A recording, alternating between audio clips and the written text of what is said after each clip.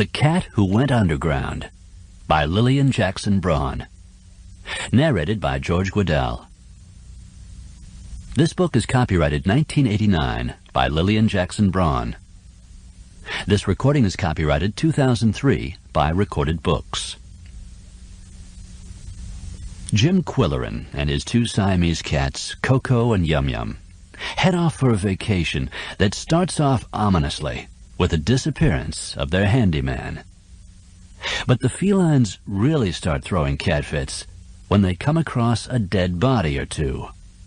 A serial killer may be right under Koko's nose, and now this ingenious Siamese must dig deeper to clear poor Qwilleran of suspicion and dig up the buried motive for a catastrophic crime. And now, The Cat Who Went Underground. Chapter 1. If Jim Qwilleran had read his horoscope in the daily paper on that particular morning, perhaps none of this would have happened. But astrology had never been one of his interests. As he drank his third cup of coffee in his bachelor apartment over the garage, he glanced at the floor, which was strewn with out-of-town newspapers. He had devoured the national and international news, studied the editorials, scoffed at the viewpoints on the op-ed page, and scanned the sports section. As usual, he skipped the stock market reports and the comics, and he never thought of looking at the horoscope column. The advice he failed to read was portentous. The Daily Fluxion said, "This is not an auspicious time to change your lifestyle. Be content with what you have." The Morning Rampage said, "You may feel restless and bored, but avoid making impulsive decisions today. You could regret it." Comfortably unaware of this counsel from the constellations, Qwilleran sprawled in his overscale lounge chair with a coffee mug in his hand, a cat on his lap, and another on the bookshelf nearby. They were an unlikely threesome. The man was a heavy-set, 6'2", 50-ish, sloppily attired, with graying hair and mournful eyes, and his exceptionally luxuriant mustache needed trimming. His companions, on the other hand, were aristocratic Siamese, with elegantly sleek lines and well-brushed coats, who expected pampering as their royal prerogative. Qwilleran's ragged sweatshirt and cluttered apartment gave no clue to his career credentials or his financial status. He was a veteran journalist with worldwide experience, now retired and living in the small northern town of Pickaxe, and he had recently inherited millions, or billions, from the Qwilleran estate. The exact figure had not yet been determined by the battery of accountants employed by the executors. Qwilleran had never cared for wealth, however, and his needs were simple. He was content to live in an apartment over the Qwilleran garage, and for breakfast on that particular morning he had been satisfied with coffee and a stale donut. His roommates had more discriminating palates. For them he opened a can of Alaska king crab, mixing it with a raw egg yolk and garnishing it with a few crumbles of fine English cheddar. "Today's special, crustacean à la tartare fromagère," he announced as he placed the plate on the floor. Two twitching noses hovered over the dish before tasting it, like enophiles sniffing the bouquet of a rare wine. After breakfast, the Siamese huddled as if waiting for something to happen. Qwilleran finished reading the newspapers, drank 2 more cups of coffee, and drifted into introspection. "Okay, you guys," he said as he finally roused himself from his caffeine reverie. "I've made a decision. We're going up to the lake. We're going to spend 3 months at the log cabin." He made it a policy to discuss matters with the cats. It was more satisfying than talking aloud to himself, and his listeners seemed to enjoy the sound of a human voice making conversational noises in their direction. Yum Yum, the amiable little female, purred. Koko, the male, uttered a piercing but ambiguous "Yow!" "What did you mean by that?" Qwilleran demanded. Receiving only an incomprehensible blue-eyed stare in reply, he smoothed his mustache and went on. "I have 3 reasons for wanting to get out of town. Pickaxe is a bore in warm weather, Polly Duncan is away for the summer, and we're out of ice cubes." For 2 years he had been living in Pickaxe, not by choice, but in accord with the terms of the Qwilleran will, and the old stone buildings and stone-paved streets seemed dull in June. The nearby resort town of Mooseville, on the other hand, was burgeoning with leaf, flower, bird, sunshine, blue sky, rippling wave, lake breeze, and hordes of carefree vacationers. The second reason for Qwilleran's discontent was more vital. Polly Duncan, the head librarian in Pickaxe, around whom his life was beginning to revolve, was spending the summer in England on an exchange program, and he was feeling restless and unfulfilled. Although he knew little about the outdoors, and cared even less for fishing, he conjectured that a log cabin on a lonely sand dune overlooking a vast blue lake might cure his malaise. There was a third reason, less sublime but more pertinent. The refrigerator in his apartment was out of order. Qwilleran expected appliances to function without a hitch, and he showed irrational impatience when equipment broke down. Unfortunately, the Pickaxe refrigeration specialist had gone camping in northern Canada, and the only other serviceman in the county was hospitalized with a herniated disc. Altogether, a summer in Mooseville sounded like an excellent idea to Jim Qwilleran. "You probably don't remember the cabin," he said to the cats. "We spent a few weeks there a couple of years ago, and you liked it. It has 2 screened porches. You can watch the birds and squirrels and bugs without getting your feet wet." The 75-year-old log cabin, with its acres of woodland and half-mile of lake frontage, was among the far-flung holdings Qwilleran had inherited from the Qwilleran estate, and it was being managed by the executors until the terms of the will could be fulfilled. He had only to express his wishes to the attorneys, and the property management crew would turn on the power, activate the plumbing system, restore phone service, and remove the dust covers from the furniture. "You don't need to worry about a thing," Attorney Hasselrich assured him with his boundless optimism. "You'll find the key under the doormat. Just unlock the door, walk into the cabin, and enjoy a relaxing summer." As circumstances evolved, it wasn't that easy. The summer vacation started with a dead spider and ended with a dead carpenter, and Jim Qwilleran, respected journalist, richest man in the county, and card-carrying good guy, was suspected of murder. But in his blissful ignorance, he had taken the attorney at his word. Preparing for the trip to the lakeshore, he packed his small car with a few summer clothes, a box of books, a turkey roaster filled with gravel that served as the cat's commode, a computerized coffee maker, his typewriter, and the Siamese in their travel coupe. This was a wicker picnic hamper outfitted with a down-filled cushion, and Yum Yum hopped into it with alacrity. Koko hung back. He had some covert catly reason for not wanting to go. "Don't be a wet blanket," Qwilleran chided. "Jump in and let's hit the road." He should have known that Koko's whims were not to be taken lightly. The cat seemed to have a sixth sense that detected precarious situations. When they embarked on their jaunt to Mooseville, it was only 30 miles. The occasion had the excitement of a safari. The skies were sunny, the June breeze was soft, and the temperature was warm enough for Qwilleran to wear shorts and sandals. To avoid tourist traffic, he drove north on Sandpit Road instead of the main highway, waving a friendly hand to strangers in pickup trucks and tooting a friendly horn at any farmer on a tractor. Within minutes, he had shed the tensions of the City of Stone, for although the population of Pickaxe was only 3,000, it had the commercial bustle of a county seat. With growing elation, he planned his summer. He would do plenty of reading, take long walks on the beach, go canoeing whenever the lake was calm. He also had a writing commitment, 2 features a week for the Moose County newspaper, to be given thumb position on page 2. His column, called Straight from the Quill Pen, would be enjoyable to write, The editor was giving him carte blanche, and challenging enough to keep the creative juices percolating. "Is everybody happy back there?" he called out over his shoulder, without, however, hearing any reply from the hamper. Qwilleran had only one regret about the forthcoming summer. Polly Duncan would not be there to share it with him.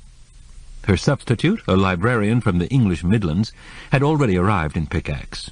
Young, brash, brisk in her manner, and clipped in her speech, she was far different from Polly, who had a gentle nature and a soft, low, musical voice. Polly's figure was matronly, and there were traces of grey in her unstyled hair, but she was stimulating company. Animated discussions enlivened their dinner dates, and weekends at her country hideaway made him feel 20 years younger. As Qwilleran brooded about the absence of Polly, a car approached from the north, far exceeding the speed limit. He recognized the driver. It was Roger McGillivray, a young reporter for the county newspaper. Qwilleran presumed wryly that Roger was rushing to the office to file a breaking story on some momentous news event in Mooseville. Someone had caught a whopping big fish, or someone's great-grandmother had celebrated her 95th birthday. Stop the presses. Roger was a likable young man, and he had a mother-in-law who was an interesting woman. She spent summers at a cottage half a mile down the beach from the Klingenchen cabin. Mildred Hanstable taught home economics and art in the Pickaxe schools, wrote the food page for the Moose County newspaper, and happened to be a superlative cook.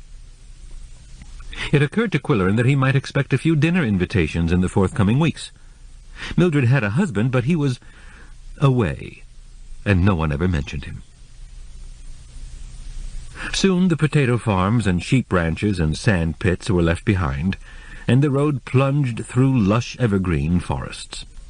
A commotion in the wicker hamper indicated that the Siamese could smell the lake air, still a mile away. Qwilleran himself noticed something different in the atmosphere, an invigorating buoyancy. It was the Mooseville magic. Every summer it attracted droves of tourists from polluted, crime-ridden urban centers in the southern part of the state, which the locals called Down Below. "It won't be long now," he told his passengers. The lake burst into view, a body of water so vast that its blue met the blue of the sky at some invisible point. At the side of the road, a Chamber of Commerce sign welcomed visitors to Mooseville, 400 miles north of everywhere. Here the highway ran along the shoreline, ascending gradually to the top of Mooseville's famous sand dunes. Qwilleran frowned when he encountered unusual conditions: mud on the pavement, dump trucks coming out of the woods, the whine of chainsaws, the grinding din of a backhoe. He regretted the symptoms of lakefront development, while realizing it was inevitable. Next came the rustic arch marking the entrance to the Top of the Dunes Club, a private community of summer people, Mildred Hanstable included. Half a mile farther along he turned into a dirt road marked with the letter K on a cedar post. The wicker hamper started to bounce with anticipation. The Siamese knew. It had been 2 years ago, yet they remembered the scent. They sensed the environment. The private drive meandered through the woods, past wild cherry trees in blossom, through a stand of white birches, up and down over gentle dunes created by lake action eons ago, and now heavily wooded with giant oaks and towering top-heavy pines. The drive ended in a clearing, and there was the picturesque old cabin, its logs and chinking dark with age, virtually dwarfed by the massive fieldstone chimney. "Here we are," Qwilleran announced, opening the top of the hamper. "You stay here while I take a look around." While the Siamese hopped about inside the car and stood on hind legs to peer out the windows, he walked to the edge of the dune and surveyed the placid lake. Gentle waves lapped the sandy beach at the bottom of the dune with seductive splashes. The breeze was a mere caress. Flocks of tiny yellow birds were flitting in the cherry trees. And here, in this quiet paradise, he was to spend the entire summer. As Hasselrich had promised, the key was under the mat on the screened porch. and Qwilleran unlocked the door eagerly. The moment he opened it, a blast of frigid air slapped him in the face, the musty breath of a cabin that had been closed for the winter. He shivered involuntarily and retreated to the porch and the warmth of a summer day. Something had gone wrong. Hasselrich had failed him. Tentatively, he reached a hand around the door jamb and found a wall switch.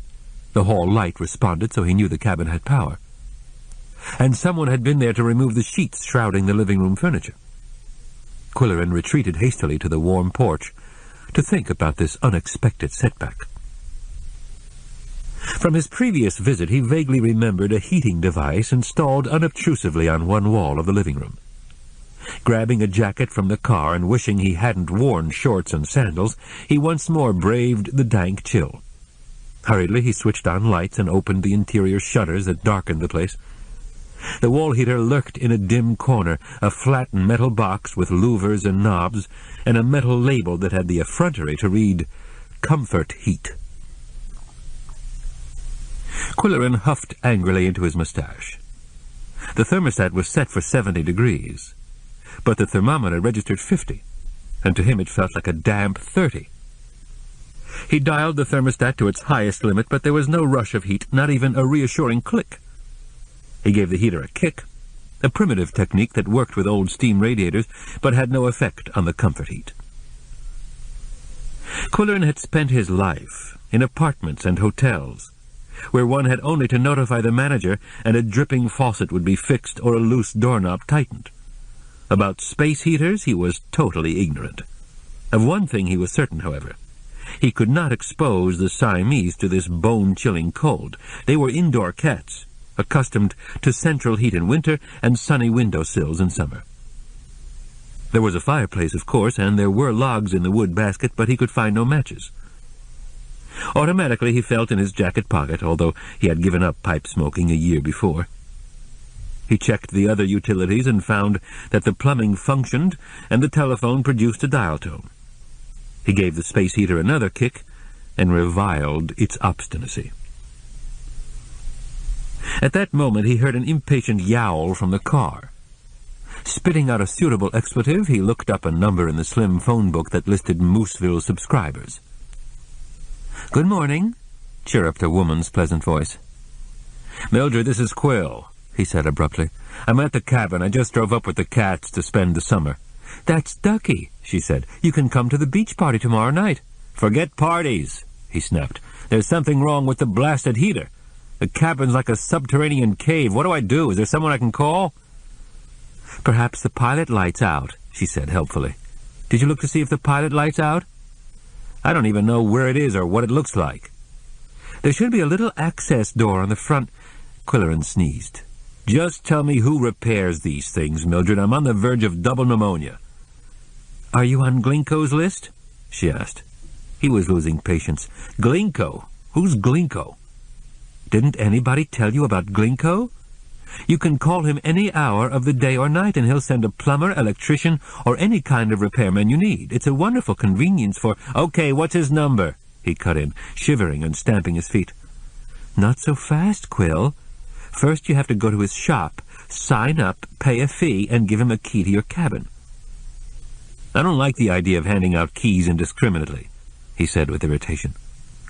"People around here are perfectly honest," she said with a note of gentle reproach. "You've lived down below too long. You suspect everyone." Thanking her briefly, Qwilleran dashed out to the car and dropped the cats into their travel coupe again. "Sorry, you're going for another ride," he announced. They headed for downtown Mooseville, 3 miles to the west, where the Huggins hardware store made duplicate keys. The proprietor said, "Spending the summer up here, Mr. Q?" "Only if I can get the chill out of the cabin, Cecil. Where can I find a repairman for a wall heater?" "Glinko's got 'em all tied up," said the storekeeper. "See Glinko." Mildred had said that Glinko's place of business was right behind the post office, and Qwilleran found only one building in that location, a garage. A greasy, shabby garage with a large door standing open. There was a car inside with its hood raised. Under the hood, A pair of spindly legs in old ragged trousers could be seen waving aimlessly, while the torso was buried among the valves, spark plugs, and cylinders. There was no visible head. "Excuse me," Qwilleran said to the waving feet. "Where can I find Glinko?" The torso reared up, and the head came into view, a face almost obscured by a wild set of whiskers, a rat's nest of hair under a greasy beret, and a pair of bright, merry eyes. The gnome-like character slid across the fender and landed nimbly on the concrete floor. "Standing right here," he said with a toothless grin. "Who be you?" "My name is Qwilleran, and I'm staying at the Qwilleran cabin near top of the dunes." The gnome nodded wisely. "That be the place with a K on a post." "Correct," said Qwilleran. "I have a heating problem. I need a repairman." "See the wife," said the little man, nodding toward the house in the rear. "She be the one does all that." Qwilleran grunted his thanks and found his way to the house, picking his way through tall weeds, chunks of concrete, and auto parts. 3 other cars were parked in the weedy lot, waiting for Glinko's attention, and they were all in the $40,000 class. The house was no less dilapidated than the garage. The front steps had caved in, and Qwilleran climbed cautiously through the remaining boards and rapped on the torn, screened door.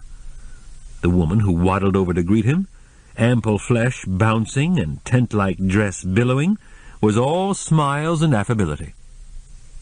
He introduced himself and said, "I understand you operate a service network." "Network?" she hooted, her plump cheeks trembling with merriment. "That's a good one. Wait till I tell Glinko. Ha, ha, ha. Come in and join the club. You want a beer?" "Thank you, but I have 2 friends waiting for me in the car." He declined. She ushered him into a dingy living room where there was nothing to suggest a business operation. $200 to join," she stated. $50 a year dues, or $100 if you want to be on a fast track. Qwilleran thought the fee exorbitant, but he gave his name and the address of the cabin and opted for priority service. "Right now I need a wall heater repaired in a hurry. How quickly can you dispatch a repairman?" "Dispatch!" she cried with glee. "That's a good one. Gotta use that. Let me see. In a hurry for a plumber, eh?" She gazed upward as if reading file cards on the water-stained ceiling. "Ralph, he went off the pickaxe for a load of pipe. Jerry, he come down with hay fever so bad he can't see to drive. Little Joe's working out your way, putting in a new toilet for the Urbanks. I'll radio out there." "Do you bill me for the work?" Qwilleran asked. "Nope. You pay Little Joe when the work's done, but you gotta give me a key." He handed over the new key with reluctance. "I'll write you a check for $300, is that right?" Mrs. Glinko shook her head and grinned. "Gotta have cash." "In that case, I'll have to go over to the bank. Do you want to write down my name and address? It's spelled Qwilleran. "Got it," she said, tapping her temple. "I'll dispatch Little Joe after dinner. Dispatch. Ha, ha, ha." "Not until after dinner?" he protested. "We eat dinner. You folks eat lunch. Ha, ha, ha." After picking up some cash at the bank for Mrs. Glinko, Qwilleran drove to a parking lot overlooking the municipal marina. There he released the cats from the hamper. "No point in going home yet," he told them. "We'll give the guy time to fix the heater. Let's hope the Glinko system works." He bought a hot dog and coffee at the refreshment stand and consumed it behind the wheel, offering the Siamese a few crumbs which they delicately declined. Together they watched the craft rocking at the piers, charter fishing boats, small yachts, and tall-masted sailboats. There was plenty of money rolling into Mooseville, he concluded. Soon the natives would get rich and start spending winters in the south. He wondered where the Glinkos would idle away the winter. Palm Springs? Conneaut Bay? At 2 o'clock he drove slowly to the cabin, skeptical about Mrs. Glinko's reliability and efficiency. To his relief, he found a van parked in the clearing, a rusty, unmarked vehicle with doors flung wide and plumbing gear inside. The cabin doors were also open, front and back, and warm June air wafted through the building. Little Joe had been smart enough to ventilate the place, Good thinking on his part, Qwilleran had to acknowledge. Why didn't I do that? The access door on the front of the heater was open, and in front of it a body lay sprawled on the floor. Qwilleran first noticed the muddy field boots, then the threadbare jeans. By the time his eyes reached the faded red plaid shirt, he knew this was no repairman. "Hello," he said uncertainly. "Are you the plumber?" The body rolled over, and a husky young woman with mousy hair stuffed into a feed cap sat up and said soberly, "There was a dead spider in the pilot light. Whole thing's dirty inside. I'm cleaning it out. Got a broom? I made a mess on the floor." This was said without expression in her large, flat face and dull gray eyes. "You surprised me," Qwilleran said. "I was expecting some fella named Joe." "I'm Joanna," she said. "My daddy was Joe, so we were Big Joe and Little Joe." She lowered her eyes as she spoke. "Was he a plumber too?" "He was more of a carpenter, but he did all kinds of things." Noticing the past tense, Qwilleran sensed a family tragedy. "What happened, Joanna?" he asked in a sympathetic tone that was part genuine interest and part professional curiosity. He was thinking that a female plumber would make a good subject for the quill pen. "My daddy was killed in an accident." She was still sitting on the floor with her eyes cast down. "I'm sorry to hear that. Very sorry. Was it a traffic accident?" She shook her head sadly and said in her somber voice, "A tailgate fell on him. The gate on a dump truck." "Terrible," Qwilleran exclaimed. "When did it happen?" "Couple of months ago."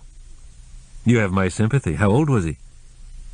Joanna appeared to be about 25. 43. She turned back to the heater as if wanting to end the painful conversation. She lighted the pilot, closed the door, and scrambled to her feet. "Where's the broom?" Qwilleran watched her sweep, noting that she was very thorough. Joanna was a strong, healthy-looking young person, but she never smiled. "Be right back," she said as she carried a small toolkit to her van. When she returned, she mumbled, "That'll be 35.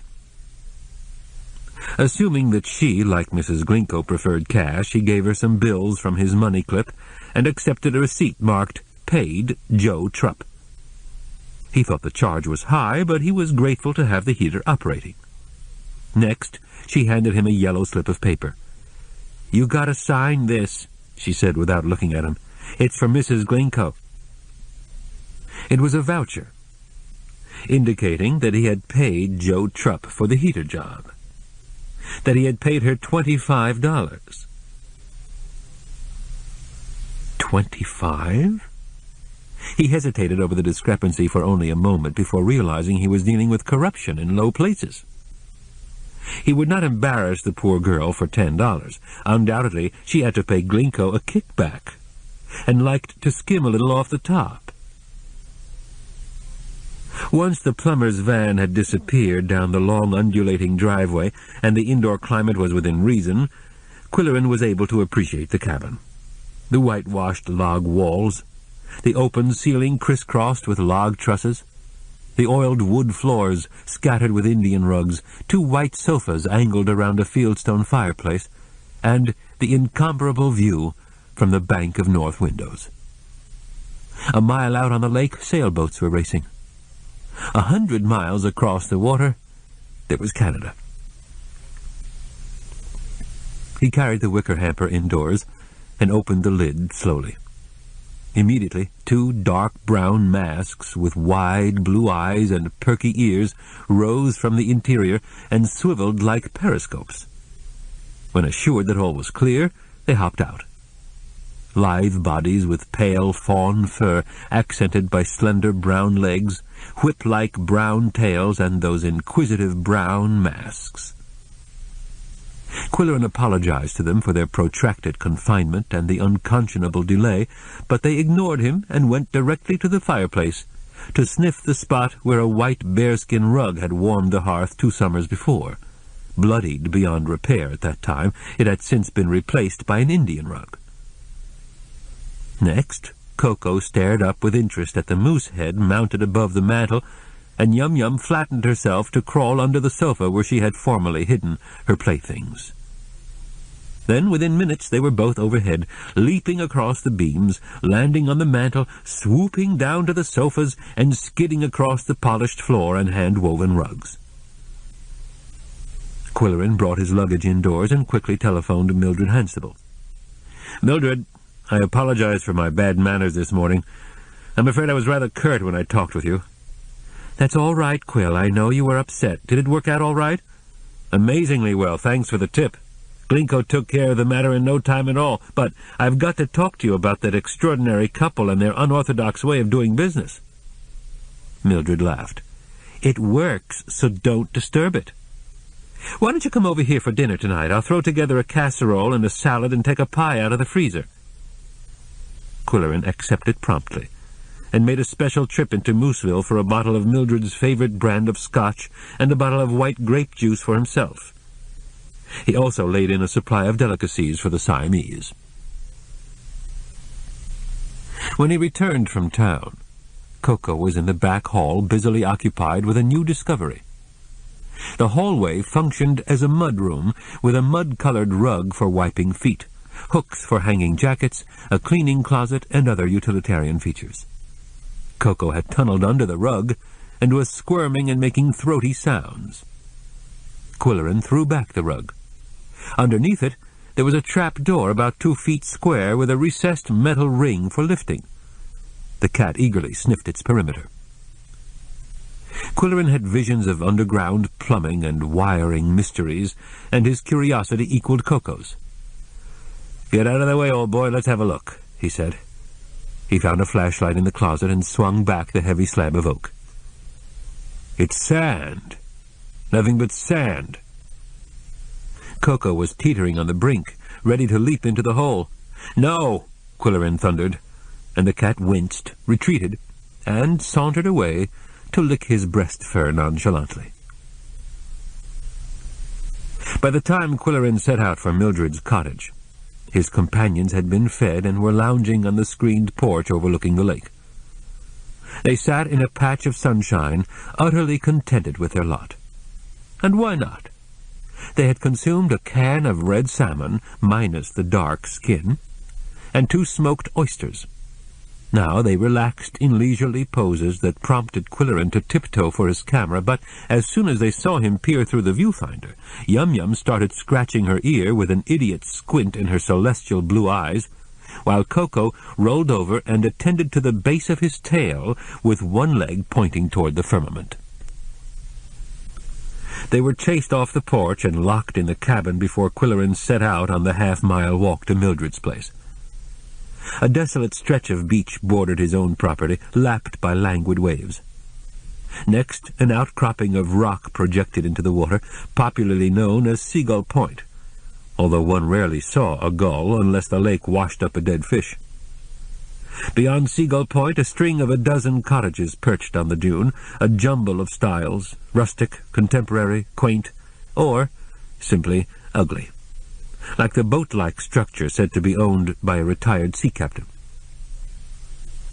The last in the row was Mildred's yellow cottage. Beyond that, the dune was being cleared in preparation for the new construction. Foundations were in evidence, and framing had been started.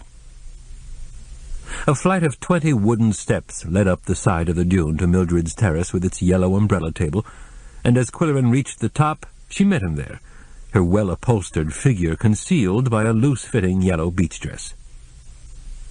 "What's going on there?" Qwilleran called out, waving toward the construction site. "Condominiums," she said ruefully. "I hate to see it happen, but they've offered us clubhouse and pool privileges, so it's not all bad. The lake is too cold for swimming, so why not? Handing the bottles to his hostess, he volunteered to tend bar, and Mildred ushered him into the house and pointed out the glassware and ice cubes. Their voices sounded muffled because the walls were hung with handmade quilts. Traditional and wildly contemporary designs had the initials M.H. stitched into the corners. "These represent an unbelievable amount of work," Qwilleran said, recognizing an idea for the quill pen. "I only applique the tops," she said. "My craft workers do the quilting."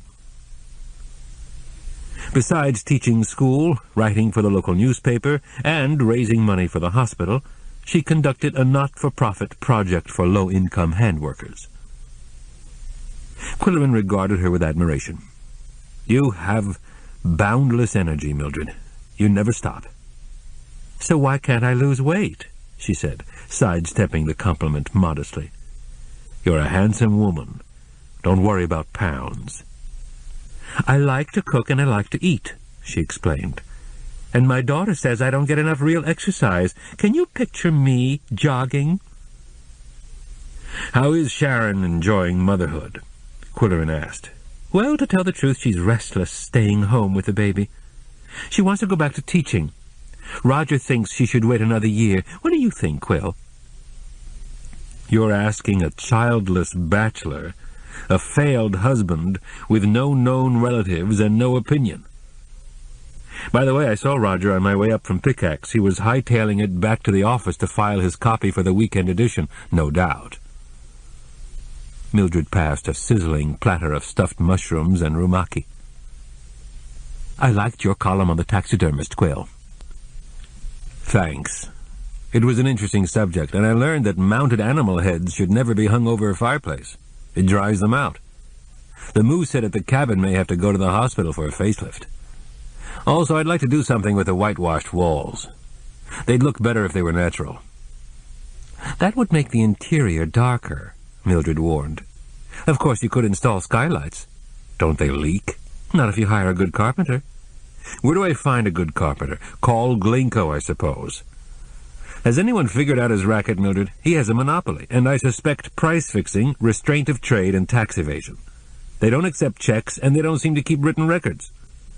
"It's all in Mrs. Glinko's head," said Mildred. "That woman is a living computer." "The IRS frowns on living computers." "But you have to admit it's a wonderful convenience for summer people like us." "I keep wondering what else they supply besides plumbers and carpenters." "Now you're being cynical, Quill. What was wrong with your space heater?" "A dead spider in the pilot light, or so the plumber said. I'm not sure I believe it. Glinko sent me a woman plumber." Mildred nodded. "Little Joe." "She isn't so little. Do you know her?" "Of course I know her." Mildred had taught school in the county for more than 20 years, and she knew an entire generation of students as well as their parents. "Her name is Joanna Trupp. Her father was killed in a freak accident this spring." Qwilleran said, "There's a high percentage of fatal accidents in this county. Either people live to be 95 or they die young, in hunting mishaps, drownings, car crashes, tractor rollovers." Mildred beckoned him to the dinner table. "Is little Joe a competent plumber?" he went on. "I thought of writing a column about her unusual occupation." "I don't know what it takes to be a competent plumber," Mildred said, "but in school she was always good at working with her hands. Why she decided to get a plumber's license, I haven't the faintest idea. Why would any woman want to fix toilets and drains and stick her head under the kitchen sink and crawl under houses? I don't even like to clean the bathroom." The casserole was a sauced combination of turkey, homemade noodles, and artichoke hearts, and it put Qwilleran in an excellent frame of mind. The Caesar salad compounded his pleasure. The raspberry pie left him almost numb with contentment. As Mildred served coffee on the terrace, she said, "There's a party on the dunes tomorrow night. Why don't you come as my date and meet some of the summer people? Doc and Dottie Madley are hosting. He's a dentist from Pickaxe, you know. They come up weekends." "Who'll be there?" "Probably the Comptons. You've met them, of course. The Urbanks are retired. He's a chemist and a golf nut and a bore.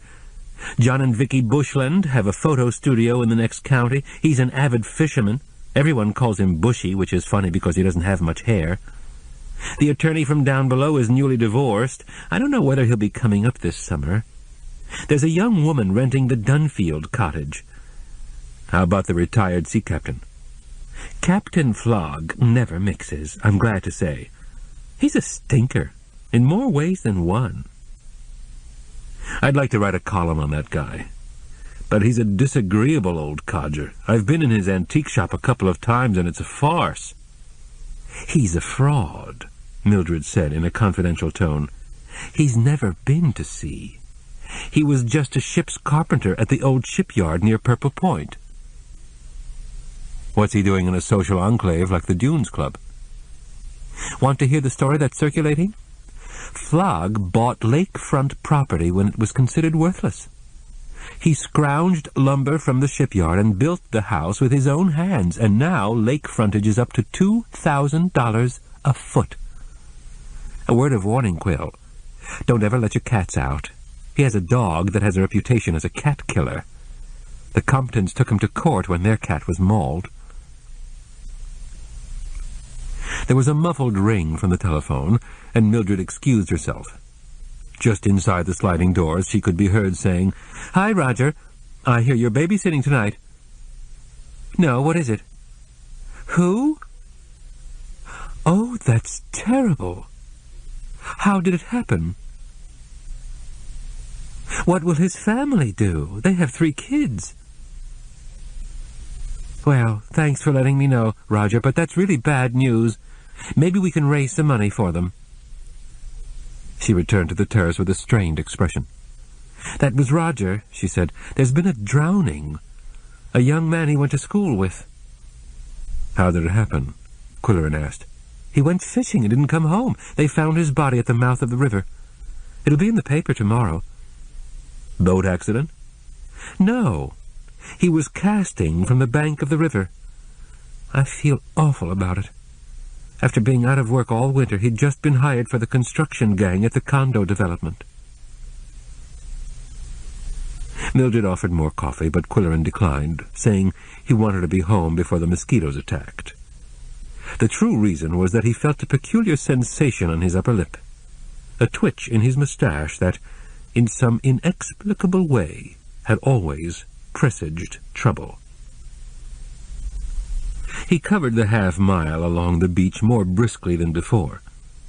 For the last few hundred yards he felt compelled to run. Even as he climbed up the dune to the cabin, he could hear Koko yowling violently, and when he unlocked the door, he smelled gas.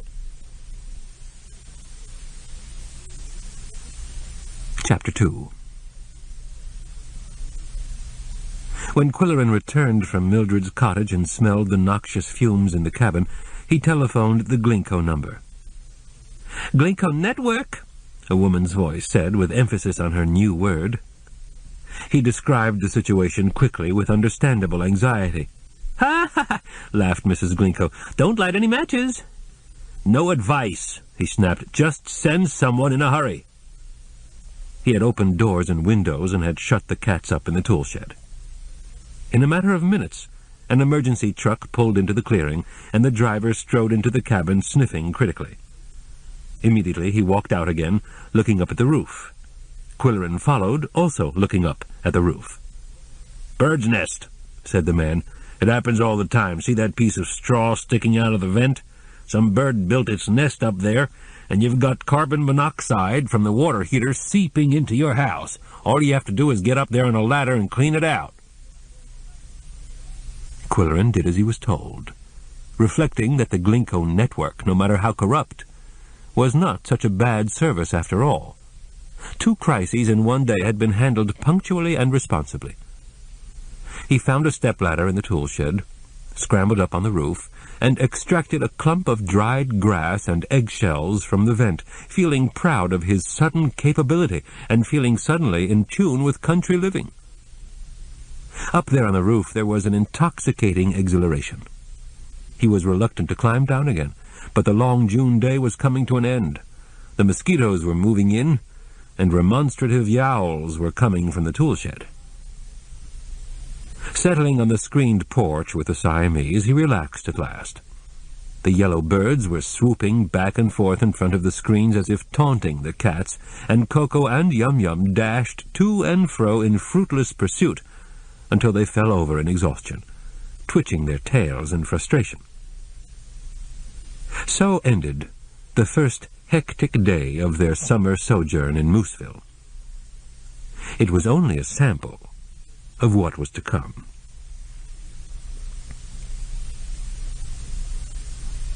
Qwilleran forgot about the drowning of Roger McGillivray's friend until he bought a newspaper the next morning. He was in Mooseville to have breakfast at the Northern Lights Hotel, and he picked up a paper to read at the table. Headlined on page 1 was Roger's account. Mooseville man drowns in river. Buddy Yarrow, 29, of Mooseville Township, drowned while fishing in the Itabitiwasi River Thursday night. His body was found at the mouth of the river Friday morning. Police had searched throughout the night after his disappearance was reported by his wife Linda, 28. According to a spokesperson for the sheriff's department, it appears that Yarrow slipped down the riverbank into the water. There was a mudslide at the location where his tackle box was found, and the river is deep at that point. Yarrow was a strong swimmer, his wife told police, leading investigators to believe that he hit his head on a rock when he fell. A massive head injury was noted in the coroner's report. Police theorize that the strong current following last week's heavy rain swept the victim, stunned or unconscious, to the mouth of the river, where his body was caught in the willows overhanging the water. "He always went fishing at that bend in the river," said Linda Yarrow. "He didn't have a boat. He liked to cast from the bank." Besides his wife, the former Linda Tobin, Yarrow leaves 3 children, Bobby, 5, Terry, 3, and Tammy, 6 months. He was a graduate of Moose County Schools and was currently employed in the construction of the East Shore condominiums. There were pictures of the victim, obviously snapshots from a family album, showing him as a high school youth on the track team, later as a grinning bridegroom, still later as a fisherman squinting into the sun and holding a prize catch. On page 2 of the newspaper, in thumb position, was the column "Straight from the Quill Pen," about a dog named Switch, assistant to an electrician in Purple Point. Switch assisted his master by selecting tools from the toolbox and carrying them up the ladder in his mouth. Qwilleran noted 2 typographical errors in his column and 3 in the drowning story, and his name was misspelled. He had several ideas for future columns, but the subject that eluded him was the infamous Mooseville antique shop called the Captain's Mess, operated by the bogus Captain Flog. The man was virtually impossible to interview, being inattentive, evasive, and rude. He sold junk and, worse yet, fakes. Yet the Captain's Mess was a tourist attraction. So bad it was good. It was worth a story. On Saturday morning, after a fisherman's breakfast of steak, eggs, hashed browns, toast, and coffee, Qwilleran devised a new interview approach that would at least command Flog's attention. He left the hotel and walked to the ramshackle building off Main Street that was condemned by the County Department of Building and Safety, but championed by the Mooseville Chamber of Commerce. He found Captain Flog with the usual stubble of beard and battered naval cap, sitting in a shadowy corner of the shop, smoking an odoriferous pipe and taking swigs from a pint bottle. In the jumble of rusted, mildewed, broken marine artifacts that surrounded the proprietor, only a skilled and patient collector could find anything worth buying. Some of them spent hours sifting through the rubble. The captain kept an ominous belaying pin by his side, causing Qwilleran to maintain a safe distance as he began. "Good morning, Captain. I'm from the newspaper. I understand you're not a retired sea captain. You're a retired carpenter." "What? What?" croaked the captain, evidencing more direct response than he had ever shown before.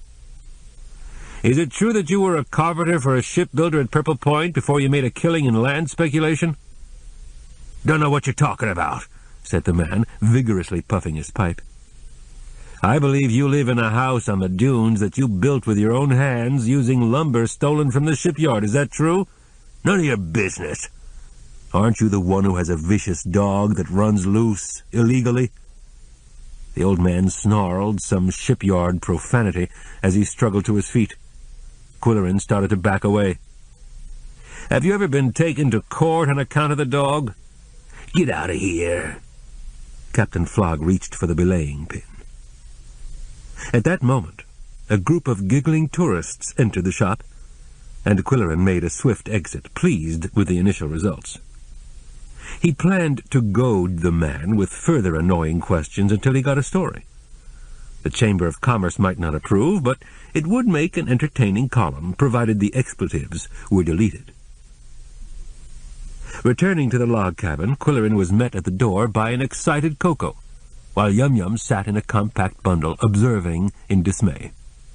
Koko was racing back and forth to attract attention, yowling and yicking, and Qwilleran cast a hasty eye around the interior.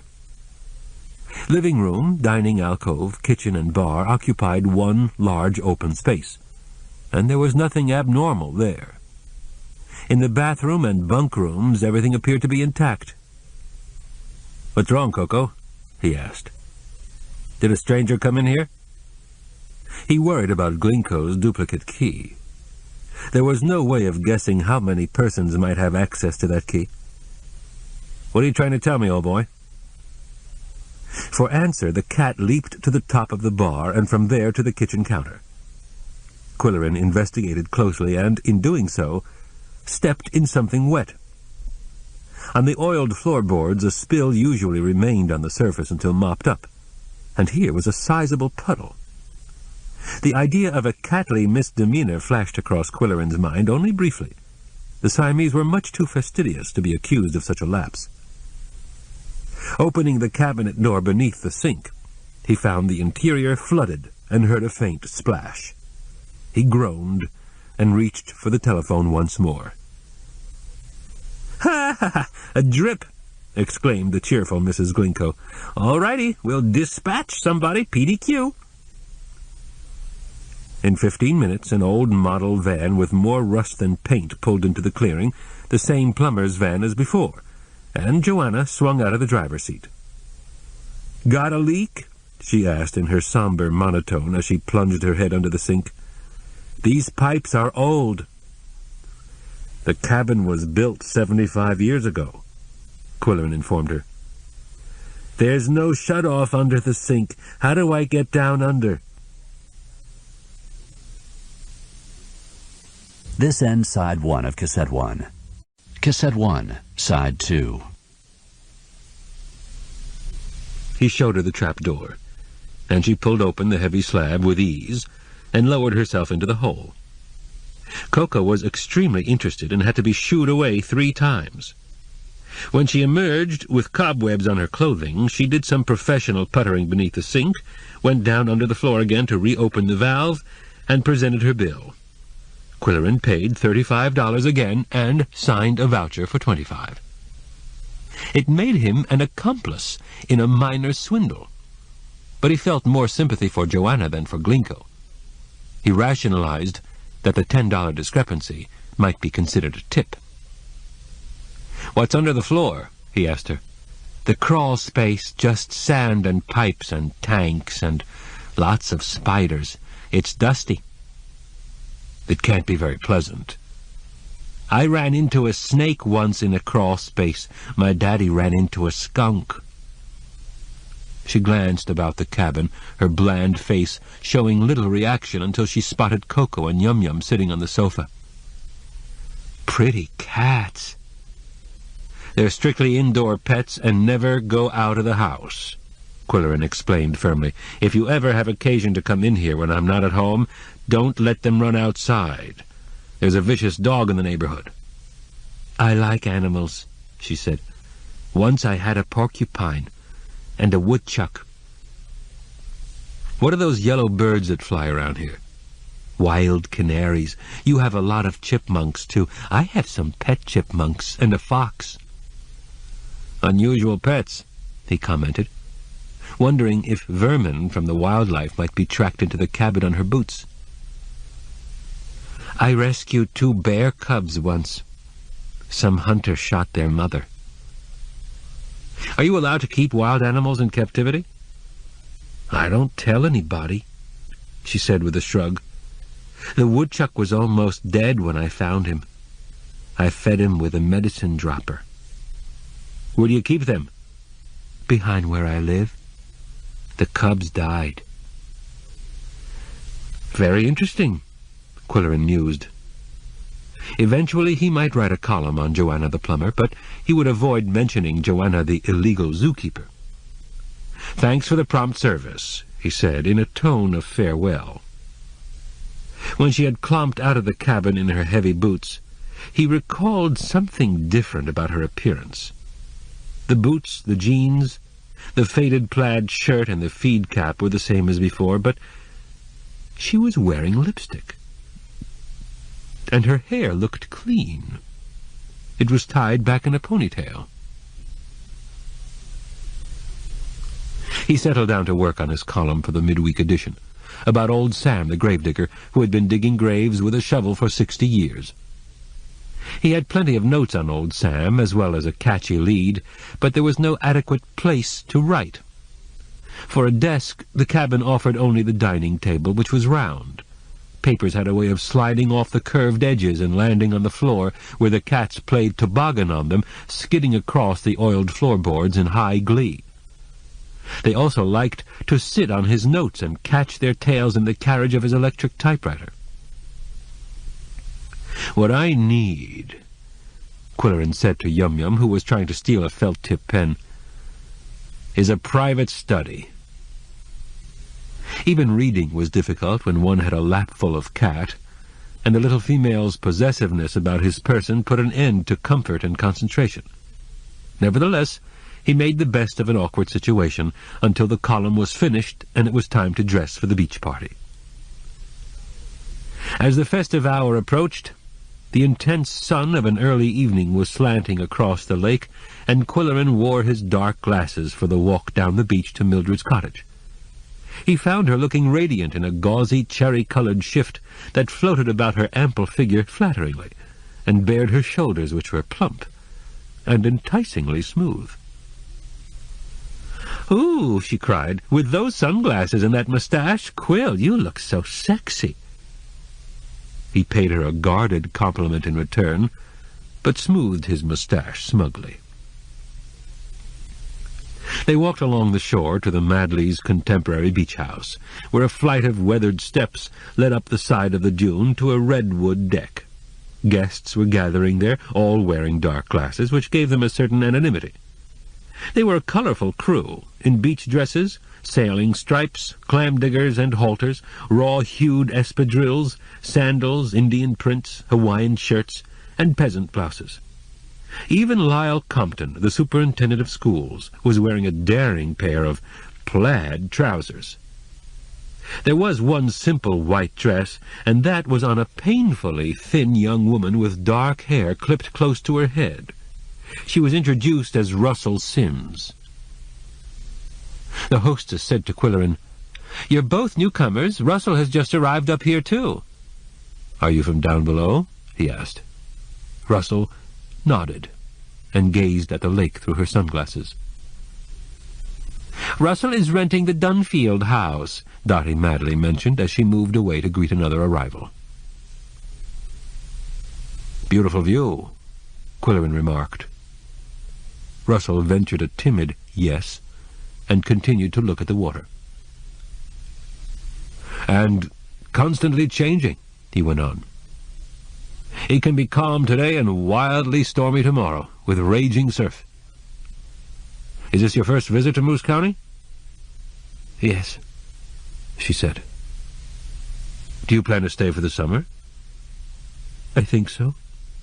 Her dark glasses never met his dark glasses. "Russell. That's an unusual name for a woman." "Family name. she murmured, as if apologizing. "What do you plan to do during the summer?" "I like to read and walk on the beach." "There's a remarkably good museum in town if you're interested in shipwrecks, and a remarkably bad antique shop. How did you happen to choose the Dunfield cottage?" "It was advertised." "In the Daily Fluxion? I used to write for that lively and controversial newspaper." "No, in the Morning Rampage." Qwilleran's attempts at conversation were foundering, and he was grateful when Dotty introduced another couple and steered Russell away to meet the newly divorced attorney. Everyone at the party recognized Qwilleran, or at least his moustache. When he was living down below and writing for the Fluxion, his photograph with mournful eyes and drooping moustache appeared at the top of his column regularly. When he suddenly arrived in Pickaxe as the heir to the Klingenshern fortune, he was an instant celebrity. When he established the Klingenshern Memorial Fund to distribute his wealth for the benefit of the community, he became a local hero. On the Madley's redwood deck he circulated freely, clinking ice cubes in a glass of ginger ale, teasing Dotty, flattering the chemist's wife, asking Bushy about the fishing, listening sympathetically as a widower described how a helicopter had scattered his wife's ashes over Three Tree Island. Leo Urbank, the chemist, flaunted his academic degrees, professional connections, and club affiliations like a verbal resume, and asked Qwilleran if he played golf.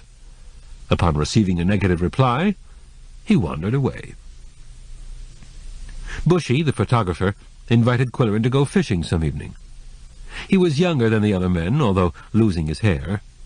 Qwilleran had always enjoyed the company of news photographers, and Bushy seemed to fit the pattern, outgoing, likable, self-assured.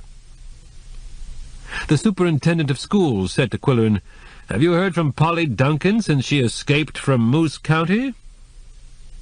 Qwilleran knew Lyle Compton well, a tall, thin, saturnine man with a perverse sense of humor and blunt speech.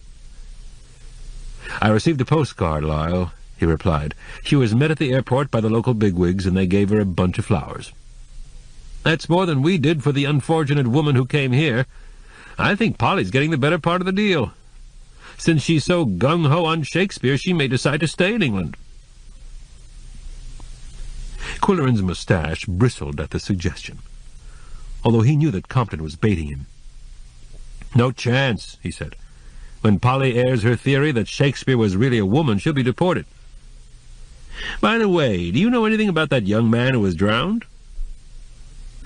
As superintendent of schools, Compton knew everyone in the county, and was always willing to share his information, though taking care to point out that he was not a gossip, just a born educator. "Buddy Yarrow? Yes, he was well liked at school. Had to struggle to keep his grades up, though. Married the Tobin girl, and they had too many kids too fast. He had a tough time supporting them." Mildred overheard them. "I'm applying to the Klingenshern Fund for financial aid for the Yarrows," she said. "I hope you put in a good word, Quill." Dotty Madley said, "Buddy built our steps down to the beach, and he was very considerate. Didn't leave any sawdust or nails lying around. Glinko sent him to us." "Did someone mention Glinko?" asked Urbank. "We had some plumbing done this week, and Glinko sent us a lady plumber." "I suppose she fixes everything with a hairpin," said Doc. Qwilleran concealed a scowl. He had long ago curbed his tendency to make jocular remarks about hairpins and bras.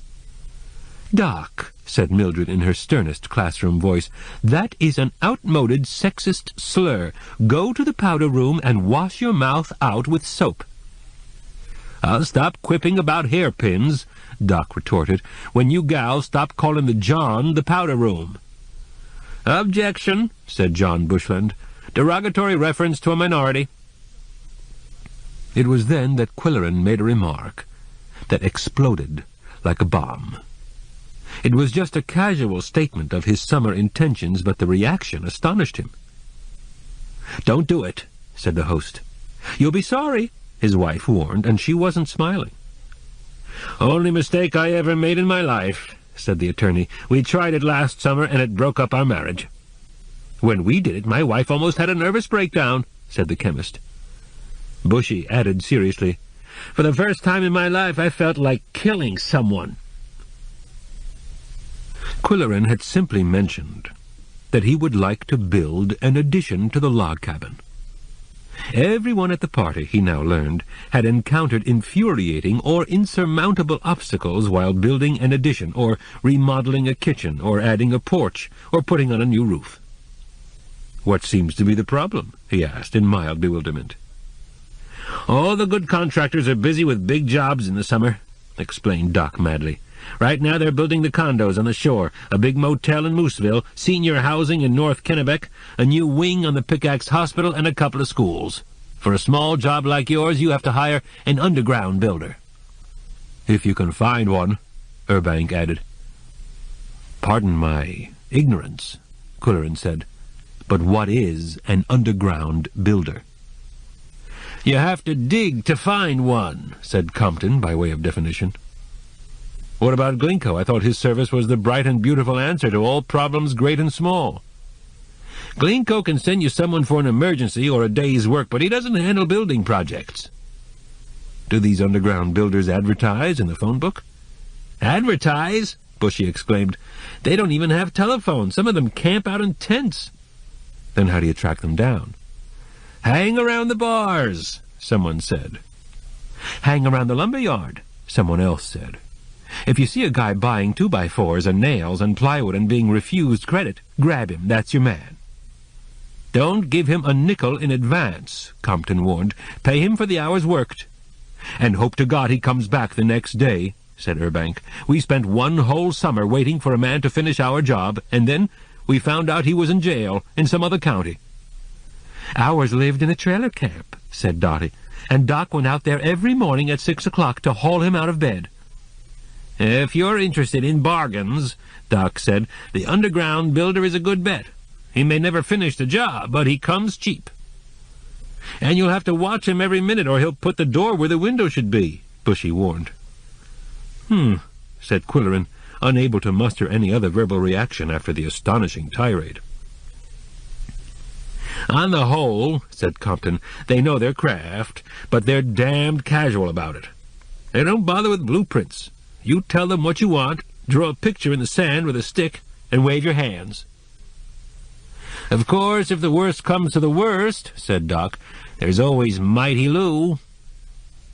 Everyone laughed, and the discussion died a merciful death as the hostess invited them to the buffet. The guests pocketed their sunglasses, went indoors, and served themselves cold chicken, potato salad, and carrot straws. Some found small tables. Others balanced plates on their knees. Compton stood up, with his plate on the fireplace mantel. The attorney, sitting next to Qwilleran, said under his breath, "Have you tried talking to that new girl? I'm brilliant in the courtroom, but I couldn't get a blasted word out of that woman." Mildred said in her classroom voice, "Did anyone see the visitors last night?" "What time?" Bushy asked. "About 2 in the morning. "That's when they usually come around," Sue Urbank remarked. "Let me tell you what happened to me," the photographer said. "I took my boat out last night for some twilight fishing, and I was baiting my hook when I felt something shining over my head. I knew what it was, of course, so I reached for my camera. I never go anywhere without it. But when I looked up again, the thing was gone." "What was it?" Qwilleran asked. "Another UFO," Bushy replied in a matter-of-fact way. Qwilleran searched the other faces, but no one seemed surprised. "Ever get a picture of one?" the photographer was asked. "Never had any luck. They scoot off so fast." "Have any abductions been reported?"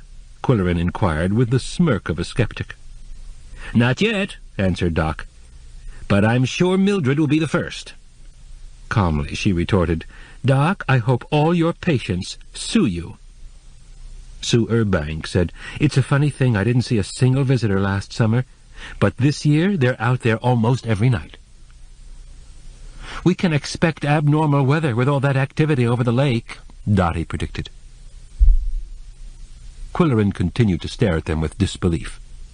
Mildred observed his reaction and said, "Shall I phone you, Quill, some night around 2 o'clock when they come around?" "That's kind of you," he said, "but I need all the beauty sleep I can get." During the small talk, Russell Sims was silent, staring at her plate and chewing slowly. Once Qwilleran glanced suddenly in her direction and caught her studying him from the corner of her eye. He preened his moustache.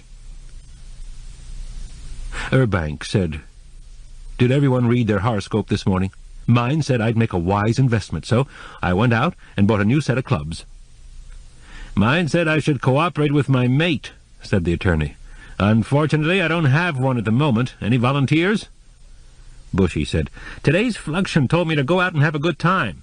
The Rampage told me to stay home and get some work done." "I don't read horoscopes," Compton announced. "That's true," said his wife. "I have to read them to him while he's shaving." "Lyle, I always knew you were a hypocrite," said Doc.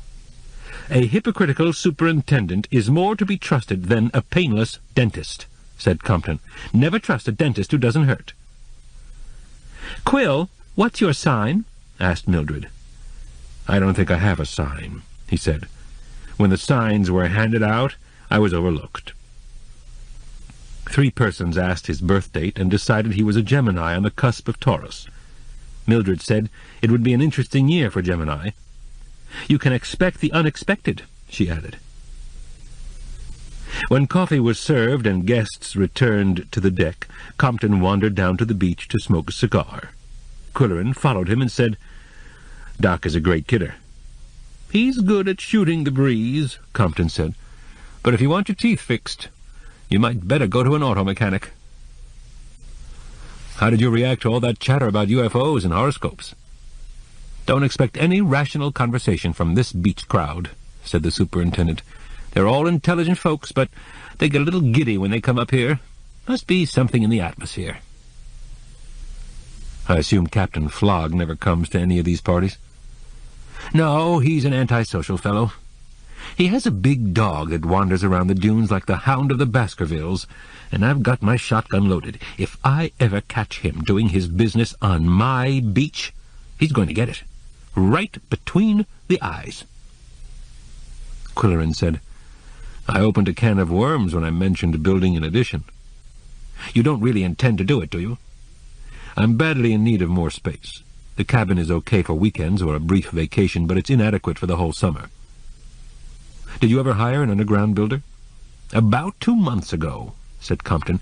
"He poured a slab for a 2-car garage and roughed it in, and then he never came back.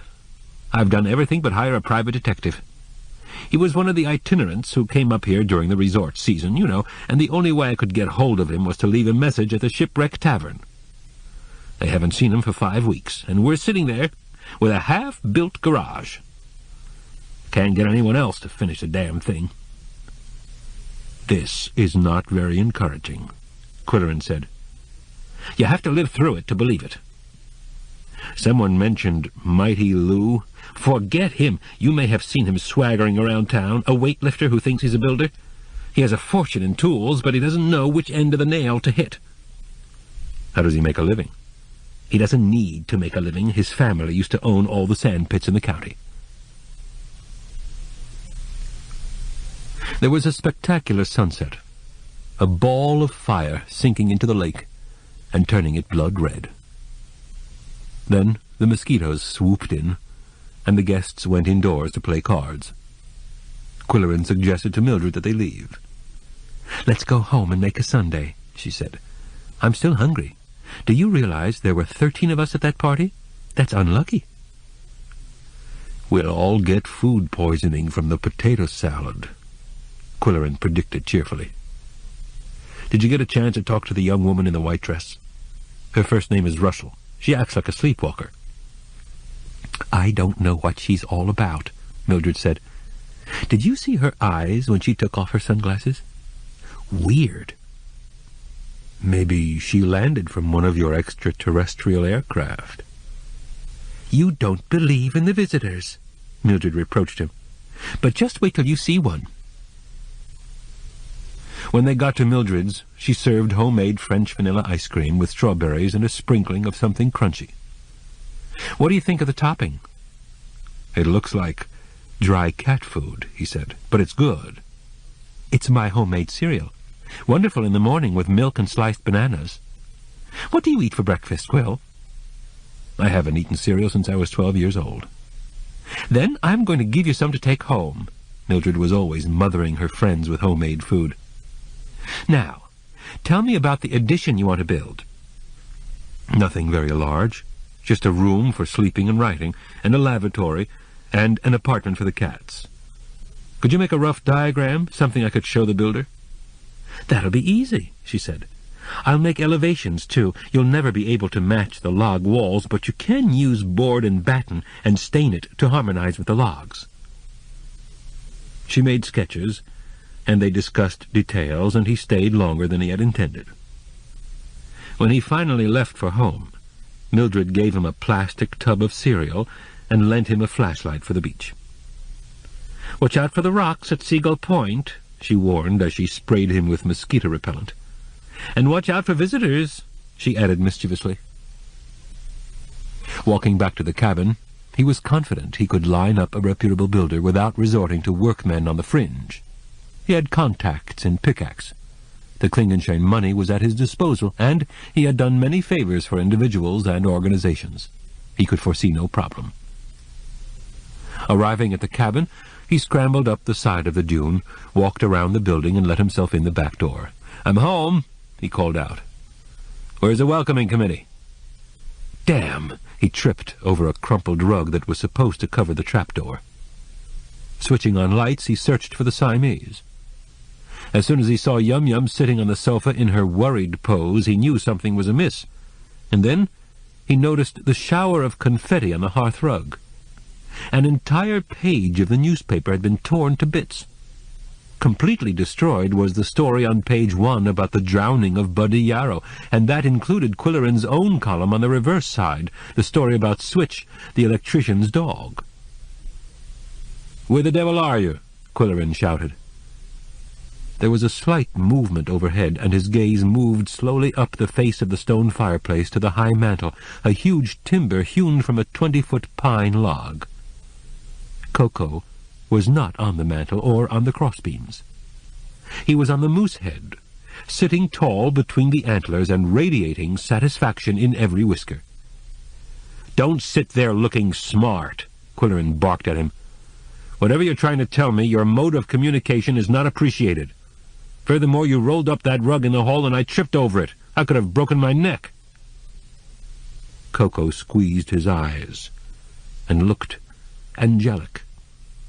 "You devil," Qwilleran said, as he collected the bits of paper, wondering why Koko had done what he did.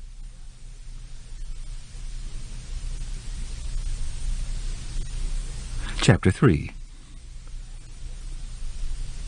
If Qwilleran had read his horoscope Monday morning, he could have saved a few phone calls.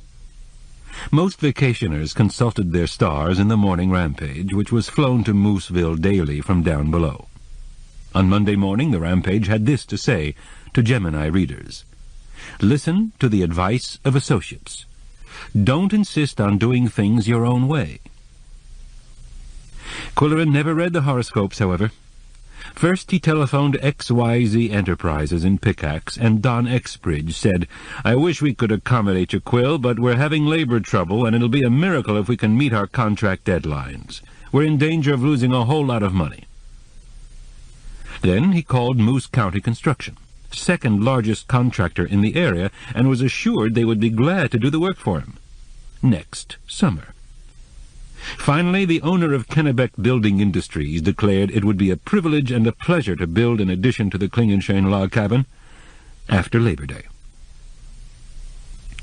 Qwilleran wanted the new wing in July, not September, and his disappointment was aggravated by two other developments.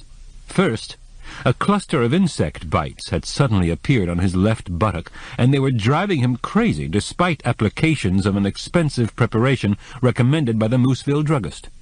And that wasn't all. The kitchen sink was leaking again. Irately, he made another emergency call to Glinko, and then stormed out of the house in frustration and annoyance, hoping the lonely half-mile stretch of sand between the cabin and the dune cottages would restore his perspective. As he walked, he began to realize that he had lived contentedly with very little money during his entire adult life. Now that unlimited funds were available, he was reacting like a spoiled child. He sat down on a log tossed up on the beach by a recent storm, sitting carefully to avoid the cluster of bites. The lake rippled gently, and the water lapped the shore with soothing splashes. Sandpipers ran up and down the beach. Gulls were squawking. An unusual number of gulls filled the sky to the east, wheeling and diving and screaming. Something special was happening beyond the clump of rocks and willows known as Seagull Point. He walked slowly toward the promontory lest he disturb their fun, and when he reached the willows, he saw a woman on the beach, a drab figure in fawn-colored slacks and sweater. She was standing at the water's edge, taking food from her sweater pockets and tossing it to the hysterical birds. He recognized Russell's dark-clipped hair and her dreamlike movements. The gulls were going berserk, squeaking and chattering, fighting each other for scraps in mid-air, swooping in and taking the food from her fingers. And she was talking to them in a language he could not interpret. He watched the spectacle until her pockets were empty, and she walked slowly east toward the cottages. As Qwilleran sauntered back toward the cabin, his pique was somewhat soothed by the tranquility of the beach and the performance of the gulls. Climbing the slope of the dune was an awkward exercise. In the fine, dry sand he climbed 3 steps upward and slid 2 steps backward. Avalanches of sand cascaded down to the beach. Other beach dwellers had installed steps to combat the erosion.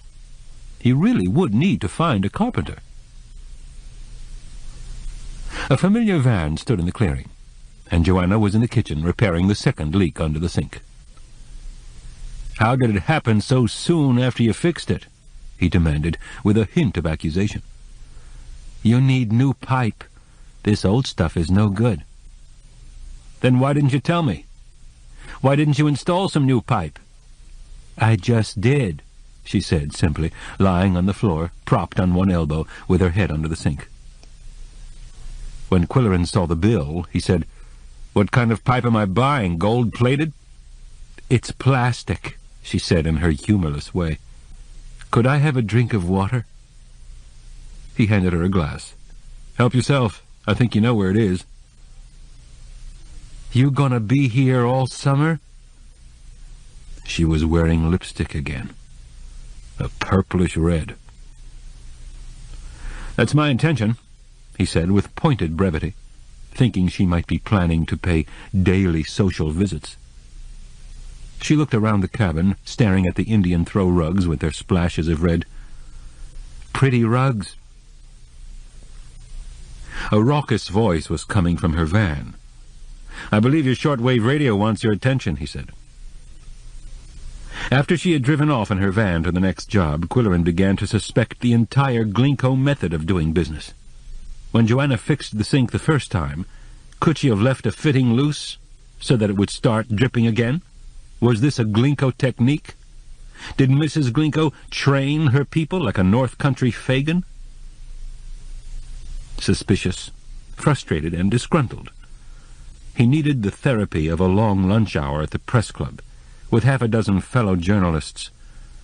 But there was no press club within 400 miles of Moose County. There was, however, his old friend, Arch Riker. He made a call to the newspaper office in Pickaxe. After years without an adequate newspaper, Moose County now had a publication of professional caliber that reached the reading public twice a week, answering their need for local news and local advertising. It was called the Moose County Something, a name that had started as a joke and had persisted.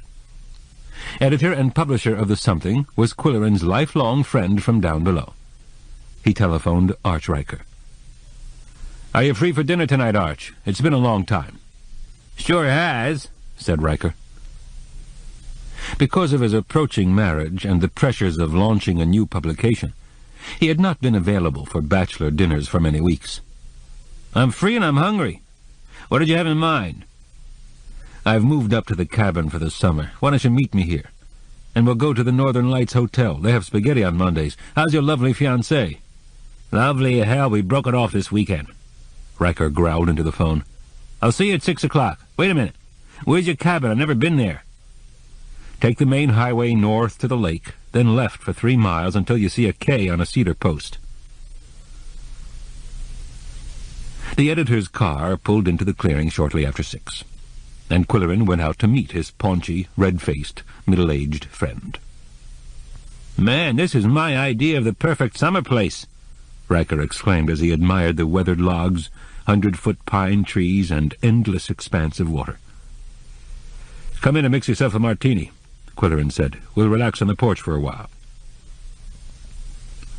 The editor entered the cabin in a state of awe and envy as he saw the massive stone fireplace, the open ceiling trussed with logs, the moose head over the mantel, and the bar top made from a single slab of pine. "You're one lucky dog." He mixed his drink with the concentration of a research chemist while Qwilleran leaned on the bar, watching the process, knowing enough not to interrupt. Then, "What happened between you and Amanda?" he asked, with the genuine concern of an old friend. "She's the most cantankerous, opinionated, obstinate, unpredictable woman I've ever met," Riker said. "Enough is enough." Qwilleran nodded. He knew Amanda Goodwinter. "Too bad she's losing a good man." "Do you ever hear from Rosie?" "She writes to the kids and they keep me informed. Rosie married again, and they say she has to support him." "Rosie lost a good guy, too." "How do you feel about living up here? Have you adjusted?" Riker gave his martini a trial sip, winced, and nodded approval. "Yes, I'm glad to be here. I was relieved to cut loose from the fluxion, and after the divorce I wanted to get out of the city. I never thought I'd like living in the hinterland, so far from everywhere. But my attitude is changing. My viewpoint is changing." "In what way?" "Remember our front-page story about the chicken coop fire last week? It destroyed 150,000 chickens. When I was working down below, I would have written a flippant headline about the world's largest chicken barbecue, assuming the place was fully insured and no particular loss." He took another sip of his martini. "Instead, I empathized with the farmer. I've never met Doug Cottle, but I've driven past his farm, the neat house, well-kept barnyard, huge facility for chickens. And when it happened, I felt real agony over the loss of his property, and the fate of all those birds trapped in a burning building. I could imagine his dreams and years of work going up in flames in the middle of the night. Ironic, isn't it? I've edited copy for hundreds of fires down below, and I never felt that way before. Am I getting old?" They carried their drinks to the lakeside porch, where the armchairs were made of 3-inch logs hammered together by some anonymous carpenter at some date unknown. "Sit down, Arch. They're more comfortable than they look." Riker slid cautiously into a hollowed-out seat and breathed a deep sigh of contentment. "Beautiful view. I bet you get some spectacular sunsets. You have a lot of goldfinches." "What do you know about birds, Arch?" "When you raise a family, you learn a lot of things you didn't want to know." "My plumber said they're wild canaries." "Your plumber didn't have 3 kids working on merit badges in ornithology." "What do you hear from Polly, Quill? Does she like England?" "I've had a couple of postcards. They've asked her to give talks to civic groups." "I suppose you'll be seeing a lot of Mildred while Polly's away." Qwilleran's mustache bristled. "If you're thinking what I think you're thinking, The answer is no. Mildred lives half a mile down the beach. We both write for the newspaper. Her son-in-law is one of my best friends. She's a great cook. But that doesn't mean I intend to jeopardize my relationship with Polly. And, for what it's worth, Mildred has a husband. Okay, said Riker, throwing up his hands in surrender. He and Qwilleran had grown up together in Chicago, and their friendship had survived fistfights in grade school, arguments in high school, competition in college, and bickering ever since. Qwilleran said, "Now that you've broken up with Amanda, there's no reason why you couldn't take Mildred out to dinner yourself, Arch.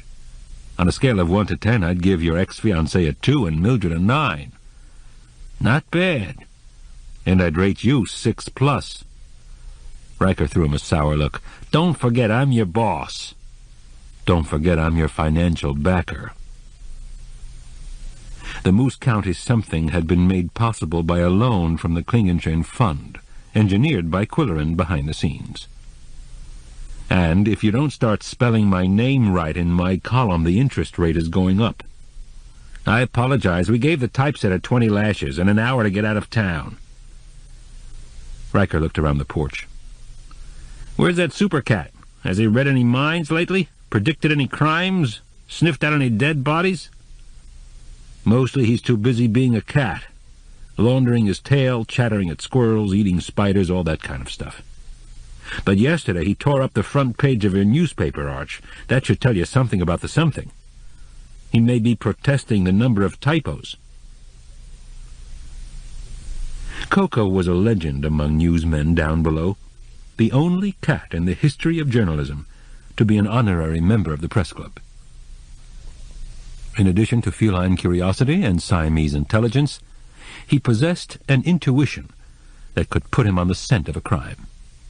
With a sniff here and a scratch there, he could dig up information that astounded humans who had to rely on brain power alone. "He would have made a great investigative reporter," Riker said. "We always had cats at home, but never any to compare with Koko. I think it has something to do with his whiskers. He has a magnificent set of whiskers." "Yes," Qwilleran agreed quietly, stroking his ample mustache. Riker leaned forward suddenly and squinted at a small mound of sawdust on the porch floor. "You've got Carpenter ants." "Carpenter what?" "Ants that chew their way through old wood. You'd better get a fumigator out here." Qwilleran groaned. He envisioned another call to Glinko. Riker misunderstood the reaction. "Well, you don't want the porch to fall down around your ears, do you? You should get a carpenter out here to examine the logs." Qwilleran groaned again. "Let me tell you about the joys of living in a 75-year-old log cabin. The perfect summer place, as you call it." He explained the Glinko system, described the couple who operated it, and recounted the visits of Joanna Trupp. 3 visits from a plumber in 4 days. "Sounds to me as if she goes for your mustache," Riker said. "You know how women react to that brush on your lip. Are you going to take her to lunch?" Qwilleran ignored that quip. "It sounds to me as if the whole Glinko network is a racket. I'll know more at the end of the summer. If my suspicions are correct, the something should run an exposé." "Put Koko on the investigation," the editor said with a grin. "I'm serious, Arch. The whole operation stinks. Ah, come on, Quill. You're making a mountain out of a molehill. You'd suspect your own grandmother." Qwilleran shifted his position uncomfortably. "What's the matter? You're doing a lot of wriggling tonight. I think the porch posts aren't the only place you've got ants." "They're insect bites that itch like hell," Qwilleran said testily. "About a dozen bites in one spot, and they don't go away." His friend nodded wisely. "Spider bites. Our kids used to get them at summer camp. They last about a week." At that moment, Koko swaggered onto the porch with a show of authority and stared pointedly at Qwilleran. "Excuse me while I feed the cats," he said. "Mix yourself another drink, Arch, and then we'll go into town for dinner." The resort town of Mooseville was 2 miles long and 2 blocks wide, strung out along the shoreline at the foot of the sand bluffs. "One of these days," Riker predicted, "some horny buck will chase a sexy doe across the top of that hill, and all that sand will come sliding down. We'll have another Pompeii. I only hope it's on our deadline." At the village limits, the Lakeshore Highway became Main Street, with the municipal docks, a marina, and the Northern Lights Hotel on the north side. Across the street were civic buildings and business establishments built entirely of logs, or concrete poured to resemble logs. Post office, town hall, bank, and stores acted out the charade, and only the Shipwreck Tavern deviated from civic policy. The town's noisiest and most popular bar occupied what appeared to be the wooden hull of a beached ship. Qwilleran said, "We'll stop at the tavern for a quickie and then go over to the hotel to eat."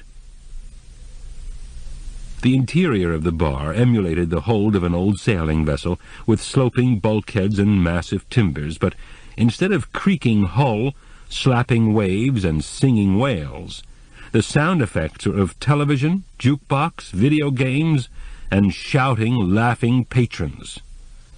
"Like the press room at the Fluxion," Riker yelled. "Who are they?" "Tourists, summer people, locals," Qwilleran shouted back. A busy waitress with a talent for lip-reading took their order. 1 martini straight up with an anchovy olive, and 1 club soda with a lemon twist. When the bartender received the order, he waved in the direction of their table. Only Qwilleran ever ordered club soda with a twist. Excusing himself, Qwilleran ambled over to the crowded bar to wedge in a few words with the man who was pulling beer. What followed was a pantomime of frowns, head-shaking, shrugs, and other gestures of helplessness. "What was that?" Riker shouted. "Tell you later." A whiskered old man in a battered naval cap lurched into the tavern and climbed on a stool. The nearby barflies moved away. "Who's that?" "Antique dealer." Qwilleran pointed out another colorful ancient in overalls, red-cheeked, bright-eyed, nimble as a monkey. "Grave digger." They were soon blasted out of the Shipwreck Tavern and across the street to the hotel, where the dining room was so quiet Riker complained that it hurt his ears. Plastic covers on the tables and paper bibs on the customers identified it as spaghetti night. "Now I'll explain," said Qwilleran. "That perfect summer place of mine that you admire so much is too small for everyday living. I want to build a small addition. I've talked to Hasselrich, and it's approved by the estate, but now comes the problem, finding a builder." "That shouldn't be difficult," said Riker. "The county has some big contractors." "Unfortunately, they're tied up with major projects in the warm months, and they won't take a small job. The summer people have to resort to itinerant carpenters who drive into town in rusty crates and live in tents." "Are they licensed?" "They get away without a license because they're a necessary evil. The township looks the other way." "I never heard of such a thing." "There are plenty of things you never heard of, Arch, until you came to Moose County. It's like living on another planet." "Speaking of planets, do you hear any talk about UFOs?" "Occasionally from the wire services, but that's old stuff." "I mean, have you heard reports of recent activity over the lake?" "No," said the editor with amused interest. "Are there rumors?" "The summer people discuss visitors from outer space the way you talk about the Chicago Cubs. Why don't you assign Roger to do a story?" "Why don't you do the story yourself? It's your lead." "I'm a non-believer. You and I know it's some kind of meteorological phenomenon, but Roger swears it's interplanetary, and Mildred acts as if she's on first-name terms with the crews." The salad was crisp, the garlic bread was crusty, and the spaghetti was al dente. "It's the best thing they do," Qwilleran said. "All the locals come on Mondays. They let the tourists have the gray pork chops and gray baked potatoes and gray broccoli on the other nights." A young couple at a nearby table waved to Qwilleran, and when Riker said he had to go back to the office, Qwilleran went over to speak with Nick and Laurie Bamba. "Who's babysitting tonight?" he asked. "My mother-in-law," said Laurie. "Thank God for mothers-in-law. I've given up trying to get you to do it, Quill." "Pull up a chair," Nick invited. "Have dessert with us." Laurie was Qwilleran's part-time secretary. Working out of her house, she answered his mail with one hand and held the formula bottle with the other. "Your mail has doubled since you started writing the quill pen," she said. "I can hardly keep up with it." "Start typing with 2 hands, he suggested. "How are the cats?" "They're fine. We've moved up to the cabin for the summer, and I want to build an addition. Know where I can find a good builder?" Laurie and Nick exchanged significant glances. "Clem Cottle?" Nick suggested. "Perfect. Clem needs the work." "And he's not so busy on the farm since the fire." "Quill, we're talking about Doug Cottle's son," said Nick. "They're the ones had the big chicken coop fire." Laurie said, "Clem's getting married and he could use some extra money." "Is this guy any good?" Qwilleran asked. "Very good, very reliable," Nick said. "When would you want him to start? I'll phone him right away. We're in the same softball league."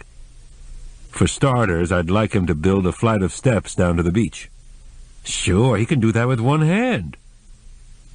Nick excused himself and went to the phone, and Laurie said to Qwilleran, "I wish Nick could find another job that would use his skills and experience, and still allow us to live here, and still pay a decent salary. Being an engineer at the state prison isn't the most elevating occupation. He sees so much that's sordid and just plain wrong. But he has a built-in verve that keeps him riding on top. He's always up. That's his public posture," Laurie said. "I see him at home. Here he comes." "Clem's interested," Nick said. "He wants to talk to you." The voice on the phone had the chesty resonance of a man who has spent his life on a farm and on a softball field. "Hello, Mr. Qwilleran. I hear you want a carpenter." "Yes, I have several jobs in mind, but the most urgent is a set of steps down to the beach before my cabin slides down into the lake. Do you know the kind I mean?" "Sure, I helped Buddy Yarrow build those a couple of years ago for some people at the Dune Club. I know what lumber to order without any waste." "When could you start?" "How about tomorrow?" "I couldn't ask better than that. Do you know where to find me?" "It's the drive with a K on a post. I've passed it 1,000,000 times." "See you tomorrow, then." Qwilleran tamped his mustache with satisfaction and returned to the Bombas table. "I'm indebted to you kids," he said, and picked up their dinner check. When Qwilleran returned home, the Siamese greeted him with a look of hungry eagerness, and he scouted for a small treat that they might enjoy. Mildred's tub of homemade cereal was still unopened. "This may look like cat food," he explained, "but it's breakfast cereal for humans." They normally objected to anything produced especially for cats. They gobbled it up. Then he sprawled on the sofa with a news magazine, while Yum Yum snuggled on his lap and Koko perched on the sofa back, both waiting to hear him read aloud about the trade deficit and the latest hostile takeover. At midnight it was time to lock the doors and close the interior shutters. Daybreak came early in June, and unless the louvered shutters were closed, the pink light of sunrise illuminated the cabin and gave the cats the erroneous idea that it was time for breakfast. The lake shore could be very dark and very quiet on a calm, moonless night, and Qwilleran slept soundly until 2:30. At that hour a sound of some kind roused him from sleep. It was alarming enough to cause him to sit up and listen warily. Again he heard it, a deep, continuous, rumbling moan that rose louder and angrier and ended in a high-pitched shriek. Recognizing Koko's Tarzan act, reserved for stray cats, Qwilleran shouted, "Quiet!" He lay down again. Then he became aware of intermittent flashes of light. He swung out of bed and hurried into the living room. A greenish light, so powerful that it filtered through the louvered shutters, was coloring the white walls, white sofas, and even Koko's pale fur with a ghastly tint. The cat was on the arm of the sofa, his back humped, his tail bushed, his ears back, his eyes staring at the front window. Qwilleran threw open the shutters and was blinded by a dazzling, pulsating light. He rushed to the front door, struggled with the lock, dashed out on the porch, shouting, "Hey, you out there!" But the light had disappeared, and there wasn't a sound, although a breeze sprang up and swished through the cherry trees. He groped his way back indoors, still blind from the intensity of the flashes. It was a joke, Qwilleran decided, as he regained his vision, and as Koko's tail resumed its normal shape, and as Yum Yum came crawling out from under the sofa. It was that photographer from the Dune Club, he decided.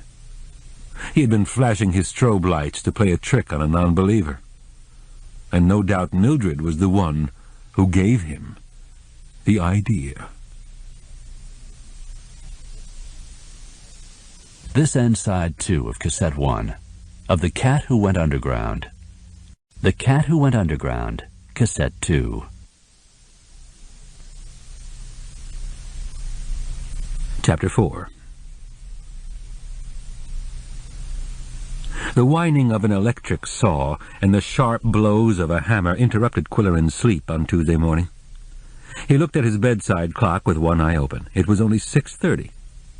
He was a late riser by preference, but he realized that the carpenter was on the job and the beach steps were being built. He pulled on a warm-up suit and went out to the top of the dune.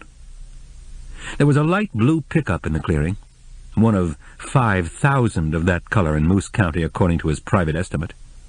This one was distinguished by a cartoon on the cab door, a screeching, wing-flapping chicken. On the door handle hung a softball jacket, red with white lettering that spelled out, "Cottle Roosters." Lumber was stacked in the clearing, and a table saw was set up. The carpenter himself was halfway down the sandbank, working at top speed, driving home each nail with 3 economical strokes of the hammer. Bang, bang, bang. "Morning," said Qwilleran sleepily when the hammering stopped. The young man looked up from his work. "Hope I didn't wake you up."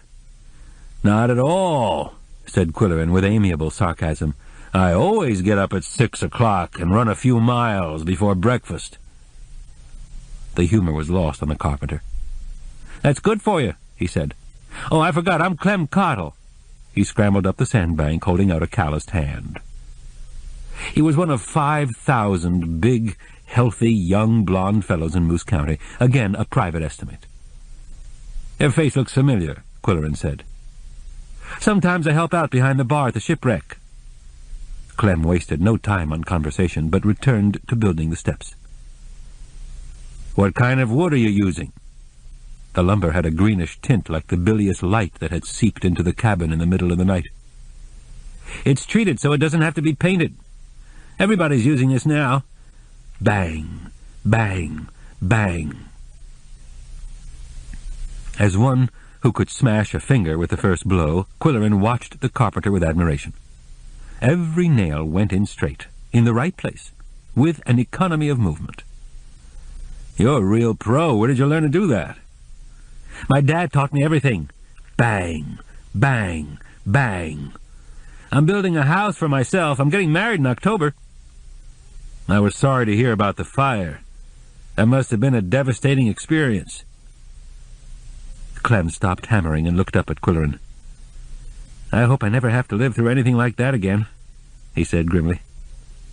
"I woke up in the middle of the night and thought my room was on fire. The walls were red, the sky was red. The volunteers came out from Mooseville and some other towns, but it was too late." "What will your father do now?" Clem shrugged. "Start all over again." "Would you care for a cup of coffee or a soft drink?" "No, thanks. Too early for a break yet." Bang, bang, bang. Qwilleran prepared coffee for himself and astounded the Siamese by serving their breakfast 2 hours ahead of schedule. A can of boned chicken, topped with a spoonful of jellied consomme.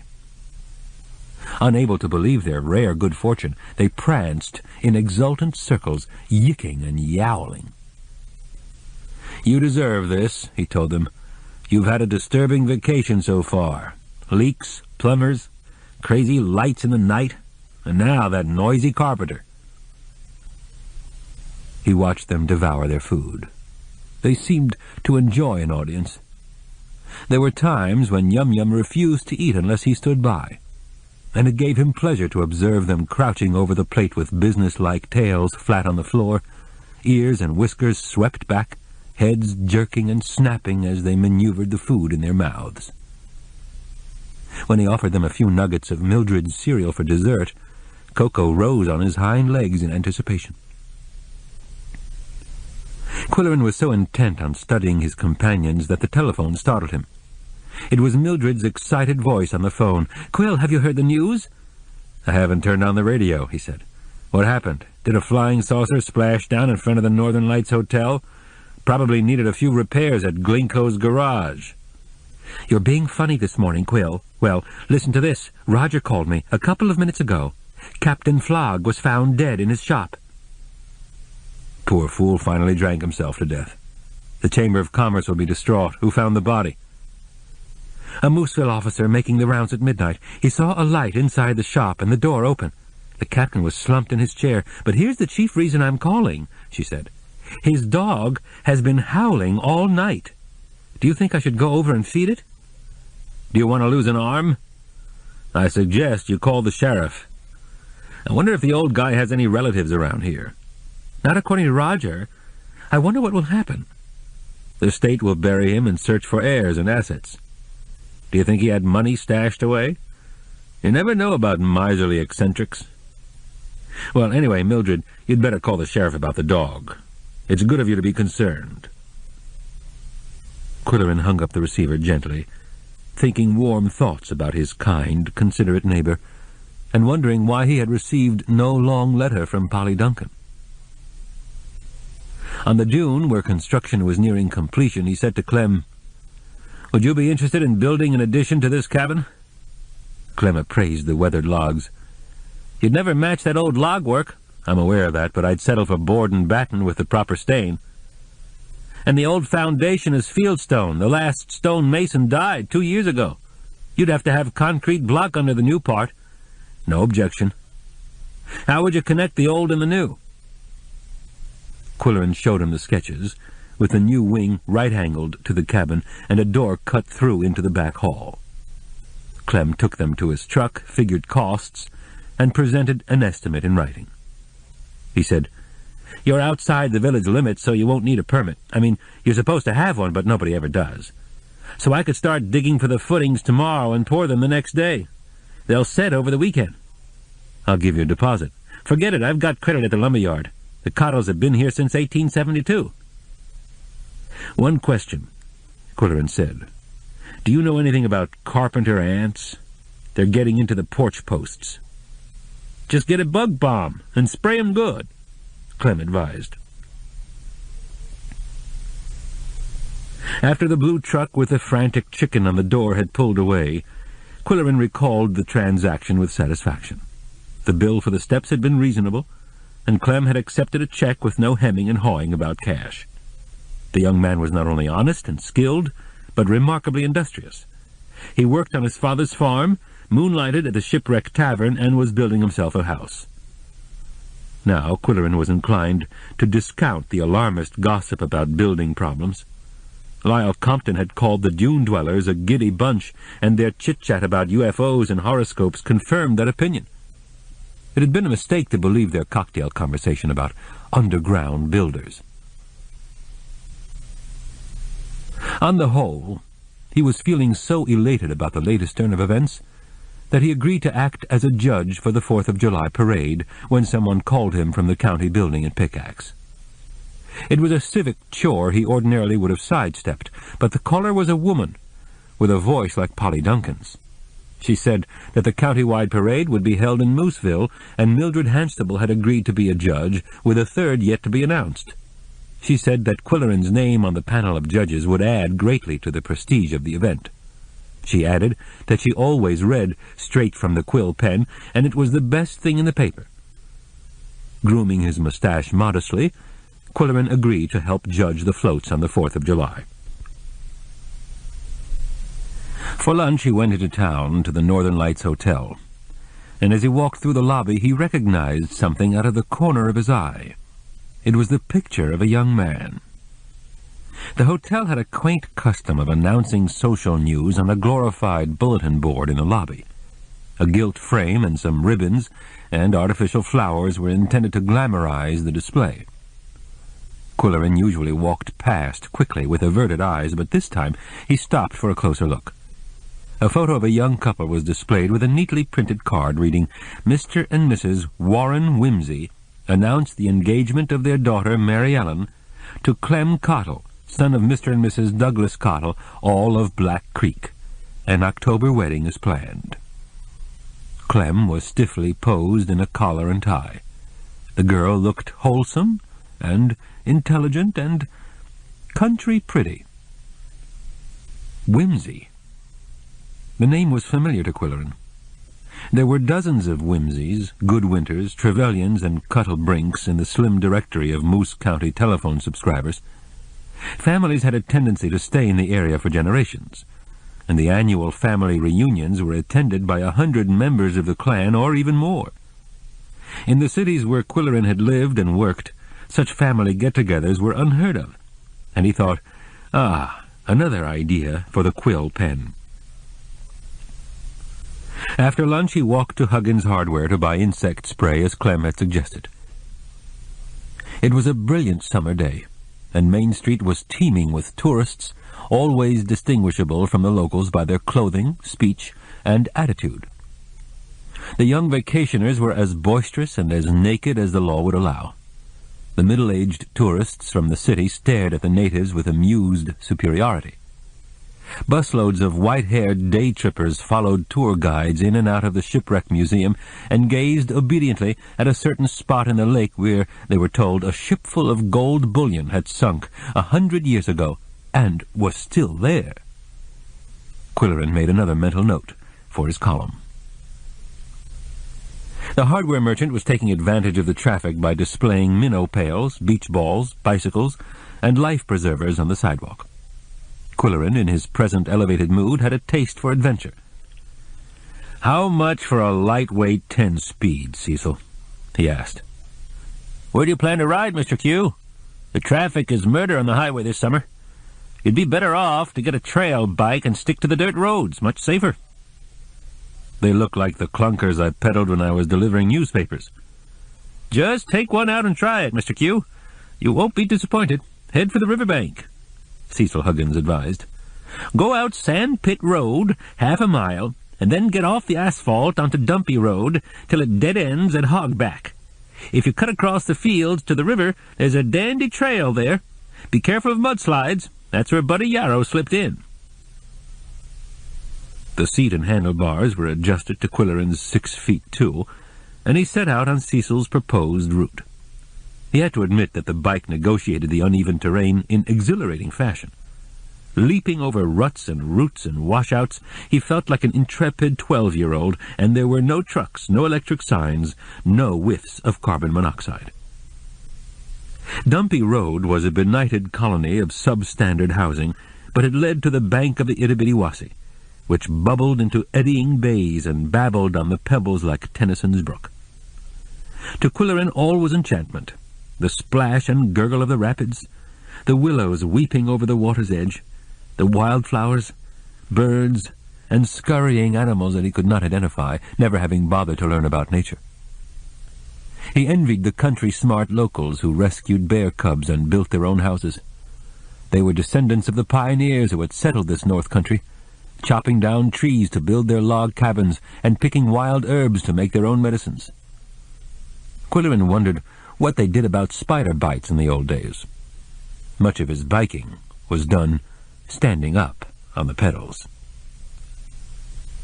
Around each bend there was another surprise. A deer having a drink. A solitary fisherman in waders. Something sleek, brown, and flat-tailed, swimming and diving. There was one discordant note. Ahead he could see a jumble of junk marring the natural beauty of the riverbank. A series of box-like structures built of chicken wire and scrap lumber. He dismounted and wheeled his bike cautiously closer. They were ramshackle cages. In one of them an animal was sleeping, rolled up in a ball. It looked like a fox. In another enclosure, some tiny creatures with striped backs were chasing each other and climbing over a wheel that rotated. An old bathtub sunk in the ground was filled with rainwater, and ducks waddled in and out of their pool. It was obviously Joanna's zoo, and Qwilleran hoped she wasn't there. Her house, no better than a large box with windows, perched on concrete blocks, fronted on the dirt road called Hogback, and it was surrounded by plumbing fixtures. Broken or rusted sinks, toilets, oil tanks, and water heaters were dotted about the yard like tombstones in a plumbing graveyard. To add to the funereal effect, there was a row of wooden crosses, marking small graves. He was contemplating these crosses when a van careened down Hogback Road in a cloud of dust. It jerked to a stop, and Joanna jumped out. "I was biking on the riverbank and saw your interesting zoo," he explained, unhappy to be caught prowling about her property. "Did you see my chipmunks?" she asked with more spirit than she usually mustered. "I built them an exercise wheel." "What do you feed them?" he asked, in a lame attempt to show intelligent interest.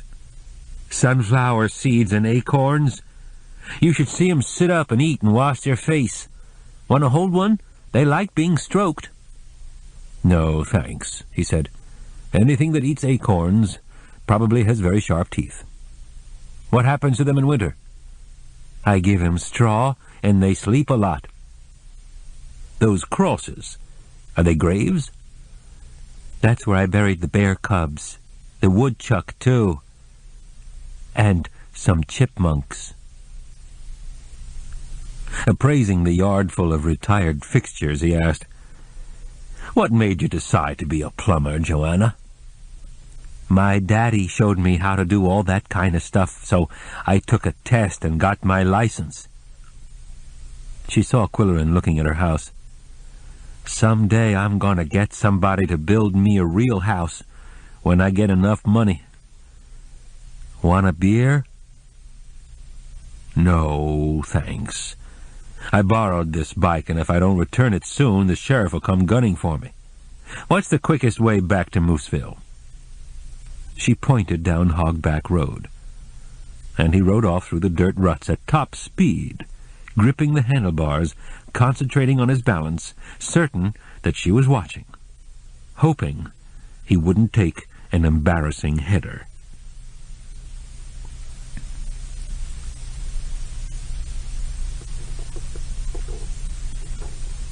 The following days were eventful for both Qwilleran and the Siamese. Clem Cottle and his younger brother staked out the new east wing and went to work with shovels, digging like madmen, then building wooden forms. The next morning the cement mixer truck rumbled into the clearing, and the two young men ran back and forth, trundling wheelbarrows filled with wet concrete. Yum Yum hid under the sofa, and even brave Koko retired discreetly under a bunk in the guest room, slinking out to peek once in a while. Qwilleran went for another ride on his new bike, this time taking a back road to an abandoned 19th-century cemetery that he had visited 2 years before. To his surprise, the vandalized tombstones had been restored.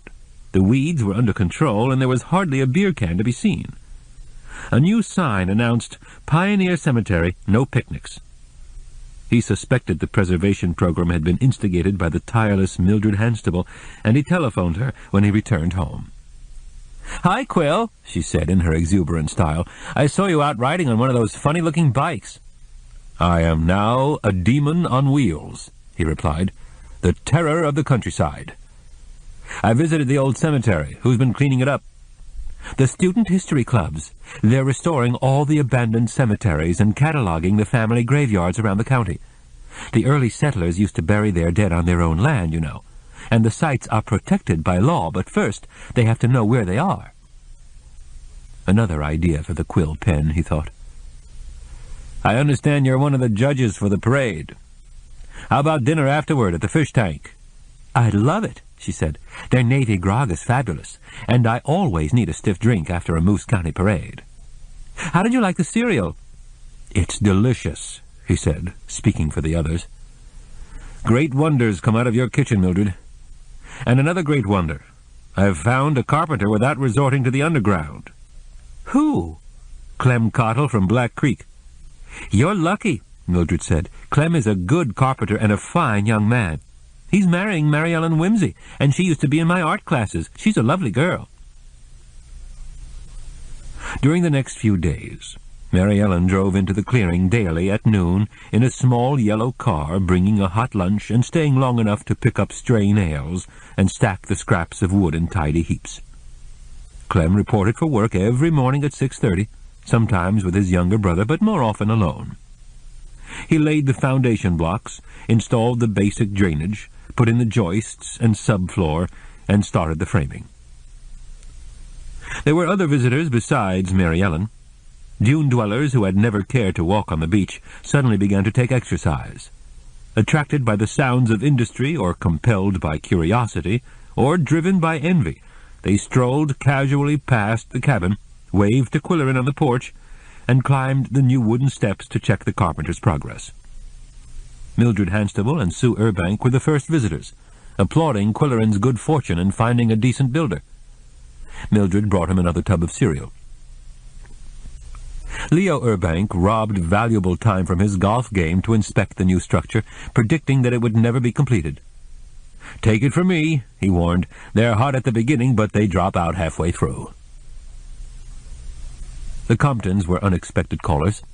Lisa Compton was a jogger who regularly pounded the shoreline in a green warm-up suit, but her husband considered the beach solely as a place to smoke a cigar. Yet there he was, plodding through the sand and climbing the steps. "When the guy finishes your place," he said, "maybe he could come over and work on our garage." "I'll line him up for you," Qwilleran said. "I suppose you know Clem Cottle." "Oh, sure," said the superintendent.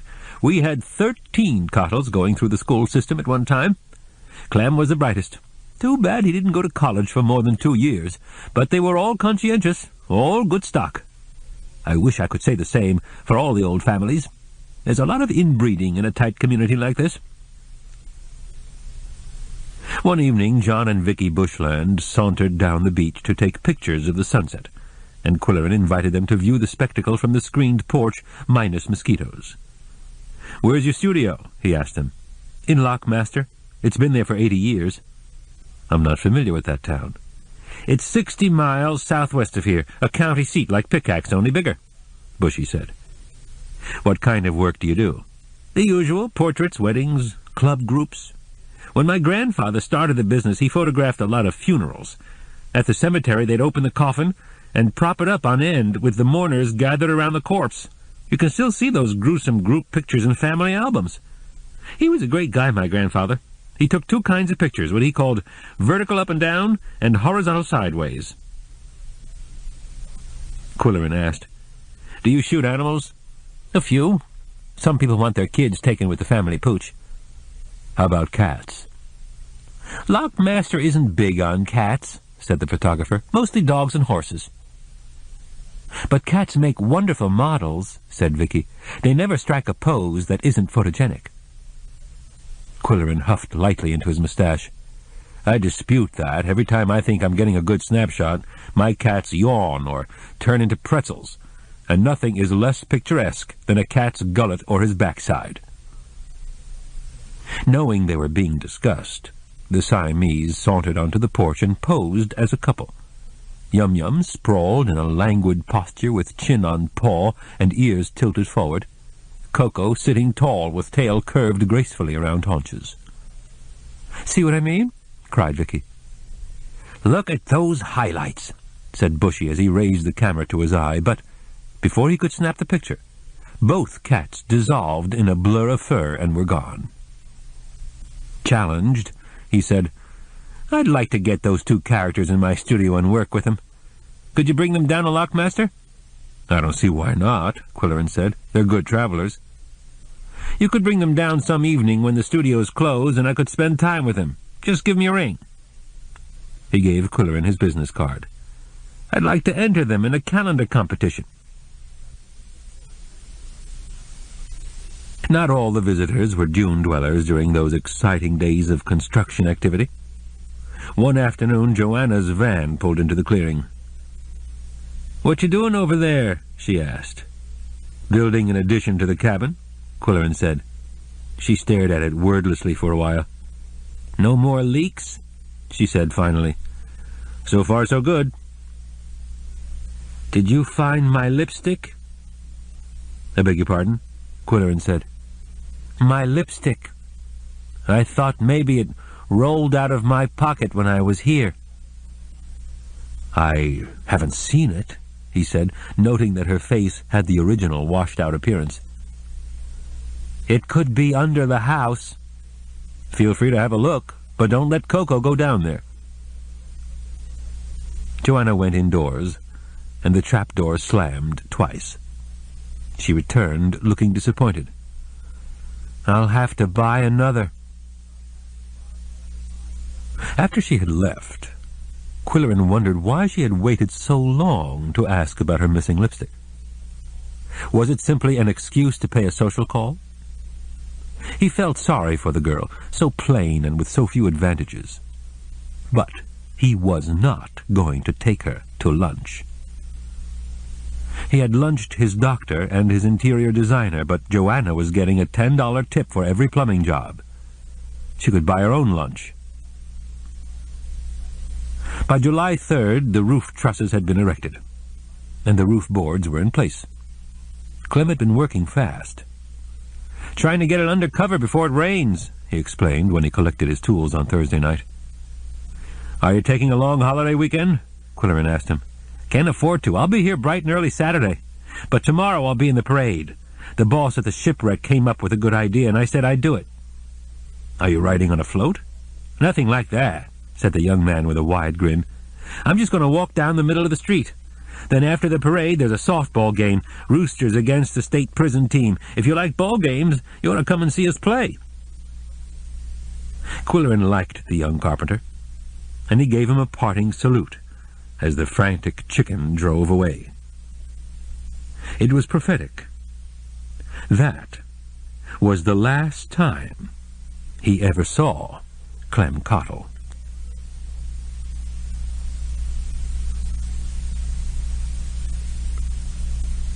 Chapter 5.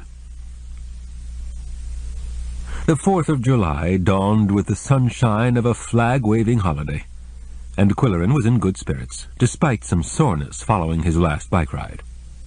The east wing, with its roof boards in place, was beginning to look like a habitation. "Well, chums, we're on our way," he told the Siamese. "You'll have your own apartment in a few weeks. What would you like for breakfast? Turkey from the deli? Or cocktail shrimp from a can?" Koko wasn't present to cast his vote, but Yum Yum was rubbing against Qwilleran's ankles in anticipation and curling her tail lovingly around his leg, and he knew she preferred turkey. He began to mince slices of white meat. "What's that noise?" He set down the knife and looked up. "Did you hear a tapping noise? There it is again. Tap, tap, tap." With a sudden drop in his holiday mood, he envisioned another leak or mechanical breakdown. There it goes again. Possibilities flashed through his mind. The electric pump, the water heater, the refrigerator. It would mean another emergency call to that laughing hyena in Mooseville. Tap, tap, tap. Qwilleran followed the sound. It led him past the mudroom, past the bathroom, and into the guest room. The tapping had stopped, but Koko was sitting on the windowsill overlooking the building site, and the morning sun made glistening shafts of every whisker, every alert hair over his eyes. "Did you hear that, Koko?" The cat turned his head to look at Qwilleran, and at that moment his brown tail slapped the windowsill 3 times. Tap, tap, tap. Qwilleran uttered a sigh of relief. "Okay, Thumper, come and get your breakfast, and please don't play tricks like that." The parade was scheduled to start at 2 o'clock, and he dressed in what he considered appropriate garb: white pants and open-necked shirt with a blue blazer. He was sure the judges would be required to wear some absurd badge of office, and he was prepared for the worst. Mildred, when he picked her up at her cottage, was wearing one of her fluttery sundresses in a blue and white stripe. "Keep your fingers crossed," she said as she stepped into his car. What should I deduce from that cryptic remark? "Maybe you didn't see the parade last year." "I didn't. I'm not a parade-goer by choice." "Well, I went with Sharon and Roger last year, and I was appalled. It was nothing but a candy grab. Politicians rode in new model cars, throwing candy to the crowd. Beauty queens rode in convertibles, throwing candy to the crowd. The used car dealer rode in a 3-year-old car with a price tag, and he was throwing candy to the crowd. There were no floats and no marching bands, just sound trucks blaring pop music and commercial vehicles advertising the Mooseville Video Arcade and the Friday Night Fish Fry in North Kennebec. But worst of all, there was not a single flag in the parade. This was Independence Day, and there was not an American flag to be seen." "How did the crowd react to all of this?" "All that free candy? Are you kidding? They loved it." "I'd say you had reason to be disturbed," Qwilleran said. "Disturbed? I was furious. When the holiday weekend was over, I got on my horse and went into battle. You don't know me, Quill, when I get mad. That was before the Something started publication, so I couldn't write an irate letter to the editor. But I wrote to every elected and appointed official, every civic leader, every chamber of commerce, every citizens group, and every school principal in the county. I spouted off at meetings of the county commissioners and the village councils. I really made myself a public nuisance. You know, Quill, every veterans organization and fraternal lodge has a big flag and a color guard. The 2 high schools and 3 junior highs have marching bands. Their uniforms don't fit and they hit some wrong notes, but they march and they beat drums and they blow trumpets. Where were they on Independence Day? That's what I wanted to know." "What happened after your outburst?" "We'll soon find out. They appointed a county committee to organize this year's parade, and, wisely perhaps, I wasn't asked to serve. Apparently they laid ambitious plans, but you know what happens when a committee takes charge. Sometimes nothing." The sidewalks in Mooseville were already crowded with parade-goers, and the parking lots were filled. Police had barricaded several blocks of Main Street, detouring traffic, but Qwilleran found a place to park near Glinko's garage. He and Mildred pushed their way through the crowds to a reviewing stand built in front of the town hall. A committee woman wearing a tricolor bandolier guided them to the judges' table and gave them scorecards and straw boaters with tricolor hatbands. Mildred wore hers straight on, and Qwilleran said she looked saucy. He tipped his at a rakish angle, and Mildred said he looked dashing, especially with that big mustache. "The floats," the committee woman explained, "are to be rated on originality, execution, and message, using the suggested point system." The 3rd judge had not arrived. Mildred guessed it would be an announcer from WPKX. Qwilleran thought it might be the superintendent of schools. Lyle Compton was always the most visible official in the county.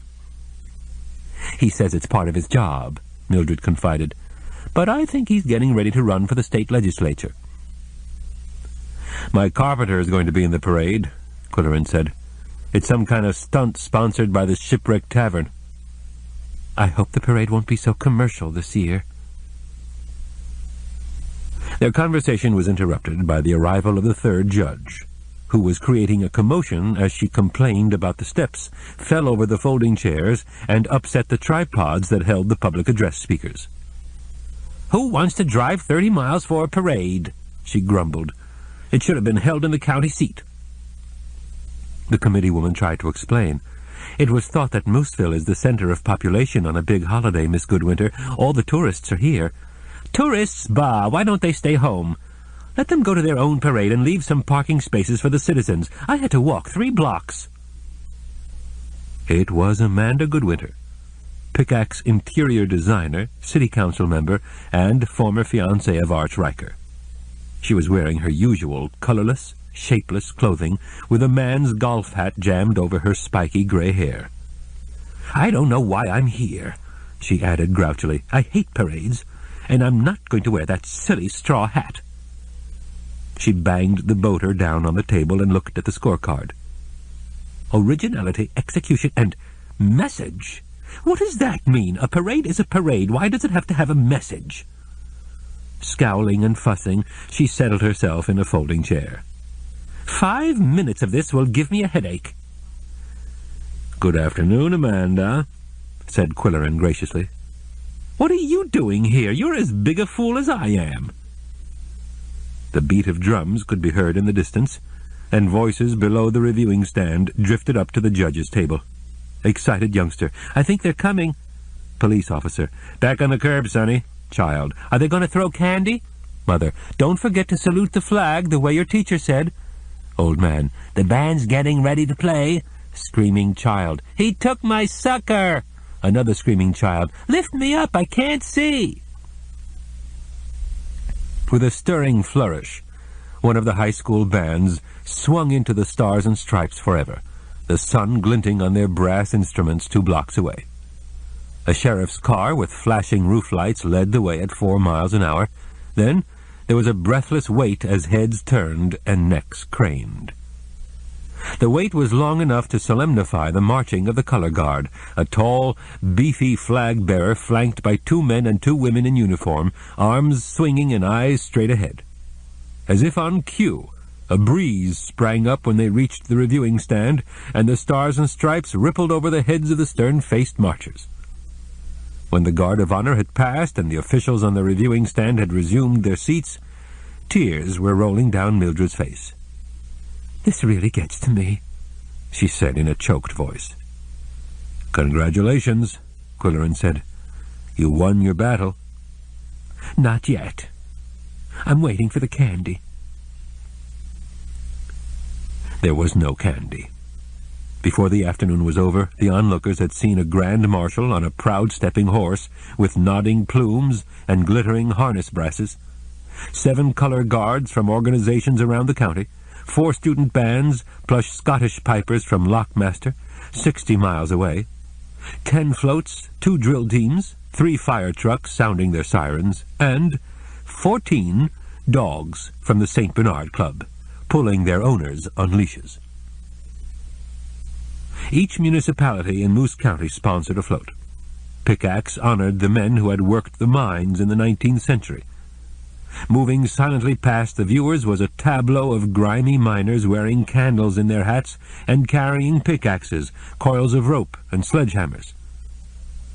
Sawdust City, once the hub of the lumbering industry, staged a lumber camp seen on a flatbed truck, with a cook flipping flapjacks, loggers brawling over a card game, and someone in a bear costume stealing the flapjacks. Then came the Mooseville entry. A flatbed crowded with sportsmen and outdoor lovers, fishermen with rods and reels, boaters with binoculars and life jackets, golfers with their clubs, and campers grilling hot dogs. Presiding over them all was the reigning queen of the annual Fishhook Festival, her formal ball gown fashioned of camouflage fabric, and her crown of deer antlers. "Confused, cluttered," Amanda growled. "No organization." "But it's graphic," Mildred said. "It projects a message," Qwilleran added. "It's a mess," Amanda insisted. The lakeside town of Burr, so named because it was the coldest spot in the county during the winter months, presented a plastic snow scene with a papier-mâché igloo and papier-mâché polar bear. Lounging in the synthetic snowdrifts were male and female sunbathers in bikinis. Judging by the whistles, this float was the popular favorite. "No taste," Amanda objected. "But what do you expect of that God-forsaken town?" Even the dreary little village of Chipmunk managed to enter a float. Known as the moonshine capital of the county during Prohibition, and notorious for the lethal nature of its white lightning, Chipmunk had resurrected a homemade still and displayed it on a flatbed draped in black. The visual punchline was the scattering of bodies on the truck, lifeless or comatose. "Now that one shows some wit," Amanda said. And if you want a message, that says it all." The judges agreed, and first prize went to the much maligned village of Chipmunk. Relegated to the end of the 2-hour parade were the commercial exhibits with their advertising slogans. A tow truck pulling a wrecked car was sponsored by Buster's Collision Service, where we meet by accident. The Pickaxe Auto Repair and Radiator Shop advertised, "A good place to take a leak." Then a solitary man walked down the middle of Main Street leading a donkey. There was laughter from the crowd. "Can't see what it says," Amanda complained. Qwilleran read her the lettering on the animal's saddle blanket. "Get your donkey over to the Shipwreck Tavern." Amanda snorted. The last flatbed in the parade was sponsored by Trevelyan Plumbing and Heating, an arrangement of old-fashioned bathroom fixtures with Grandpa Trevelyan sitting in the footed bathtub smoking a corncob pipe. The banner read, "If it wasn't for your plumber, you'd have no place to go." The parade was over. The watchers swarmed across the parade route. Only then did Qwilleran realize that Clem Cottle had not marched. The man leading the donkey was the regular daytime bartender from the Shipwreck Tavern. "Fabulous parade," Mildred said. "They didn't throw a single piece of candy, and I love those Scottish pipers. Don't they have wonderful legs? You'd look good in kilts, Quill." "They did a good job of pacing the units," he said. "No long waits, and no pile-up, and no overlapping bands." "Whole thing was too long," Amanda groused. Mildred said, "Mighty Lou made the grandest Grand Marshal I've ever seen. He has all those expensive leather clothes with silver nail heads, you know, and that was his own horse. Wasn't it a beauty?" Qwilleran and Mildred raced the crowds to the fish tank and had an early dinner. It was a new restaurant in an old waterfront warehouse on the fishing wharves, and the old timbers creaked with the movement of the lake. They ordered the fish tank's famous clam chowder and broiled whitefish from a waiter named Harvey, who had once been in Mildred's art class. "How's everything at the top of the dunes?" Qwilleran asked her. "Well, the animal rescue people picked up Captain Flogg's dog right away, and Doc and Dottie are buying a boat which they'll berth at the marina in Burr, and the Urbanks, don't repeat this, are splitting up. I happen to know. They got along fine until they retired, but that's the way it goes. Frankly, I don't know how Sue could stand him all these years." "How about your next-door neighbor?" "Russell? I've tried to be neighborly, but she doesn't respond. She's a strange one." "I've seen her on the beach feeding the gulls," Qwilleran said. "She talks to them." "She's lonely. Why don't you talk to her, Quill? You're always so sympathetic, and she might warm up to an older man." "Sorry, Mildred. I've had enough complications with younger women. Even my plumber is getting a little too friendly." "In what way?" "She started wearing lipstick and washing her hair. I recognize the early warning signals." "Did you read your horoscope this morning?" "You know I don't buy that nonsense, Mildred." "Well, for your information, the morning rampage said your charisma will make you very popular with the opposite sex. And romance is just around the corner." Qwilleran huffed into his mustache.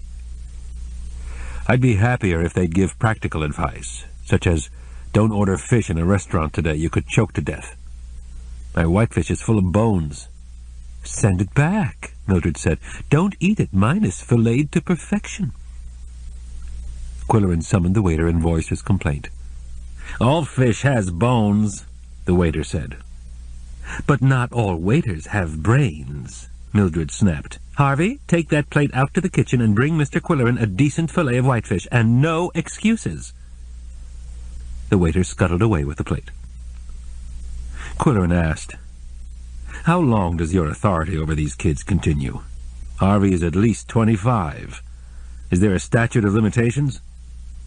"Anyone who goes through my classes gets me for life," she stated flatly. "There must be advantages and disadvantages in knowing everyone. How long do I have to live in Moose County before I know the entire population?" It's too late for you, Quill. You have to be born here, grow up here, and teach school for a couple of decades.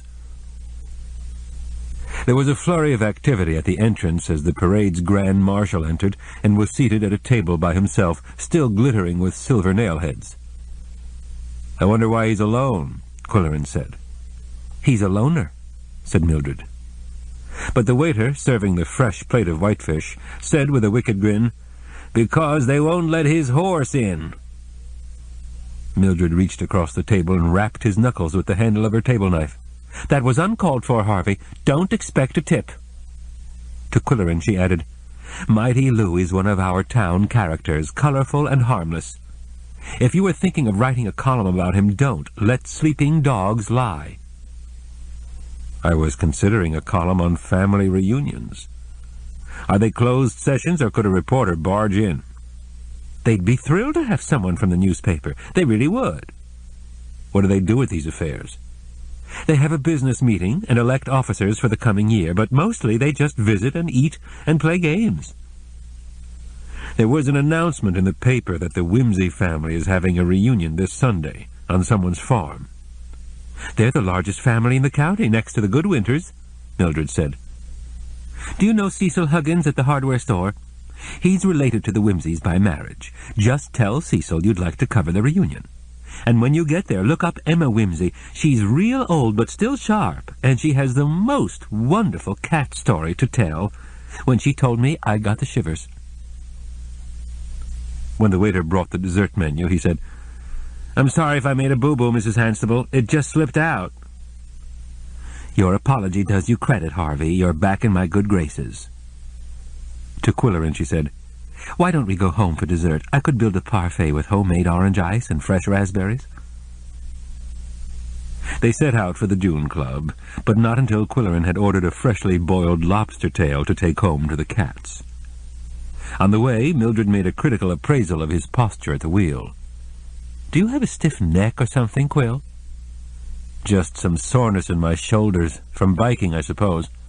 I'm using a different set of muscles, or else I jarred something loose when I bounced over an exposed tree root." "Take off your shirt," she ordered when they arrived at her yellow cottage. "I have a wonderful Swiss oil that Sharon got for me, and I'll give you a rub."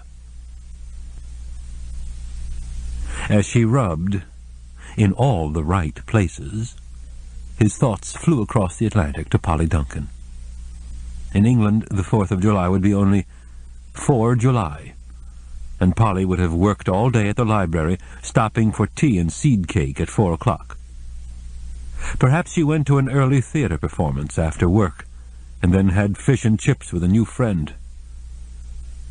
What kind of new friend, he wondered. And now she would be home in her flat, watching the telly and drinking cocoa, and writing him another postcard. "Now you can put your shirt on," Mildred said. "The oil won't stain. It's wonderful stuff." After the parfait, Qwilleran admitted that he felt better, outwardly and inwardly. But he declined to stay longer, saying that he had to feed the cats before they started chewing the table leg. On the way back to the cabin, he reflected on Mildred's charitable nature and her spunk. Single-handed, she had turned the 4th of July celebration around, from a travesty to a spectacular success. The firm way she handled the whitefish situation, her concern for the lonely girl next door, her initiative in raising money for Buddy Yarrow's family, everything she did was admirable. And she was a superb cook. He could forgive her silliness about horoscopes and UFOs. When Qwilleran let himself into the cabin, the rug over the trapdoor was askew as usual. He straightened it automatically and greeted the Siamese, who knew he was carrying something edible, aquatic, and expensive. "How was your day?" he asked them. "Any excitement? Any phone calls?" Yum Yum rubbed against his ankles, and Koko pranced in figure 8s while he diced the lobster meat. After the feast, all three of them went to the lakeside porch, where Koko emulated an Egyptian sculpture, and Yum Yum languished in her seductive Cleopatra pose. Stealthily, Qwilleran went indoors for his camera, but as soon as he returned, Yum Yum crossed her eyes and scratched her ear, and Koko assumed a grotesque position to wash a spot on his belly that appeared to be perfectly clean. It was still daylight, and somewhere along the shore the gulls were squawking again. Qwilleran went down the wooden steps and walked toward the clamor. Scores of soaring wings were wheeling over Seagull Point. Moving in slowly, he photographed the performance without disturbing the woman who was feeding them. Then he sat on a boulder until she tossed the last morsel of food. "Good show," he applauded. "Fantastic aerial ballet. I snapped some pictures." "Oh," said Russell, walking hesitantly toward him. "Pull up a rock and sit down." He indicated a boulder a few feet from his own seat, and Russell sat down dutifully. "Did you go to the parade today?" "I don't like crowds," she said sadly, addressing the lake. "You missed an exceptional spectacle." He picked up a stone and flung it into the water. "Are you enjoying your vacation?" She nodded without enthusiasm. "I hope you've been to the museum." "It was interesting," she said. Clenching his teeth, he waited for an inspiration. The subject of food, he remembered, was a foolproof icebreaker in difficult social situations. He said, "Have you discovered any good restaurants in town?" After a pause, she said, "I never go to restaurants." "Do you prefer to cook?" "I don't eat much." That explained her pencil-thin figure, and perhaps her low energy level. He found a few flat stones and skipped them across the surface of the lake. Then he tried a desperate quip. "Read any good books lately?" "Nothing special," she said. "There's a small library in Mooseville, and also a woman who operates a paperback book exchange in case you run out of reading material." There was no comment from the other rock, and he skipped a few more stones. "How do you like the Dunfield cottage?" Russell squirmed on the rock. "I don't know." "What's the trouble?" "I feel uncomfortable." She appeared to shrink. "If anything worries you," he said, "feel free to talk it over with your neighbor, Mildred Henstable. She's a kind and understanding woman. And if you need help of any kind, call Mildred or me." "You're a nice man," said Russell suddenly. "Well, thank you," he said. "But you really don't know me. I turn down the corners of pages in books. I sometimes split an infinitive. And once I wore brown shoes with a black suit." She almost smiled, but not quite.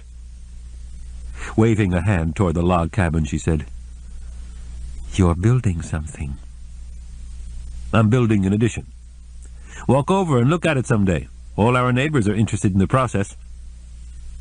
Russell stood up. "I have to go before it gets dark." Without further civilities, she walked toward the east. And Qwilleran ambled into the setting sun, wondering about this reticent young woman who never really looked at him. Obviously, no one had told her the history of the Dunfield cottage. And yet she felt uncomfortable there. In a way she was like Koko. She could sense a sinister influence. Back at the cabin, Qwilleran detected mischief. Yum Yum was darting insanely about the living room, while Koko looked on with magisterial calm from the top of the moosehead. Yum Yum seemed to have something small and grey in her mouth. "Drop it!" Qwilleran shouted, and this was her cue to take flight. Around and around the cabin she flew with the thing in her mouth, while Qwilleran pursued with the grace of a Neanderthal, using all his wits to intercept her and being outwitted at every pass. Tired at last, she hopped on the dining table and dropped the dead mouse in his typewriter. "Thank you," he said. "Thank you very much."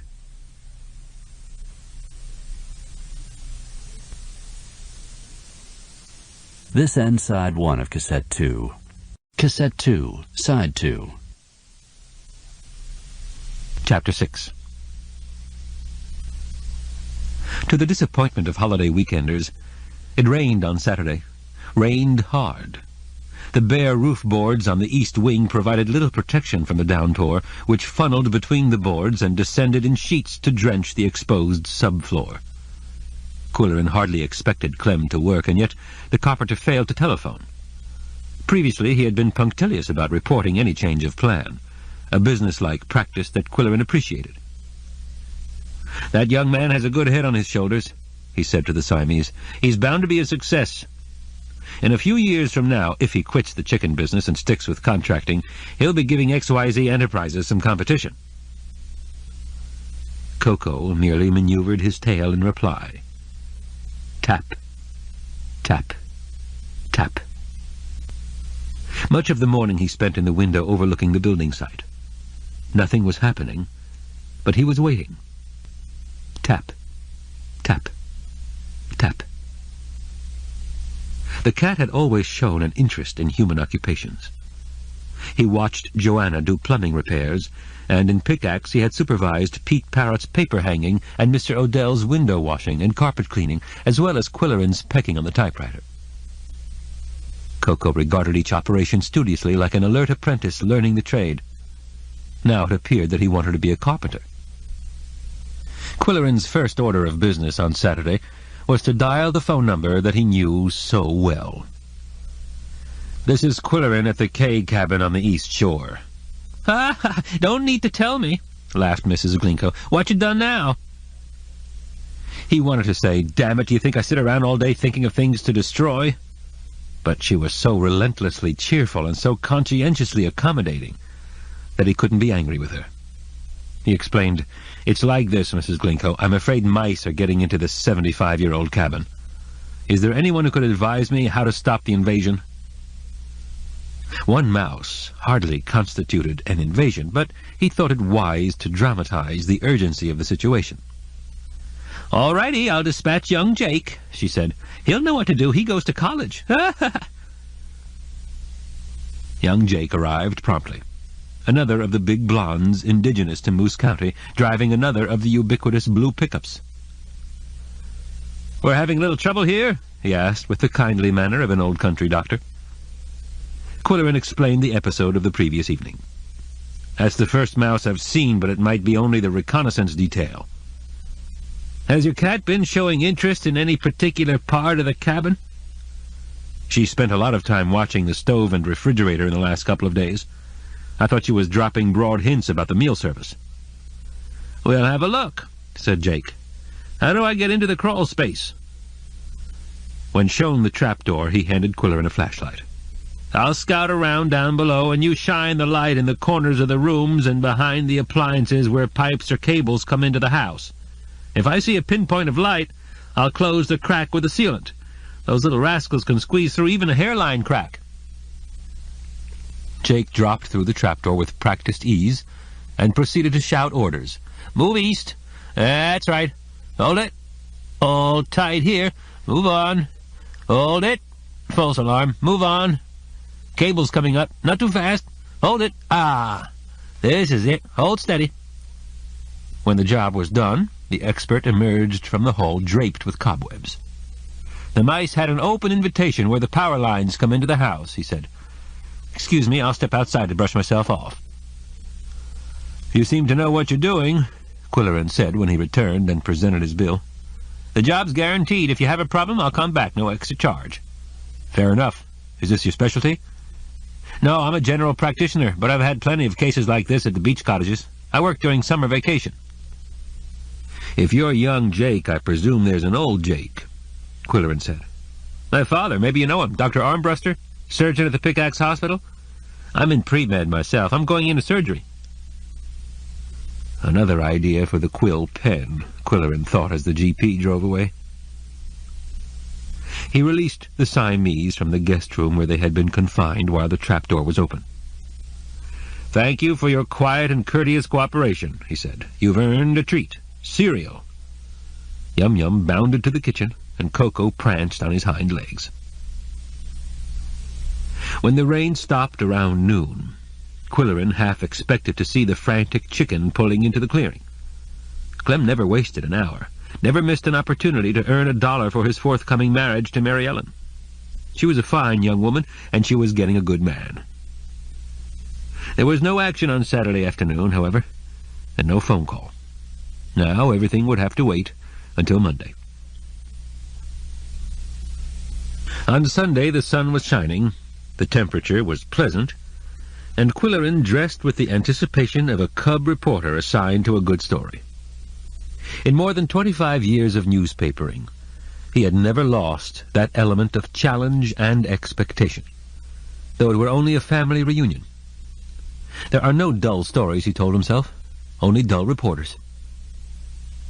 He sang in the shower, he soaped lavishly, and then the water suddenly ran cold. It was more than a shock to his wet body. It was a vexation to his equanimity.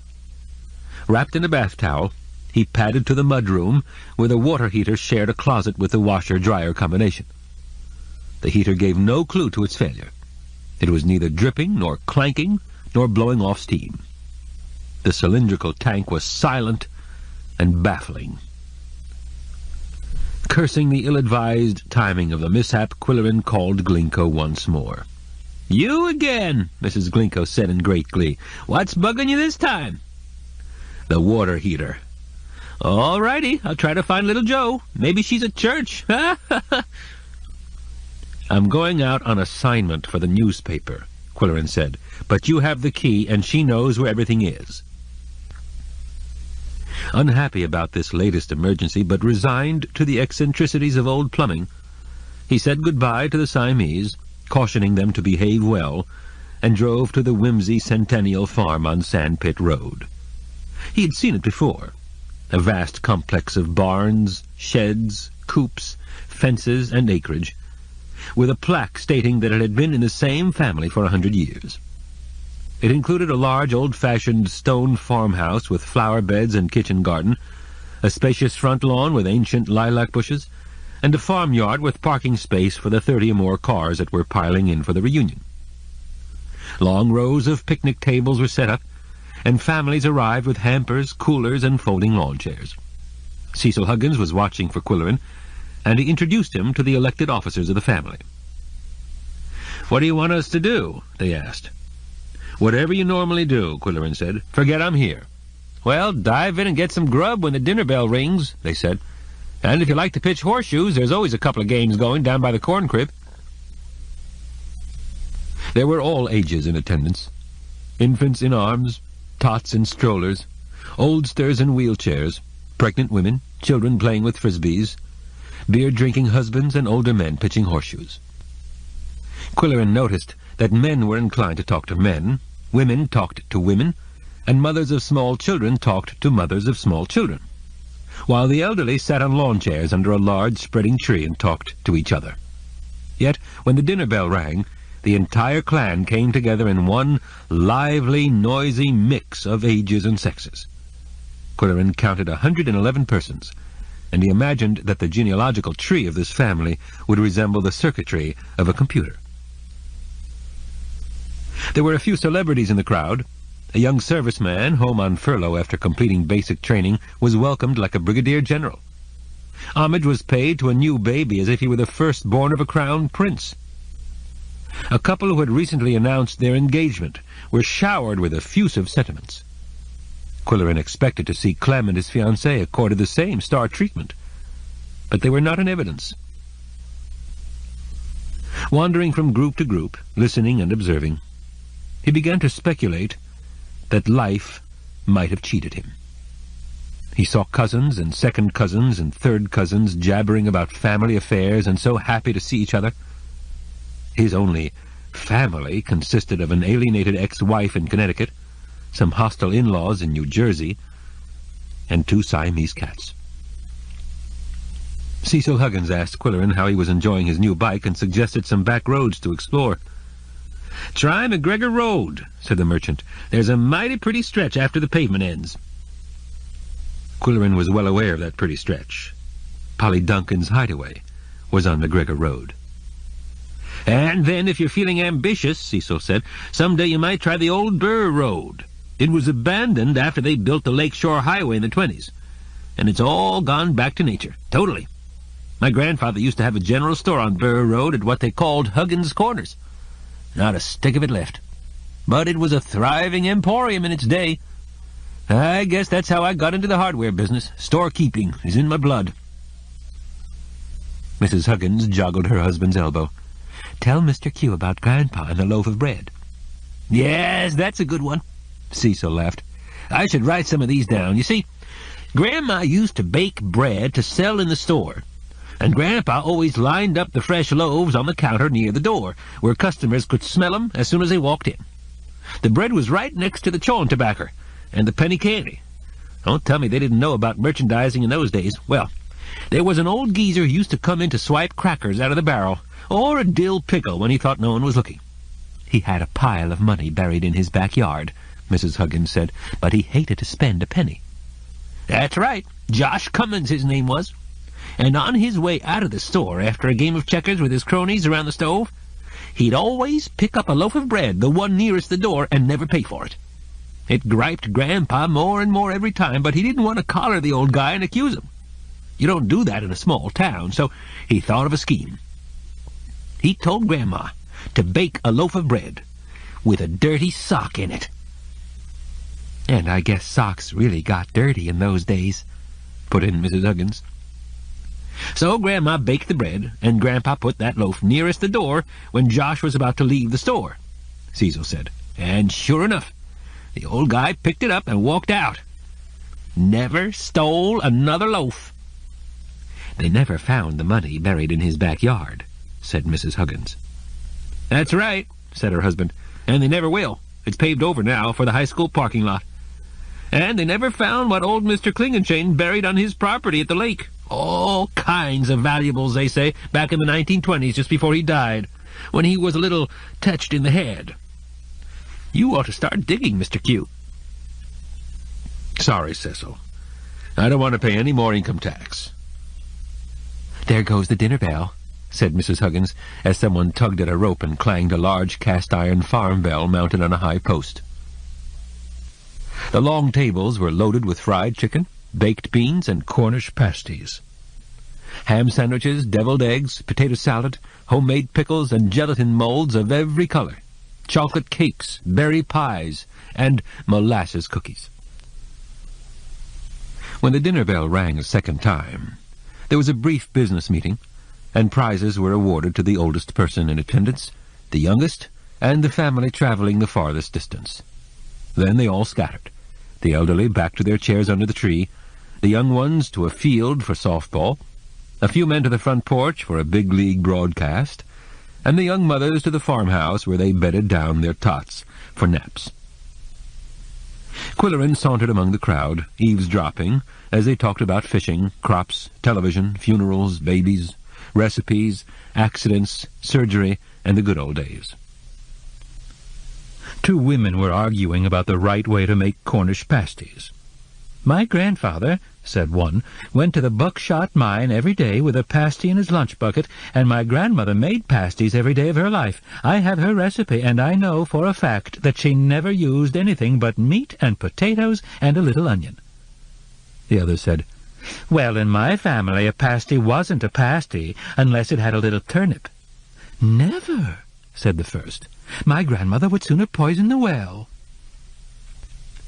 Among the elderly men, reminiscences were flying like the bees buzzing around the lilacs.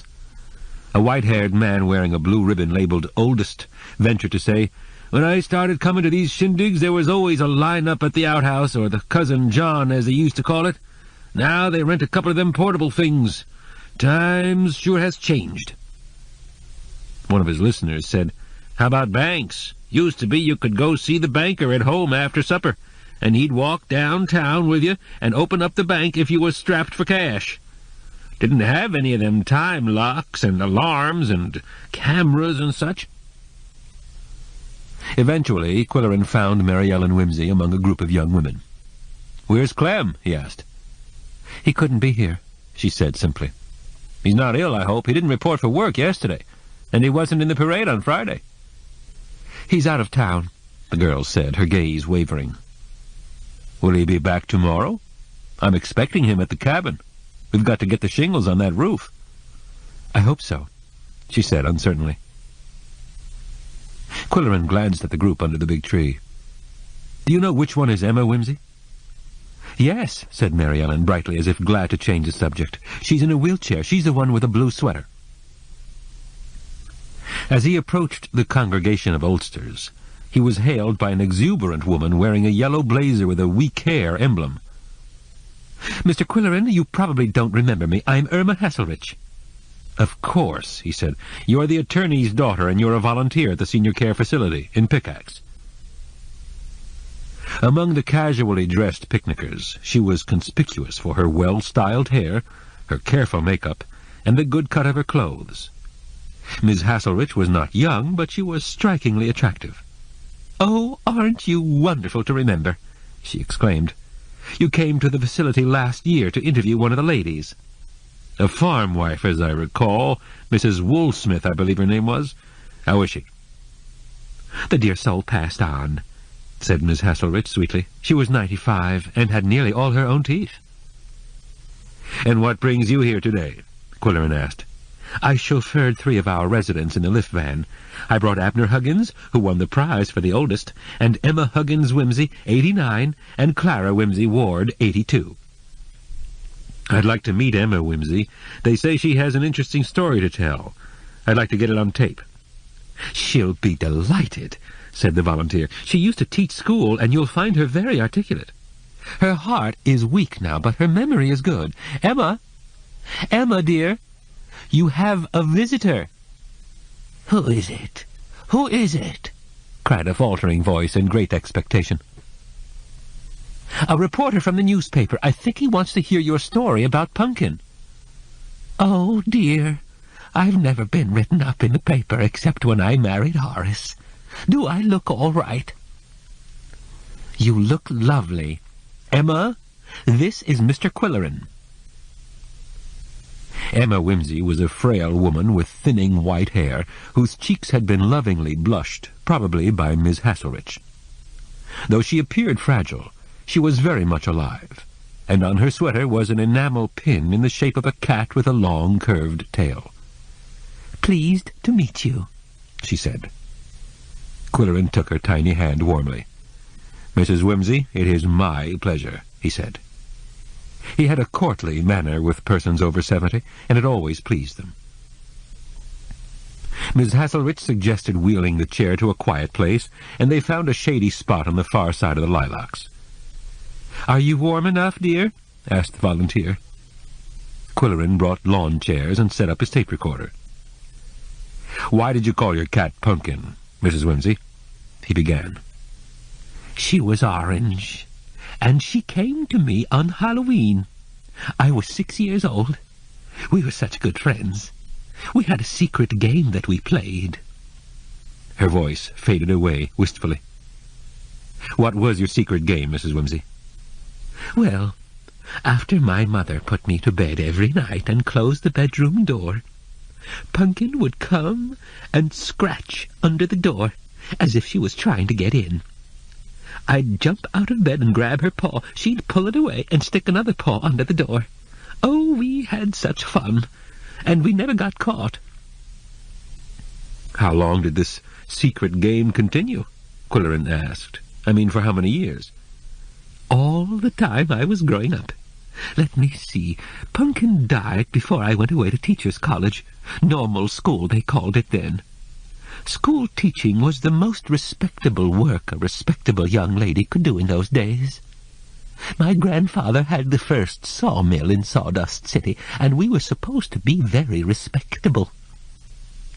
Her eyes twinkled. The volunteer said, "Emma, dear, tell Mr. Qwilleran about the fire at the college." "Yes, the fire. I lived in a dormitory and studied hard and forgot all about Pumpkin's game. Then, one night, I suddenly woke up because I heard scratching under the door. For a minute I thought I was back home and Pumpkin wanted to play. But Pumpkin was dead. Then I smelled smoke. I ran down the hall shouting, "Fire! Fire!" and pounding on everybody's door. She stopped to recall it in her mind's eye. Did you all escape safely? Yes, and the firemen came and put the fire out. Did you tell anyone how you happened to wake up? Oh, no, they would have laughed at me, but another time I heard the scratching again. When was that? After I married Horace. We lived on a farm and had 5 children, 4 of them boys. Her concentration wavered as nostalgia swept over her face. She was smiling to herself. Miss Hasselrich said gently, "Tell Mr. Qwilleran about the windstorm, dear." "It was a tornado." "Yes, dear, tell what happened." "Well, one night while I was carrying my 4th child, I woke up and thought I heard scratching under the door, the way Pumpkin used to do. I sat up and listened, and the wind was howling something fierce. I woke up Horace, and he jumped out of bed and said, 'Get the children down in the cellar.' It was a real tornado, and it blew the roof off our farmhouse. But we were all safe in the cellar." There was a long pause, and her eyes glazed.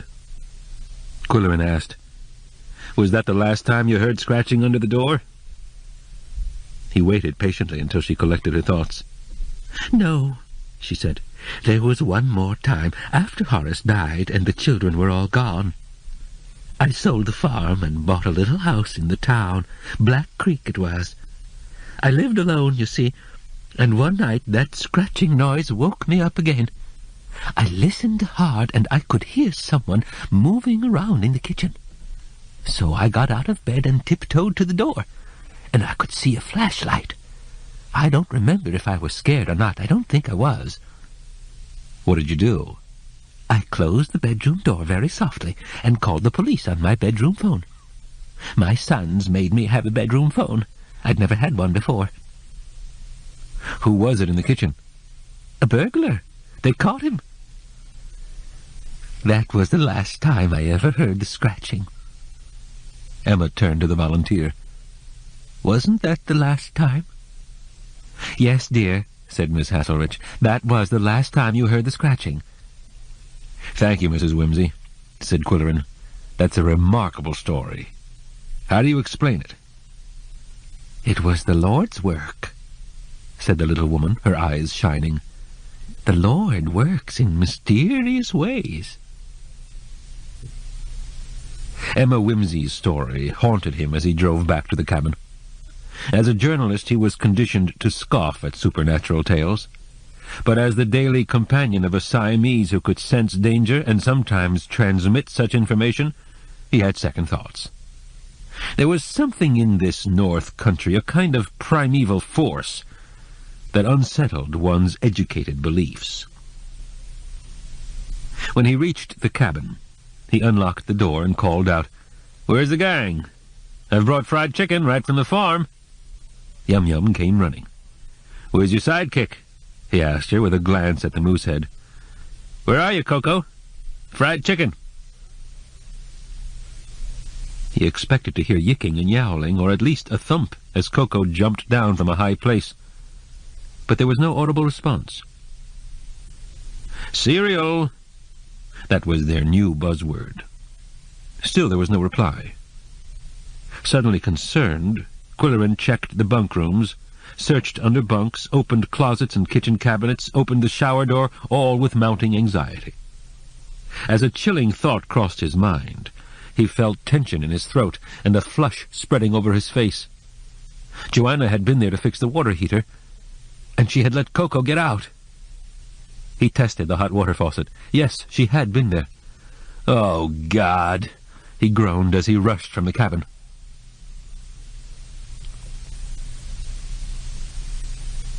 Chapter 7. Koko was lost. Qwilleran ran from the cabin, calling his name. He looked up in the trees. He searched the tool shed. He combed the woods. He plunged down the steps to the beach, calling. Then, in panic, he ran back to the cabin and grabbed the phone book. Hands trembling, he looked up Joanna Trupp on Hogback Road. She wasn't listed. He might have guessed as much. He dialed the Glinko number, thinking they could radio her. The Glinko telephone rang once, twice, but before they could answer, Qwilleran heard a distant yowl. He slammed down the receiver and rushed outdoors again. "Koko!" he bellowed, and then listened. There was no answer. Again he searched the grounds, fearing that the cat might be injured, mauled by a dog or wild animal, lying helplessly in the brush, too weak to cry out. How could he be found in these acres of woods? Again he called Koko's name and listened to the answering silence. Had he imagined Koko's yowl, just as Emma Whimsy had imagined the scratching? Defeated, he returned to the cabin, aware that his heart was pumping fast. He sat down on the sofa and put his head in his hands. Did he hear a faint yowl? It seemed to come from the fireplace. He tried to look up the chimney, but the damper was jammed. He looked in the wood box. On a wild hunch, he ran to the tool shed and brought the ladder, climbed up on the roof, and looked down the chimney. There was no cap on the flue, no screening. A small animal could fall down and be trapped. If Koko had run out of the house and then found himself locked out, he might climb a tree, drop onto the roof, and try to enter the house by way of the chimney. It would be good thinking, up to a point. How would Koko know the damper was closed and jammed?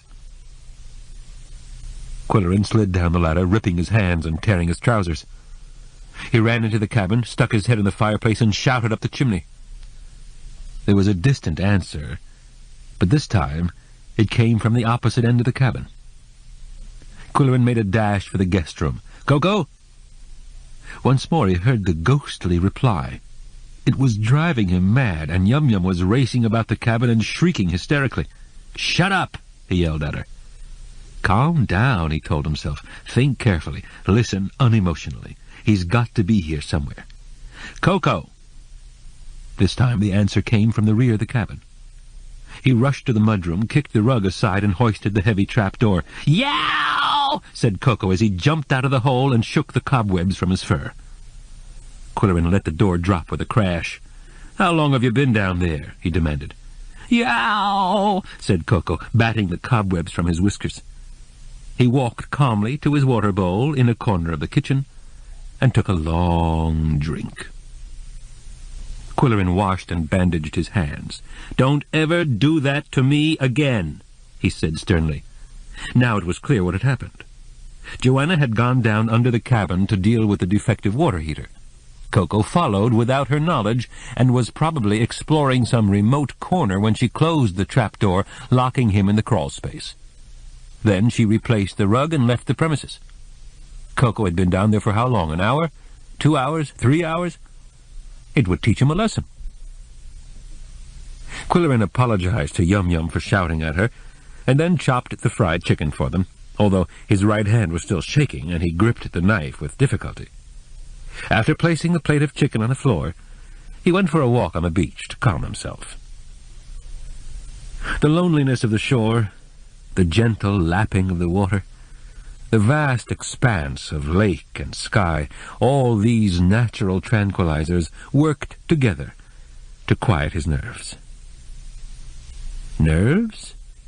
He had never in his entire life exhibited nervous symptoms, and yet his hands had been trembling when he consulted the phone book. They were still shaking when he chopped the chicken. During his career as a crime reporter, he had faced life-threatening crises without flinching. Of course, he had been younger then. Now he was 50-ish, and it had been 2 years since his last physical examination. Perhaps he had been drinking too much coffee. Polly Duncan had urged him to cut down. Every woman he had known in recent years had nagged him about his health. Every woman, except Mildred, that is. They hovered about his life like a Greek chorus, chanting, "Eat right, get more exercise, quit smoking." He had given up his pipe. He had bought a bicycle. He ate broiled fish. And now Polly was campaigning to limit his caffeine. Slowly he ambled along the beach, breathing deeply, stopping at intervals to gaze across the placid lake. Even before he reached Seagull Point, he saw Russell walking toward him, wearing sunglasses and her usual drab attire. "Aye," he said. "Where are your feathered friends today?" "I fed them early," she said. "Just taking a walk?" She nodded. "I'm walking to lower my blood pressure," he told her. "I've just had a traumatic experience." She looked at his bandaged hands. "You're hurt." "That's nothing, but it's part of the story. You see, I thought my cat was lost in the woods. I have 2 cats, and they're not supposed to go out. In fact, they never go out. When I came home and found one of them missing, I don't mind telling you that I panicked. My cats mean a great deal to me. Actually, they're all the family I have. I worried about roving dogs, wild animals, hawks, even kidnappers. It turned out that the plumber came in my absence and opened the trap door to the crawl space. Koko went down under the floor and was trapped. He's the male. The female is Yum Yum. They're Siamese. Would you like to meet them?" He realized he was babbling like a simpleton, but it helped him to talk about the distressing experience. After a moment's hesitation, Russell answered his question with a timid yes. He continued to talk all the way to the cabin. She accepted a chair on the lake porch, sitting on the edge of it. "Would you care for a ginger ale?" he asked. "No, thank you." "The cats are around somewhere," Qwilleran said. "They'll come out when they hear us talking about them. They're incredibly vain, and they like to be admired. Yum Yum is a lap cat, very affectionate, with all kinds of catly traits. Koko is something else, though. He's a remarkable animal with a keen intuition about people, situations, and events. I wonder where they are. Excuse me a moment." He found the Siamese in deep slumber on the guest-room bunk. Koko, evidently exhausted after his ordeal in the crawl-space. Yum Yum, glad to curl up in companionable proximity, and both of them stuffed with fried chicken. Picking them up in 2 hands, he carried them to the porch, one under each arm, their legs and heads and tails drooping, their bodies a dead weight. He set them down gently on the porch rug. Yum Yum shook herself awake and looked at Russell with mild curiosity, then speculated on the laces in her canvas shoes. Koko, on the other hand, froze in the spot where he had been deposited, bushed his tail, and chattered at the visitor with the hostility he usually reserved for squirrels and stray cats. "Koko, what's your manners?" Qwilleran scolded. "They're interesting," Russell said. The tail gradually resumed its normal shape, and Koko walked back into the cabin with 1 or 2 backward glances at the stranger. In embarrassment, Qwilleran said quickly, "Would you like to see the new addition?" They walked around to the back of the cabin. "Big chimney," Russell remarked as they passed the huge block of fieldstone. "Another porch," she commented when she saw the one in the rear. "It's handy to have porches fore and aft. One is always cool, and one is always sheltered."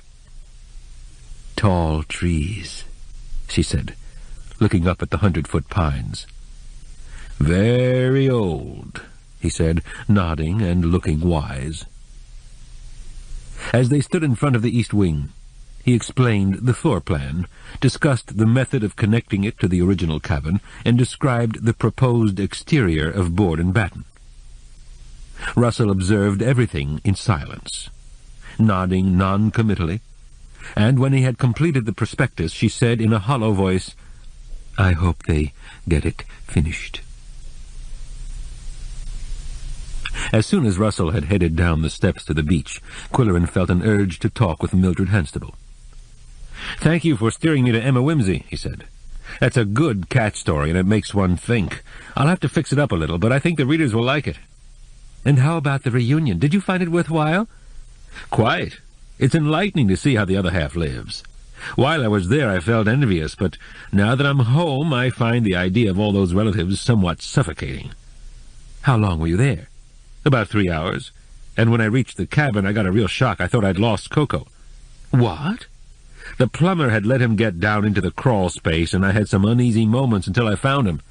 "How dreadful, Quill. I know how you feel about those kitties." "After that I had a visit from your next-door neighbor. We spent a half-hour together, and she said all of 15 words in that time."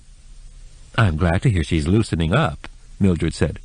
"Who is this woman?" he demanded. "Where did she come from? Why is she here? She seems to be in her late 20s, but she dresses like 1935. Apparently she can afford $1,000 a month for a cottage." "Maybe she's a poor girl who inherited some money from an old uncle." "And inherited the wardrobe from an old aunt. When Koko met her, he reacted as if she'd come from outer space. I think he knows more than we do. And another curious thing about that girl, Mildred, she detects something unsavory about the Dunfield house. Did you tell her what happened there?" "Not a word." "And when I showed her the new edition, she said she hopes it gets finished. I'm beginning to worry." "What is there to worry about?" Mildred said. "You have a splendid young man working for you." "That's what I worry about. He's too good to be true." Qwilleran combed his mustache with his fingertips. "Clem didn't march in the parade Friday. He didn't show up for work yesterday. He didn't attend the reunion with his fiancée today. Mary Ellen's excuse was that Clem was out of town, but she wasn't very convincing." "Oh, Quill, you're always so suspicious. It's not unthinkable that a person would go out of town on a big holiday weekend." Qwilleran huffed into his mustache, mumbled something about hoping for the best, and said good night. He refrained from mentioning that Koko had been tapping his tail in a significant way for the last 3 days.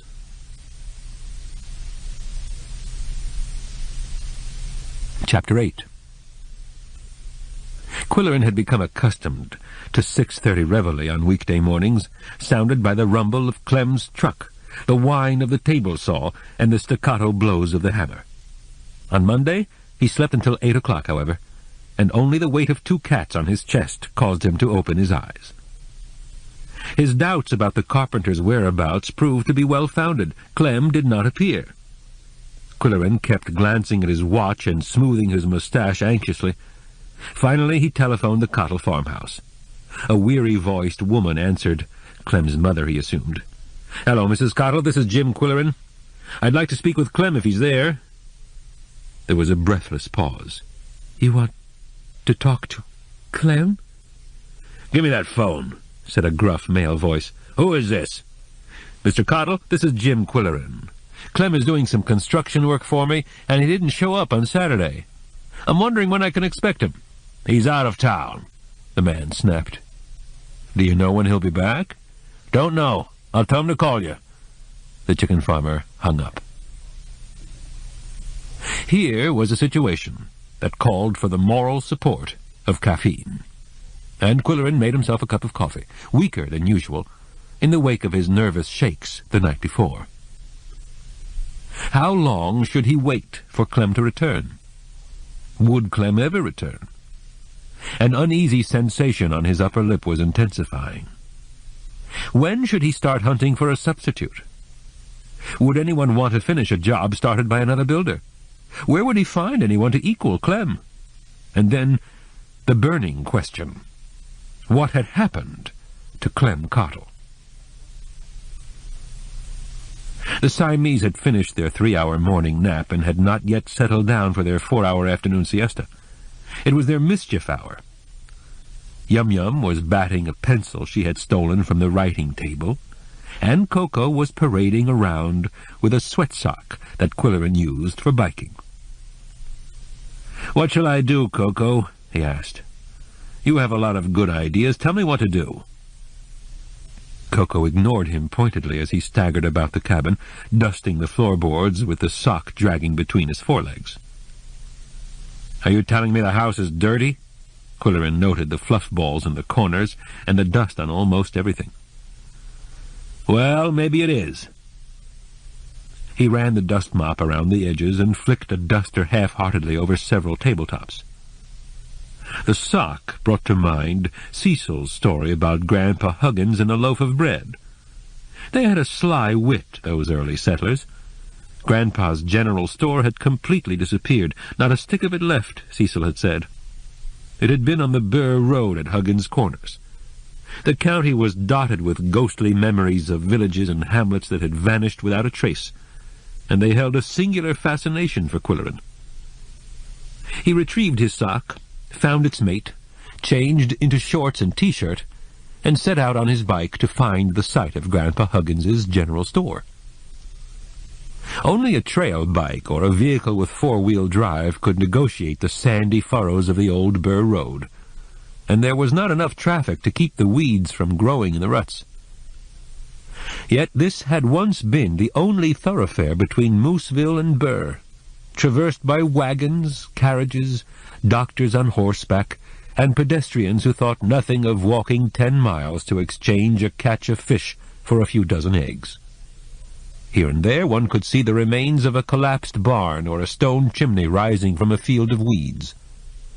A crude bridge crossing the Itabitiwasi River was nothing more than a collection of rattling planks. Qwilleran passed a clearing with a circle of charred ashes in the center.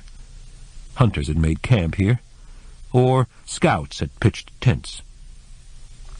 He saw the rear end of a blue truck ahead, parked off the road with the front end in a shallow ditch.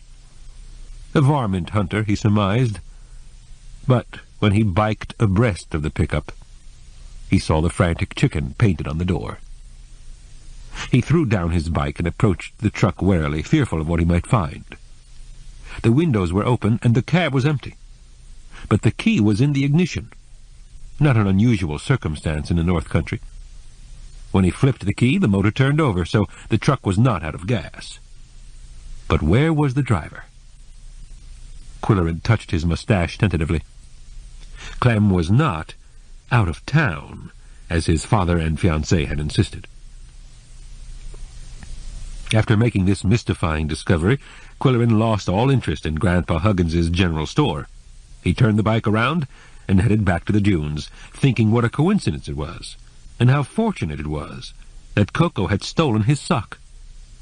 All that remained now was to determine an appropriate course of action. As he pedaled up the snaking drive to the cabin, a small yellow car was leaving the clearing. He dropped his bike and walked to the driver's window. "Looking for me, Mary Ellen?" "I wanted to talk to you," she said in a small voice. "Back up," he said, "and come into the cabin." He wheeled the bike to the tool shed and met her at the door to the back porch. "Let's sit out here. It's a little breezy on the lakeside. May I get you a drink?" "No, thanks," she said, studying her hands clenched in her lap.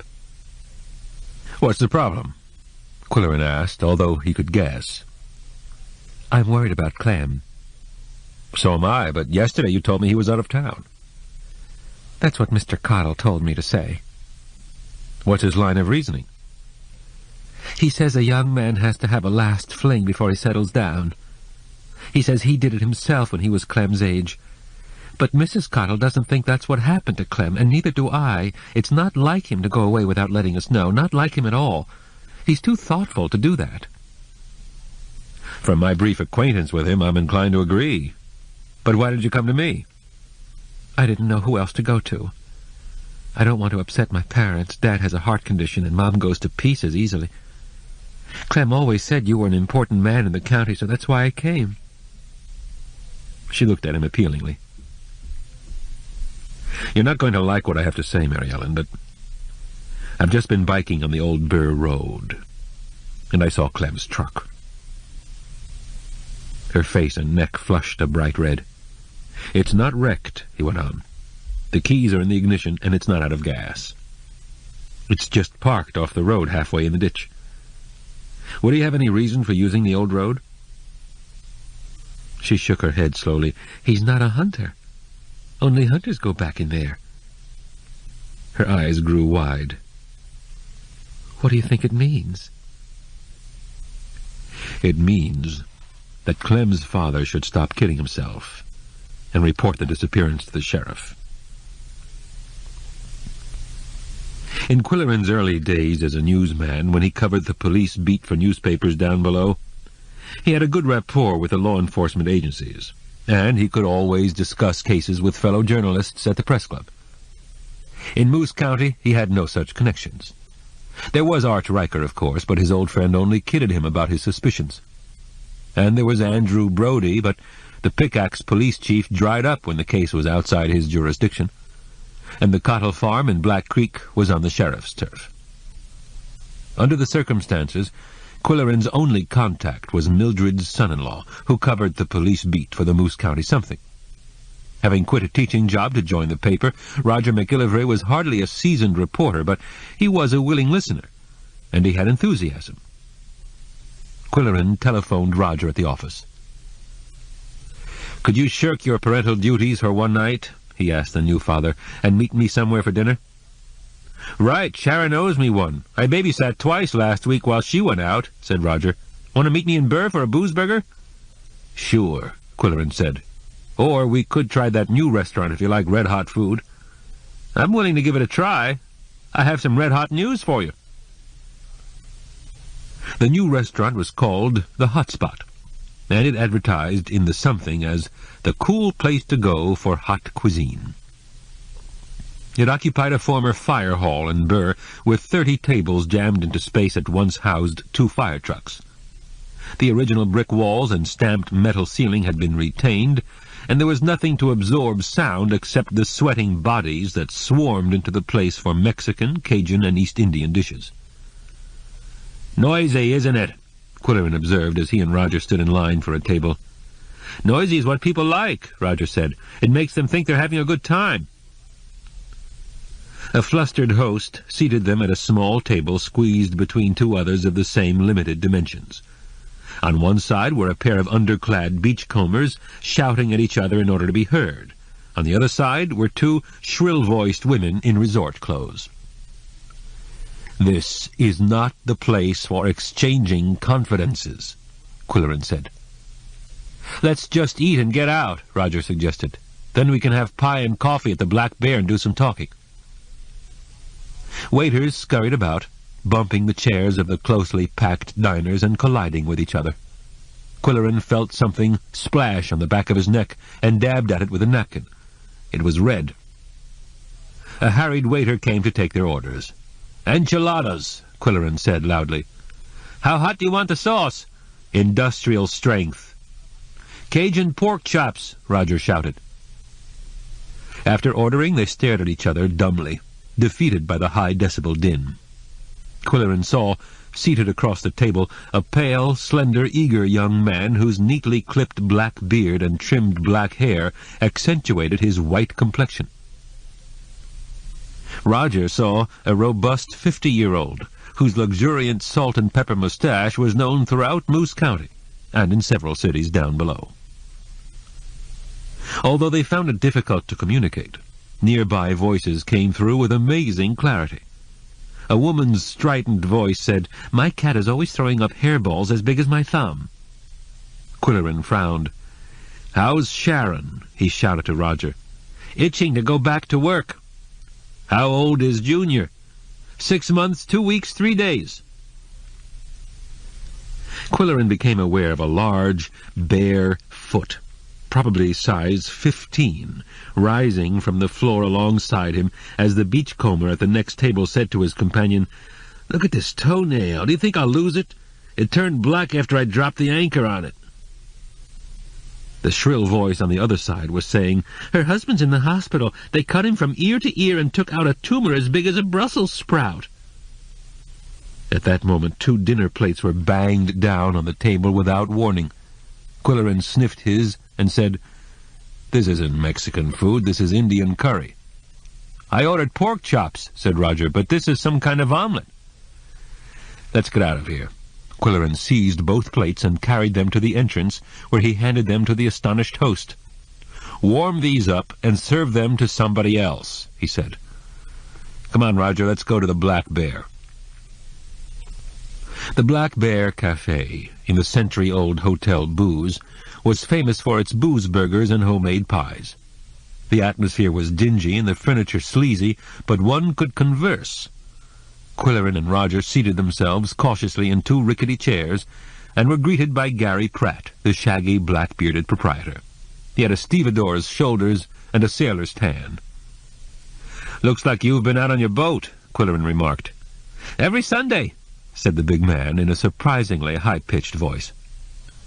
"Is the Hot Spot cutting into your business?" "All my customers went there once when the place first opened, but they've all come back. What'll you have?" "Booze burger and a beer for me," said Roger. "Booze burger and coffee. Qwilleran said. Okay, Roger. Let's have your hot news. Do you know Three Tree Island? Only by name. It's out in the lake in front of my place, I believe, but not visible from shore. It's several miles out, just a flat, sandy beach with a hump in the middle and a clump of trees. It belongs to a guy who owns some charter fishing boats, and he has a dock and fishing shack out there. Fishermen tie up to do a little drinking and clean their catch. Kids go sunning on the sand and use the shack for God knows what. So what's the news? He's decided to build condominiums? The news is, and I got it from the pilot of the sheriff's helicopter, that there's been a UFO landing on the beach. Qwilleran regarded Roger with scornful disbelief. He's putting you on. He's serious. I know the guy well. He spotted a large burned patch on the island, perfectly round. Some kids had a bonfire, Qwilleran said. Too big for that. What does the sheriff say? The pilot hasn't made an official report. It might affect his credibility in the department. What are you leading up to? I thought we could get a Geiger counter or something and go out there, and I'd write a story for the paper. Bushy has a boat, and he's game. Qwilleran was temporarily speechless. In his early days, however, as a reporter, he had followed wilder leads than this one. Roger was young. He shouldn't be discouraged. Would you like to come with us? The younger man asked. Qwilleran smoothed his mustache thoughtfully. Although he placed no stock in the rumor, he hated to be left out of the investigation. I wouldn't mind going along for the ride. As a disinterested third party, you could corroborate our findings, and it would add weight to the story. Don't trap me into endorsing any harebrained adventure tale, my boy. What's Bushy's reaction? He's ready to go. I just wanted to get some input from you. A waitress served the booze-burgers, 6 inches in diameter, 4 inches high, and famous throughout the county. The two men munched in silence for a while. This mountain of food required the utmost concentration, and several paper napkins, and it so happened that the black bear charged a nickel for a paper napkin, not of the best quality. "Everything okay?" asked Gary Pratt, prowling around the dining area like the black bear that he resembled. "Next time I'm bringing my own paper napkins," said Qwilleran. "What's the pie today?" "Chocolate meringue, but it's going fast. Want to order a couple of pieces?" "It all depends on how you're cutting the pie, with an inch rule or a micrometer. I know your game, Gary. What you lose on the burgers, you make up on the pie and the paper napkins." "For a couple of healthy guys like you," Gary said, "I'd suggest 2 slices apiece, and I won't charge for the napkins." "It's a deal." Gary shuffled away, cackling his high-pitched laugh. By the time the 4 slices of pie were served to the 2 men, it was Qwilleran's turn to launch a rumor of his own. He said, "Instead of chasing UFOs, Roger, you should be investigating a rash of criminal activity in Mooseville." Roger gulped and set down his fork. This ends Side 2 of Cassette 2 of The Cat Who Went Underground. The Cat Who Went Underground, Cassette 3. Chapter 9. "How's the pie?" asked the proprietor, making his rounds. "Best I ever tasted, Gary," said Qwilleran. "Is your grandmother still making your pies?" "No, the old lady died, but my aunt has her recipes." "It's rich but not cloying, creamy but not viscid." "I should raise the price," Gary said as he walked away to ring up a sale on the antique brass cash register. Qwilleran said to Roger, "There's something satisfying about the sound of an old cash register. The thump of the key, the ring of the sale, the scrape of the drawer popping out. How come you're not eating your pie?" "You threw me a curve," said Roger, who had been staring into space. "What kind of criminal activity do you mean? Is something going on that I don't know about?" Like most natives of the county, he considered it his privilege to know everything that was happening. and as a reporter he considered it his duty to know it first. It's happening right in front of your eyes. If you're going to be a journalist, you've got to start thinking as well as reporting. Gosh, give me a clue. I ran into a similar case in Rio 15 years ago, but you expect that sort of thing in South America. You don't expect it in Mooseville. Qwilleran was purposely prolonging the suspense. Roger stared at him expectantly with his fork poised in midair. I seriously suspect, said Qwilleran, taking time to groom his mustache, that someone in the Mooseville area has put a curse on carpenters. Roger relaxed. What's the joke, Quill? Give me the punchline. It's no joke. Carpenters are dying and disappearing at an ungodly rate.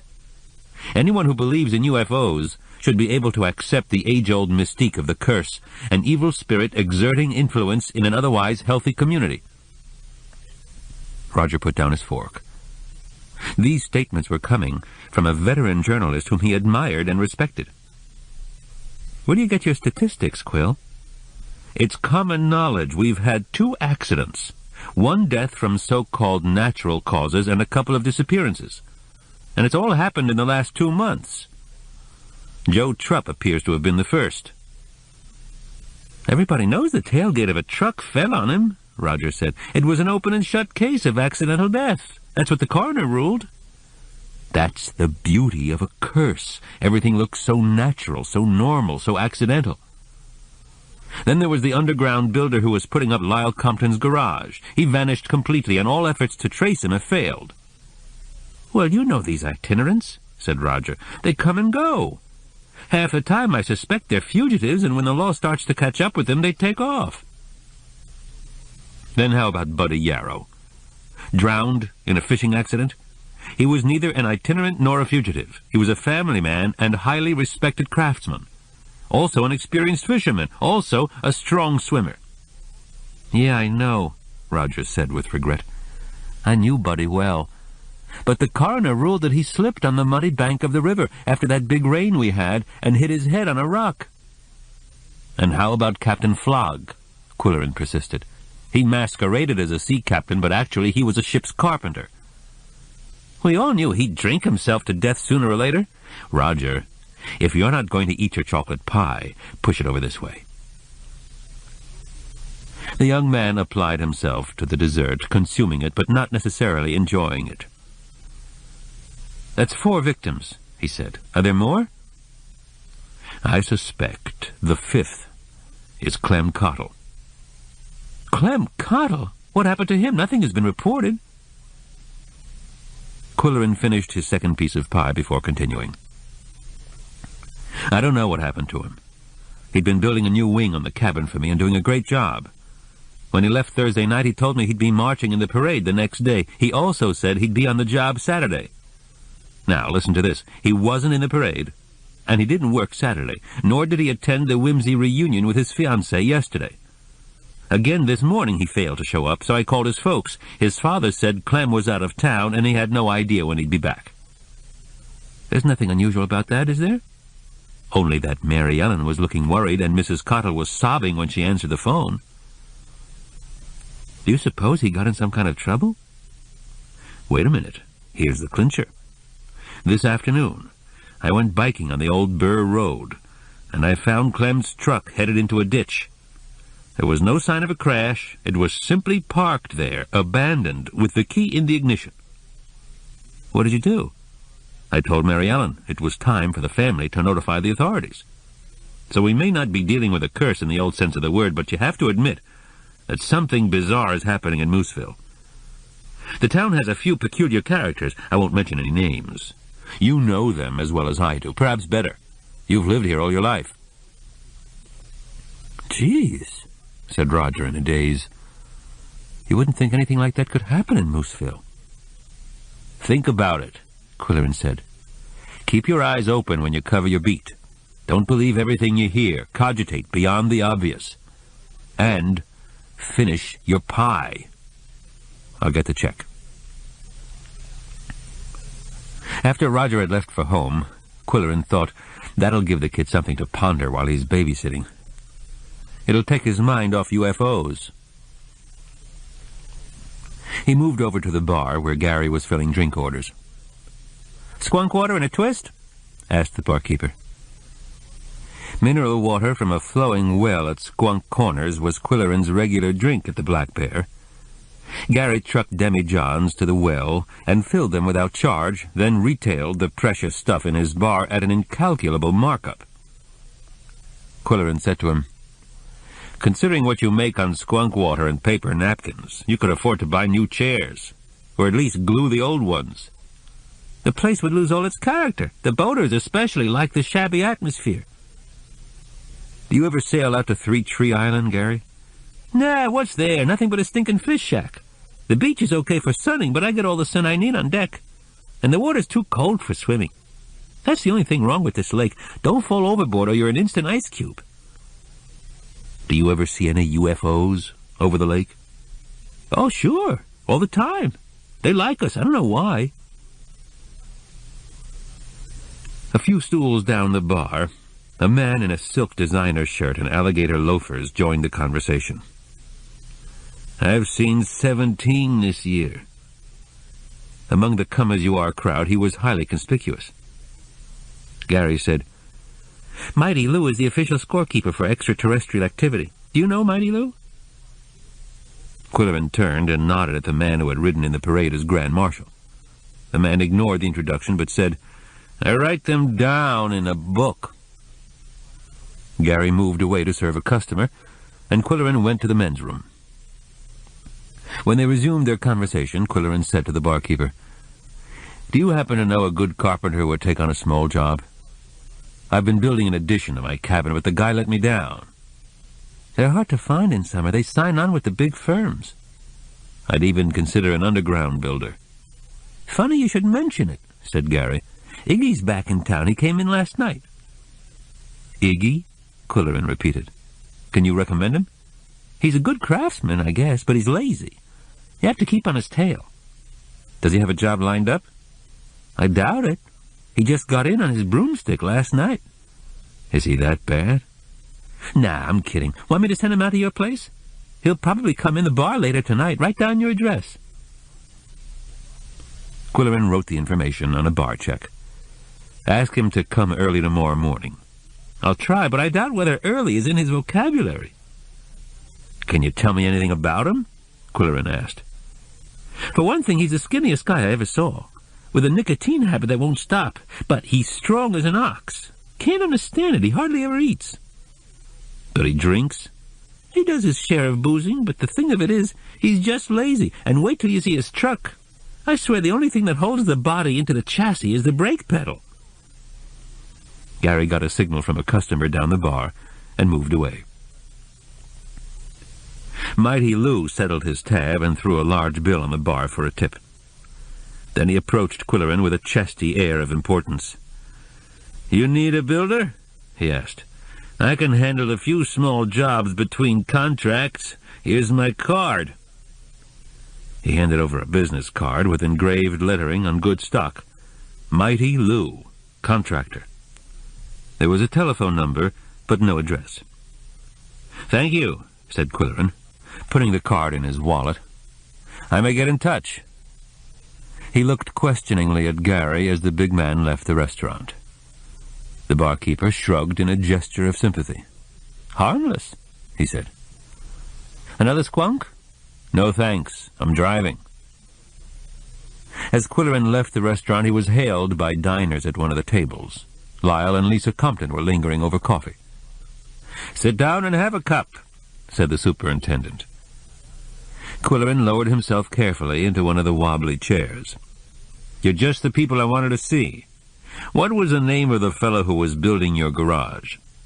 "Mert," said Compton. "He never told me his last name, and I was afraid to ask. These underground characters are very suspicious. They value their privacy." "I'm hiring a guy named Iggy." "What happened to Clem Cottle?" asked Lisa. "We were counting on him to do our garage when he finished with you." "Clem, hasn't come around lately, and I'm not going to fool around any longer. I'm going underground and hoping for the best." "Let me give you some advice," said Lyle. "Don't give this Iggy fellow any money in advance. Have the lumberyard bill you directly for supplies, and keep a record of the hours he works. Also, said Lisa, don't irritate him or he'll walk off the job. And one more thing, said the superintendent. There's a law in the county against using an unlicensed builder unless he's related to you, so let it be known that Iggy is a close relative. Qwilleran returned to the cabin, where he was greeted vociferously by the Siamese. "Guess who's coming tomorrow?" he said without enthusiasm. "Cousin Iggy."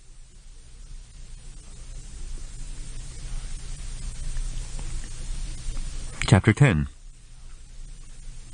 On Tuesday morning, Qwilleran was awakened by the bouncing of his mattress and the pummeling of his body. The Siamese were having a morning scrimmage on his bed and on his person. He hoisted himself out of bed and stretched, wincing as certain muscles reminded him of the bike ride on the old Burr Road. "This is the day we're supposed to meet our new builder," he said to the cats as he coated some sardines with cheese sauce and garnished them with vitamin drops and crumbled egg yolks. "Let's hope he shows up. Keep your whiskers crossed." "Yow!" said Koko, tapping his tail on the floor 3 times. In preparation, Qwilleran called the lumberyard and alerted them that a fellow named Iggy would be picking up building materials, which should be charged directly to the Qwilleran office in Pickaxe. "Old Horseface, is he back again?" said the man on the phone with a laugh. "Lots of luck." The Siamese tossed off their breakfast and looked hopefully at Qwilleran for a chaser. "Oh, all right," he said, and gave them a few crumbles of Mildred's cereal. Thus far they had consumed 1/16 of a tub of the stuff. "You have 1 15/16 of a tub left," he told them. At 9 o'clock, there was no sign of the builder. At 10 o'clock, Qwilleran was getting fidgety. When he heard the quiet rumble of a vehicle making its way up the winding, hilly drive, he went to the clearing to wait for it, although he knew it was hardly the sound of a truck held together by the brake pedal. He was quite right. The car that drove into the clearing was Mildred's little white compact. She rolled down the window. "I'm on my way to a hair appointment and can't stay, but I brought you some more cereal." She handed him a plastic tub. "I toasted a new batch this morning." "Thank you," he said, with more enthusiasm than he actually felt. He thought, "I'll have to get another cat." The stock on hand was now 2 15/16 of a tub. "Sure you won't come in for a cup of coffee?" "Not today, thanks. But tell me, is there any more news about Clem Cottle? Roger called last night and said he's been reported missing. It'll be in tomorrow's paper." "I haven't heard anything further." When the Moose County Grapevine is functioning, he thought, who needs a newspaper? "What will you do about your new edition, Quill?" "I've hired an underground builder. He's due here this morning." Mildred said, "I don't know whether to say this or not, because I know you're skeptical about such things, but I've been wondering." She bit her lip. "I really feel terrible about Clem's disappearance, you know. He had such a promising future. Sharon used to date him when they were in high school." "What have you been wondering, Mildred?" "Well, I have a friend who might throw some light on the mystery." "Does your friend have evidence?" "No, she's a clairvoyant. Sometimes she gets messages from the spirit world." "Oh," said Qwilleran. "Mrs. Ascot is quite old, and she lives in Lockmaster, but if I could get her to come up here for a brief visit, she might be able to tell us something." Mildred waited for an encouraging sign from Qwilleran. Receiving none, she went on. "Mrs. Ascot came up earlier this year for my grandchild's christening. She's godmother, you see, and while she was here, I invited a few friends to meet her, and she was kind enough to answer questions. How do you feel about it, Quill?" "You do whatever you think is, worthwhile, Mildred." "Would you be available Saturday evening?" "Me? What would you want me to do?" "Just attend the meeting, and if you feel like asking a question, do so. Sharon and Roger will be there. They're quite enthusiastic about Mrs. Ascot's powers." "Uh-huh," Qwilleran thought, "and about UFOs, and about horoscopes, and about tarot cards." "It might be an idea for the Quill pen," Mildred said. "All right," he said, "I'll go as an observer. Who'll be there?" "Just some people from the dunes. Now I must dash off for my appointment." It was almost noon when Qwilleran heard what sounded like rifle shots in the woods or a small cannon. The blasts became louder and the onslaught came closer until a ramshackle truck chugged into the clearing and stopped with one final backfire and a rattle of loose parts.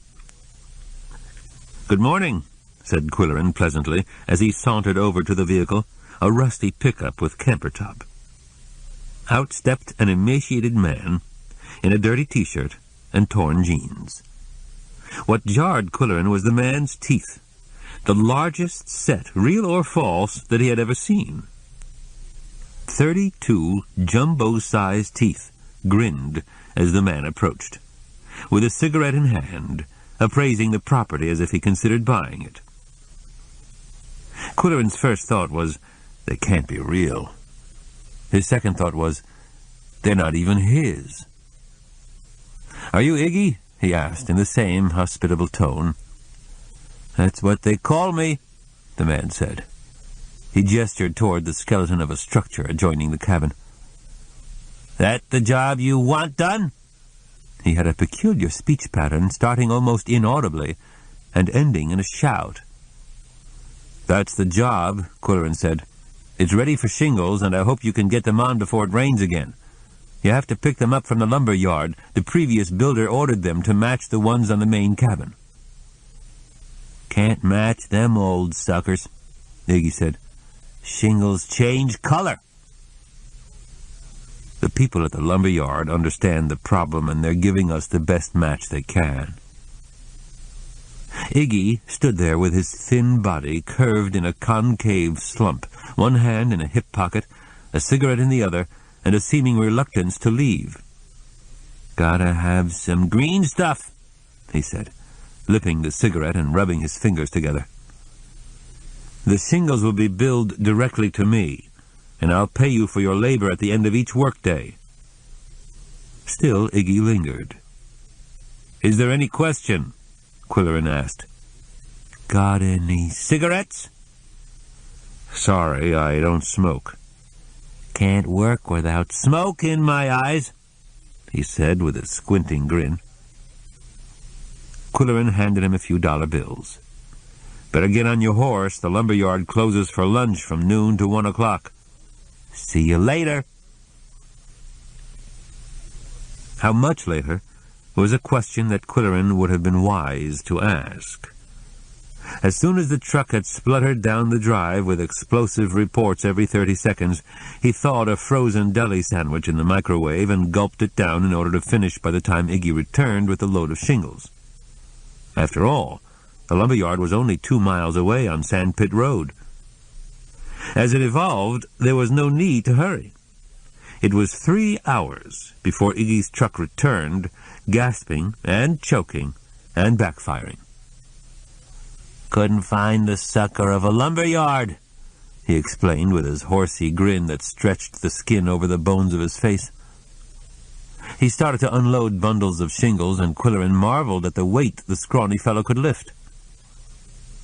He went indoors to work at the typewriter and had barely inserted a sheet of paper around the platen when Iggy appeared in the doorway with a toothy question.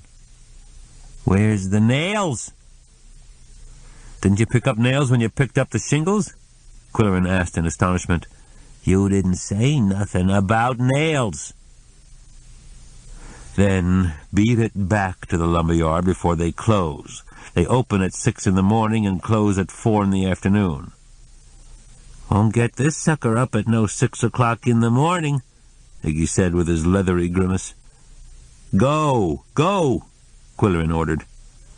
And he returned to his typewriter, growling at the cats who were sitting placidly on his notes without a worry in their sleek heads. In 2 minutes, the set of teeth appeared in the doorway again. "Got a ladder?"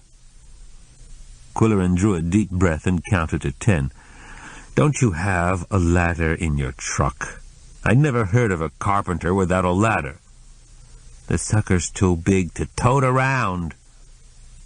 "There's a step ladder in the tool shed." "Need an extension ladder." "Then buy one at the lumber yard and tell them to put it on my bill, and hurry before they close." Let's get some slight amount of work done today." He was feeling snappish. Trying to resume his writing, Qwilleran concentrated with difficulty until the truck returned, fracturing the silence with its ear-splitting racket. After that, reassuring noises could be heard on the roof. Bang, bang, bang. At least the man knew how to use a hammer. After a while, consumed with curiosity, Qwilleran went outdoors to inspect the carpenter's progress. What he saw sent him sprinting to the building site, shouting and waving his arms. "Wrong color! Wrong color!" The shingles were bright blue. "The suckers was on sale," Iggy called down from the roof. "You can paint 'em." Bang, bang, bang. "Stop! I don't want to paint them. I want the right color. They're supposed to be brown. I'll phone the lumber yard." "No, it's too late. They're closed. Take them off." "Take them off. I'll phone the yard in the morning." So ended the first day. Qwilleran computed the man's time, half an hour of work, 5 hours of travel back and forth. "This is going to be worse than I thought," he told the cats, who sensed his discomposure and remained sympathetically quiet. "I've paid him for 5.5 hours, and we have nothing to show for it." Damn it, I'm talking like Iggy. When the carpenter reported for work on Wednesday morning, or rather when he arrived and observed the ritual of smoking several leisurely cigarettes, Qwilleran told him to return all unopened bundles of blue shingles to the lumber yard and bring the brown ones previously ordered. Iggy was quite agreeable. He flashed his teeth and nodded to everything, then smoked another cigarette. The lumber yard was 5 minutes away, even in a junk vehicle like Iggy's spastic truck, but it was 2 hours before the man returned with the correct shingles. "Got a hammer?" he asked. "A hammer? What happened to yours?" Qwilleran demanded. "You were using it yesterday." "Had to hock the sucker for breakfast." Qwilleran huffed into his mustache with impatience. There was a hammer in the mudroom closet, but the idea of lending his own hammer to a carpenter hired to do carpentry was something he found offensive. "Here, take this money," he said. "Get your hammer out of hock." It was a matter of 2 more hours before Iggy returned, grinning and puffing smoke, and after an inexplicable delay he tackled the shingles. Bang, bang, bang. Qwilleran listened with one ear as he tried to concentrate on his writing at the dining table. The carpenter had an eccentric habit of talking to himself as he worked. All the time he was pounding, he was mumbling, "Get in there, you sucker! Whoa, not there, wrong place. Atta boy, now you got it. Need another nail. Where's that shingle?" There were also long stretches of silence, during which he lighted up and inhaled deeply and enjoyed the landscape from his perch on the roof. During each interruption, Koko's tail went tap, tap, tap. "Cut it out," Qwilleran yelled at him. "You're making me nervous." To escape from the exasperating performance, Qwilleran went into Mooseville for lunch, picking up the midweek issue of the Moose County Something and noting that rain was predicted. Making his usual stop to the post office, he found 2 items of interest, one of them a postcard from Polly Duncan. "Dear Quill, very busy meeting people, giving talks, seeing the beautiful countryside. This other Eden, this precious stone set in the silver sea, this blessed plot, this England. But I think wistfully of your quiet summer in Mooseville. Love, Polly." Qwilleran huffed into his mustache. He had hoped for a long letter, not a postcard, with less Shakespeare and more personal news and a few endearments.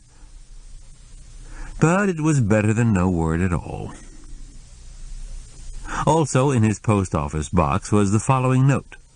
"Dear Mr. Qwilleran, I'm writing you in behalf of Mrs. Emma Whimsy, who so much appreciated your time and kind attention on Sunday. You were so gracious. It's safe to say that your visit was one of the highlights of her long life. She talks about you constantly. Sincerely, Irma Hasselrich, MCSCF, Chief Canary. He read this note twice.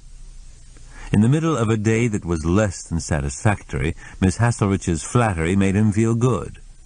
The acronym he could decipher, Moose County Senior Care Facility. But what was a chief canary? When Qwilleran returned to the cabin, the roof was half shingled, but Iggy was not on the site and not in his truck. Iggy, he soon discovered, was on the screened porch, asleep on the redwood chaise.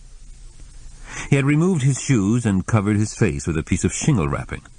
He had holes in his socks. He was snoring, gently. Qwilleran kicked the man's feet. Up, up, what do you think this is, a summer resort? I'm not paying you to sleep. Let's get that roof shingled before it rains. Iggy sat up, grinned, and felt for his cigarettes. Now Qwilleran was as grouchy as he had been before going to lunch. He returned to his writing table and started a fretful letter to Polly. A quiet summer, she had said. He'd give her an enlightening rundown on his quiet summer. Then his eye fell on Irma Hasselrich's note. He read it once more and telephoned the senior care facility in Pickaxe. Miss Hasselrich answered from the reception desk. "This is Jim Qwilleran," he said. "I've just received your thoughtful note, and it brightened an otherwise frustrating day. But I'd like to ask a question. What is the function of a chief canary?" She trilled a tuneful laugh and said, "Our volunteers wear yellow smocks when they're on duty, and they're called canaries. A cheerful image, don't you think? I'm president of the volunteers this year, and so I'm entitled to wear a yellow blazer as chief canary." She had the kind of voice he liked in a woman, cultivated, well-modulated, melodic.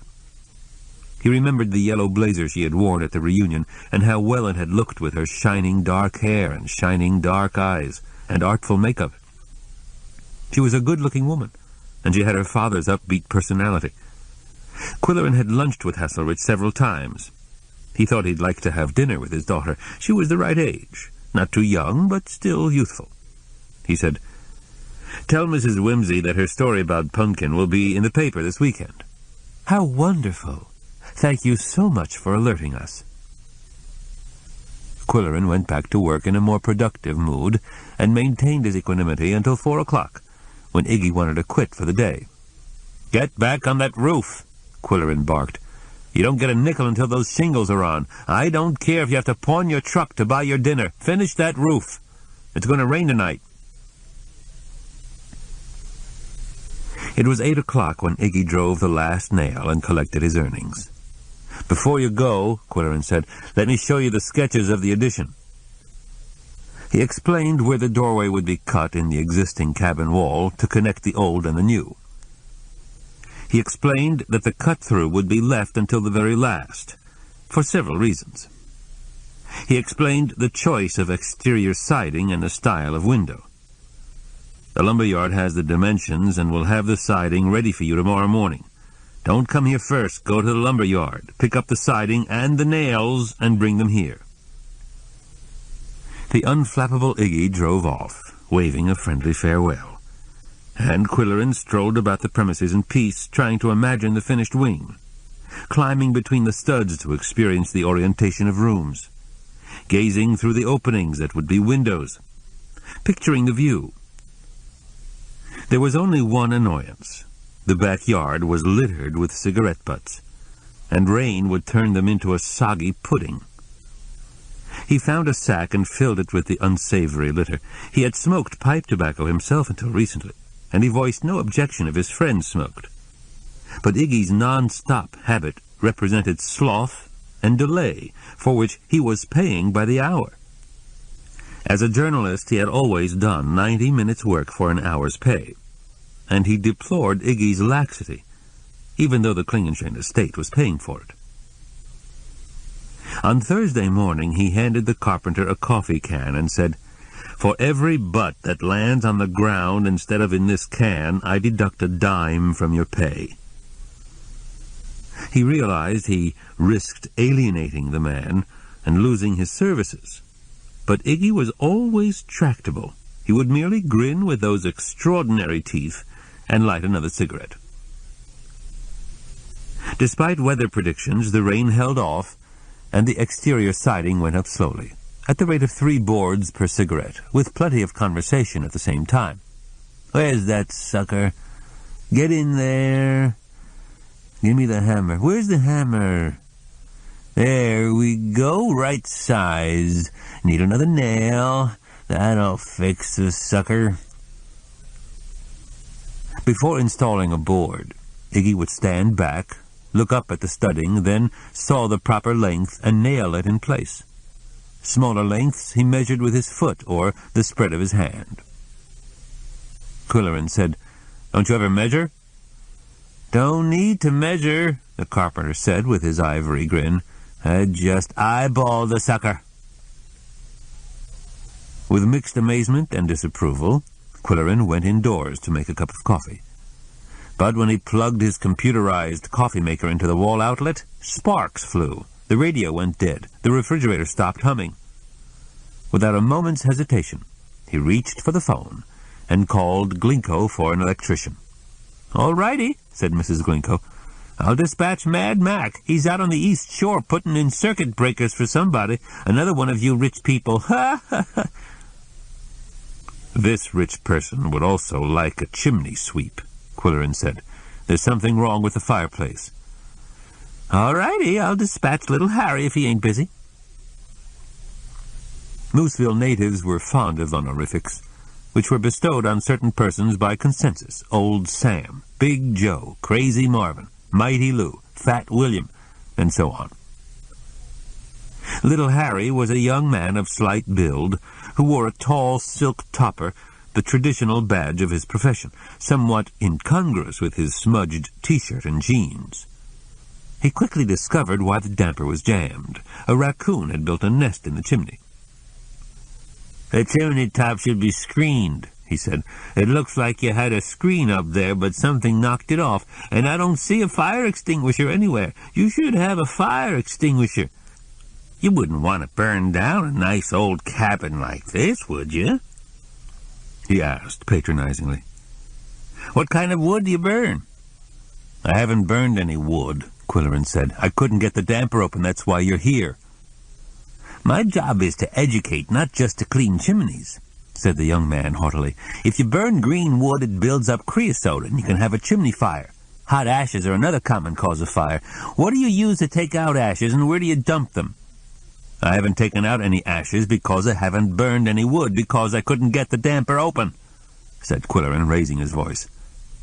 "If you'll come back next week when I'm not so busy, I'll be glad to sign up for Basic Fireplace Technique 101.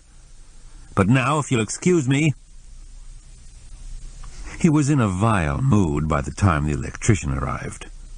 Mad Mac, a hulking individual with bulging biceps and no neck, found a loose connection in the wall outlet and pronounced the entire wiring system obsolete. "You ought to have the whole house checked. A mouse or chipmunk gets in, chews on the wires, and you have a fire. These old logs, they're dry as tinder, burn like matchsticks. Whole place can go up quicker than you can spit." He lumbered about the cabin like a bulldozer, checking exposed wires, knocking over furniture, frightening the Siamese. "You got cats," he observed as they flew about the rafters. "With this kind of wiring, they could electrocute themselves." Qwilleran clenched his teeth and kept his mouth shut. Just before leaving, the electrician said, "Who's the carpenter out there? One of them hobos? Don't know why you summer people hire them bums. I was wiring a garage for some folks down the shore, and the damn carpenter stole my tools and took off. I ain't got no use for carpenters. Plumbers, they're okay, but carpenters, if I was president, I'd have 'em all shot at sunrise." Shortly afterward, it started to rain, and Iggy had an excuse to quit for the day. His teeth flashed a thank you when Qwilleran paid up, and he headed toward the rattling gypsy wagon that served as a truck. "Wait a minute," Qwilleran yelled. "You didn't put the boards under cover." "Won't do the suckers no harm," said Iggy. Nevertheless, I want the siding inside. Iggy finished his cigarette, flipped the butt on the ground, and carried the lumber into the new wing. "Koko, you and I are the only sane ones left," Qwilleran said when the carpenter's truck had coughed and exploded its way down the drive. "And it won't be long before I go off the deep end." Koko was prowling irrationally, as he did before a violent storm, and his instincts were on target. High winds soon lashed the lake into a fury. Trees bent to the ground, and even the tall pines swayed alarmingly. The cabin windows were drenched with rain, July hail pelted the roof, and sheets of water blew through the new addition, only half of which was sided. Then a black cloud looming over the dune dumped bolts of lightning and volleys of thunder. The entire cabin shuddered, and the submersible pump stopped pumping. So, it was back to the telephone. "Mrs. Glinko, this is Qwilleran." "Don't tell me something blew out." "Whatever, all I know is we're not getting any water." "Drink beer, ha ha ha." "No jokes, please." "All righty, keep your hair on. We'll dispatch somebody." As Qwilleran was scurrying about with bath towels, mopping up the horizontal downpour that forced its way through closed doors and windows, Arch Riker phoned from Pickaxe and asked casually, "Getting any rain up there?" "Rain? We're inundated," Qwilleran said. "The lake's rising, tree branches are dropping like bombs, and the pump is conked out. The plumber's on the way over here. We've already had the electrician and the chimney sweep today. I don't know, Arch. I've had it with country living. I'm ready to throw in the towel." "How's your building project progressing?" "In slow motion. It's a long story. I could cheerfully murder the guy who's working on it now." "Can you stand some good news?" asked the editor. "The whole staff thinks your copy for the weekend edition is great stuff, especially the story about the old lady and her cat. It's better than fiction. Why don't you do more memoirs?" "I knew I'd wind up on the geriatric beat," Qwilleran said sourly. "It was your choice," Riker reminded him. "You could have been an investigative reporter down below, but you opted for Pickaxe and the Klingenschein Bucks." "Why don't you get the Historical Society to do oral histories for you?" "Because you do 'em better." "Well, I can't talk now, Arch. Here comes the plumber." Joanna swaggered into the cabin in her heavy boots. "Your pump get hit?" "I don't know. You're the plumber. All I know is there's no water." "Probably burned out the motor." She kicked aside the mud rug, swung open the heavy trapdoor as if it were a cereal box top, and disappeared into the crawl space. Minutes later she emerged from the lower depths, covered with cobwebs. "Gotta go and get something," she said.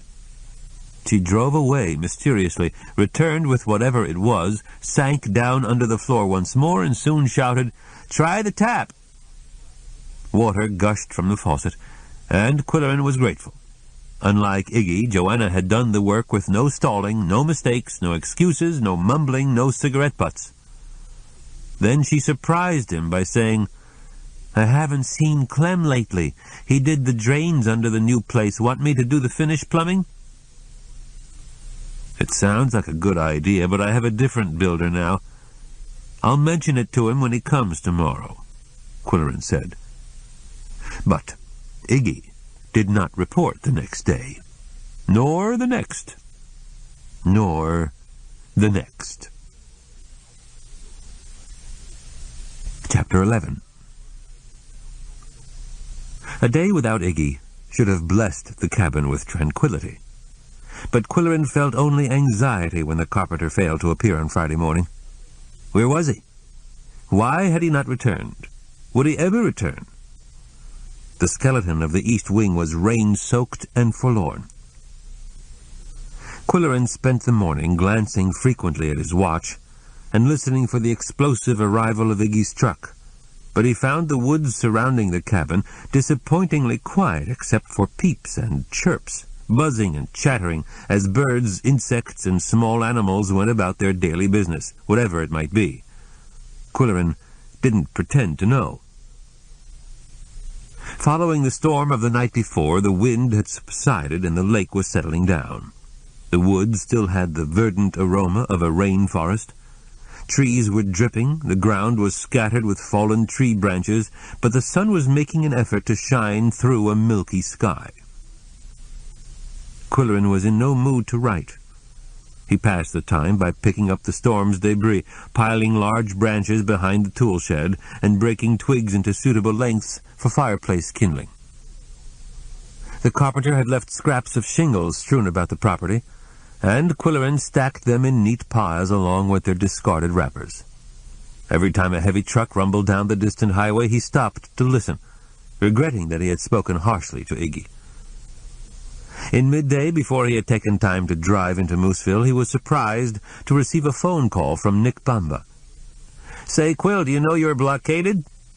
"Blockaded? What do you mean?"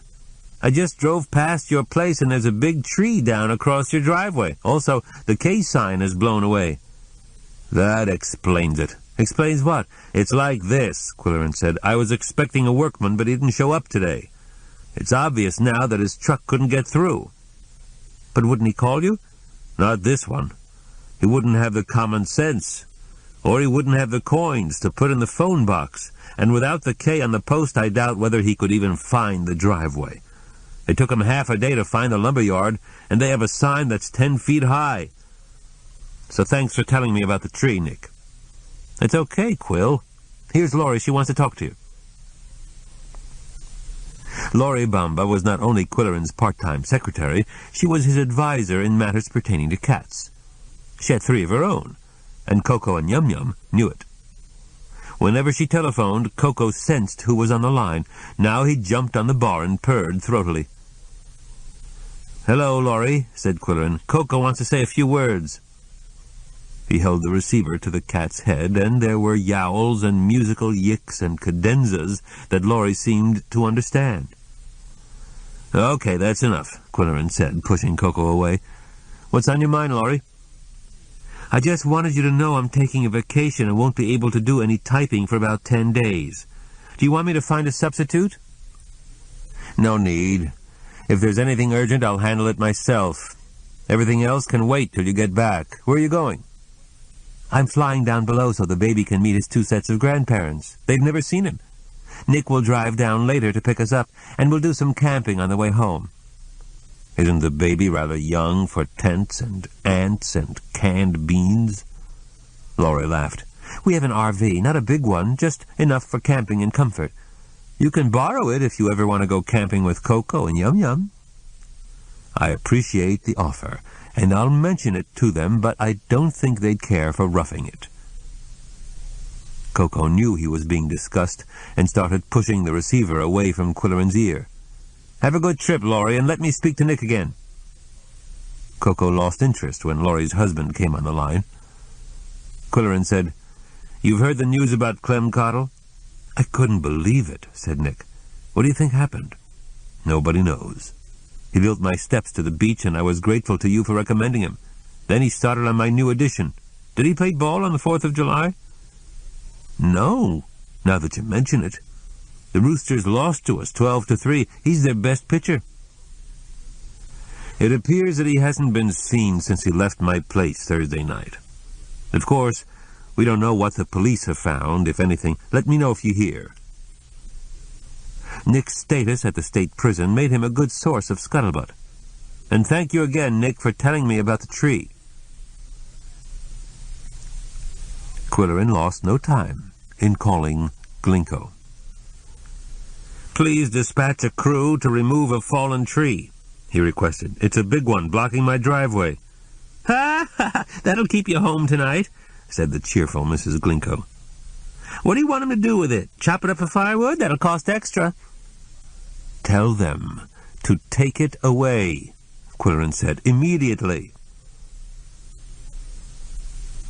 Fallen trees, vanishing builders, raccoons in the chimney, leaking sinks, birds' nests in the vents, spider bites on the seat. He was beginning to yearn for his dull apartment and pickaxe. The next morning he walked down the long drive to the highway and was pleased to see that the Glinko crew had spirited away the fallen tree. He drove into town for breakfast and bought a large letter K at the hardware store. The hardware merchant said, "I read in the paper about Clem Cottle. They said he was last seen building something for you." "It's true. You can't believe everything you read in the paper, but they get some of it right." "He was engaged to marry one of the Whimsy girls, you know. I can't imagine what happened." "The police are investigating, Cecil. They probably know more than they're telling." The hardware man frowned.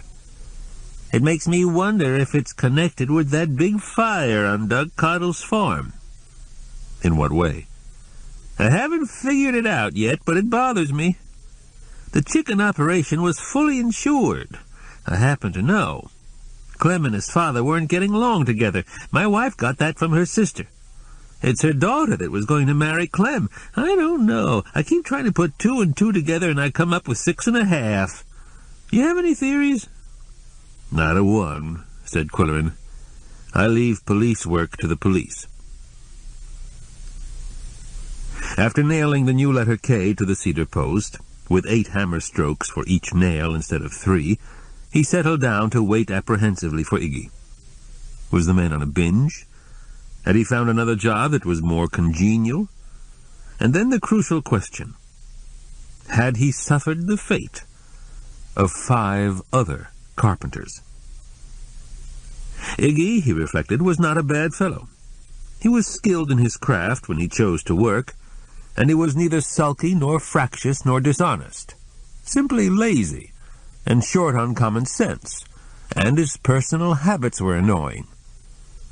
Briefly, Qwilleran considered notifying the sheriff's department about the missing carpenter.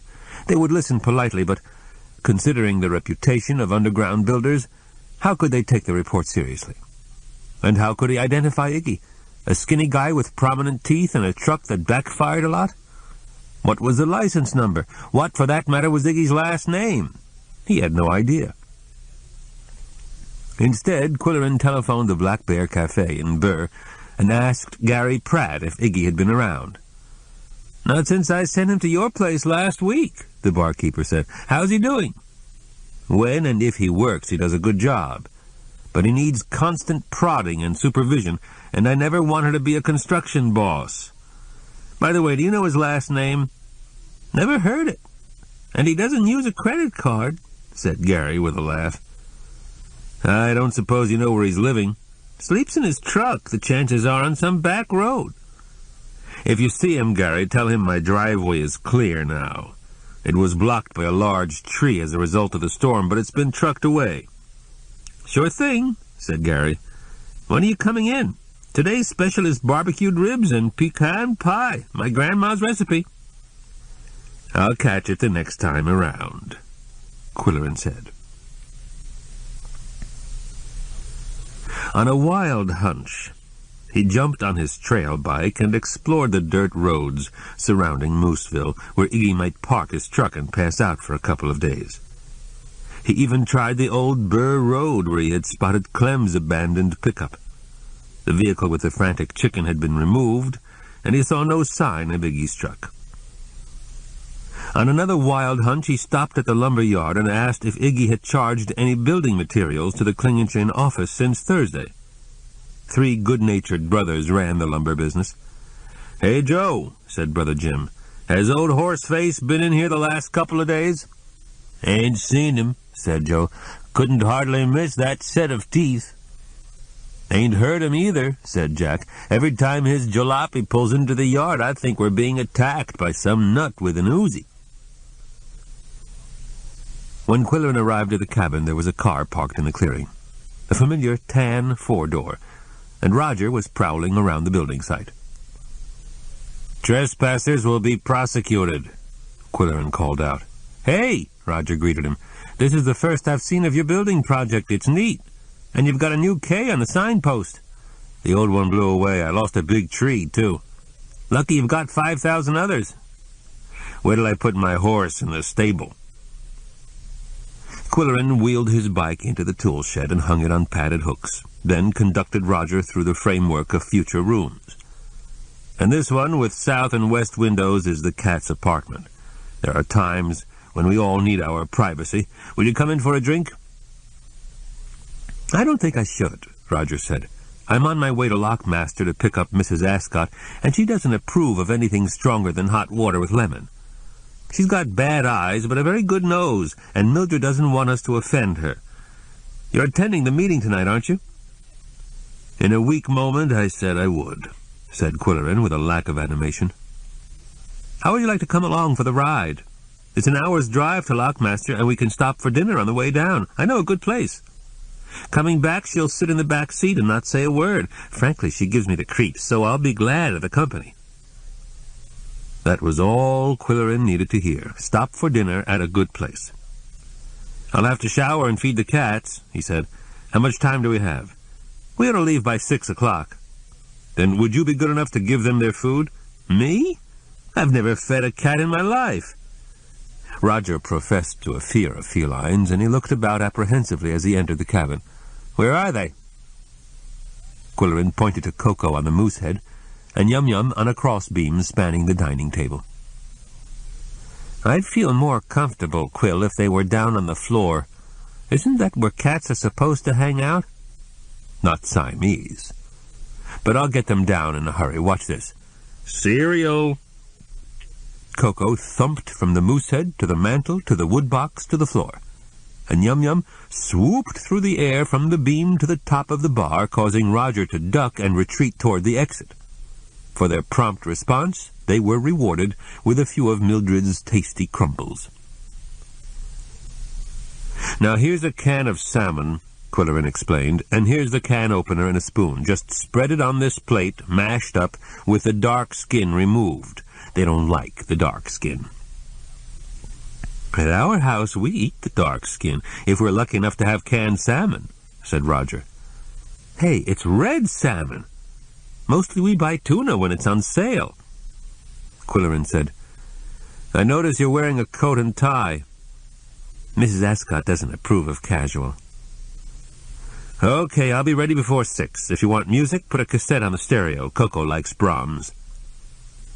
In the allotted time, he emerged, coated, cravated, and spiffily groomed, except for his flamboyant mustache, which always looked wayward.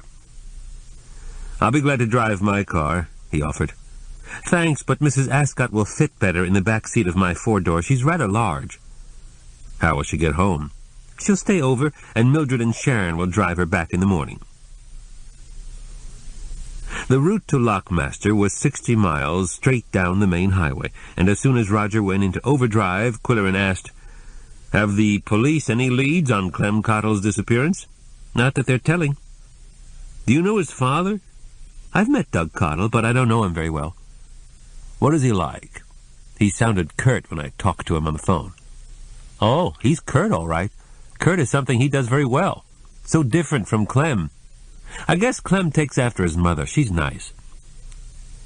Do father and son get along together? Not too good, I hear. He blamed Clem for the fire, something he said Clem did or didn't do in connection with the electrical system. Did the state fire marshal investigate? He didn't have to. No one was killed, and the fire chief didn't report any evidence of arson. This ends Side 1 of Cassette 3. Cassette 3, Side 2.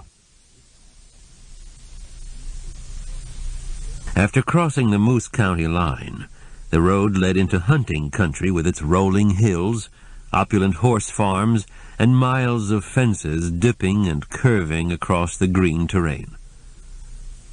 In the landscape and the dwellings there was an air of sophistication that Moose County lacked, and the restaurants were said to be better. Roger pulled into the parking lot of a place called the Palomino Paddock.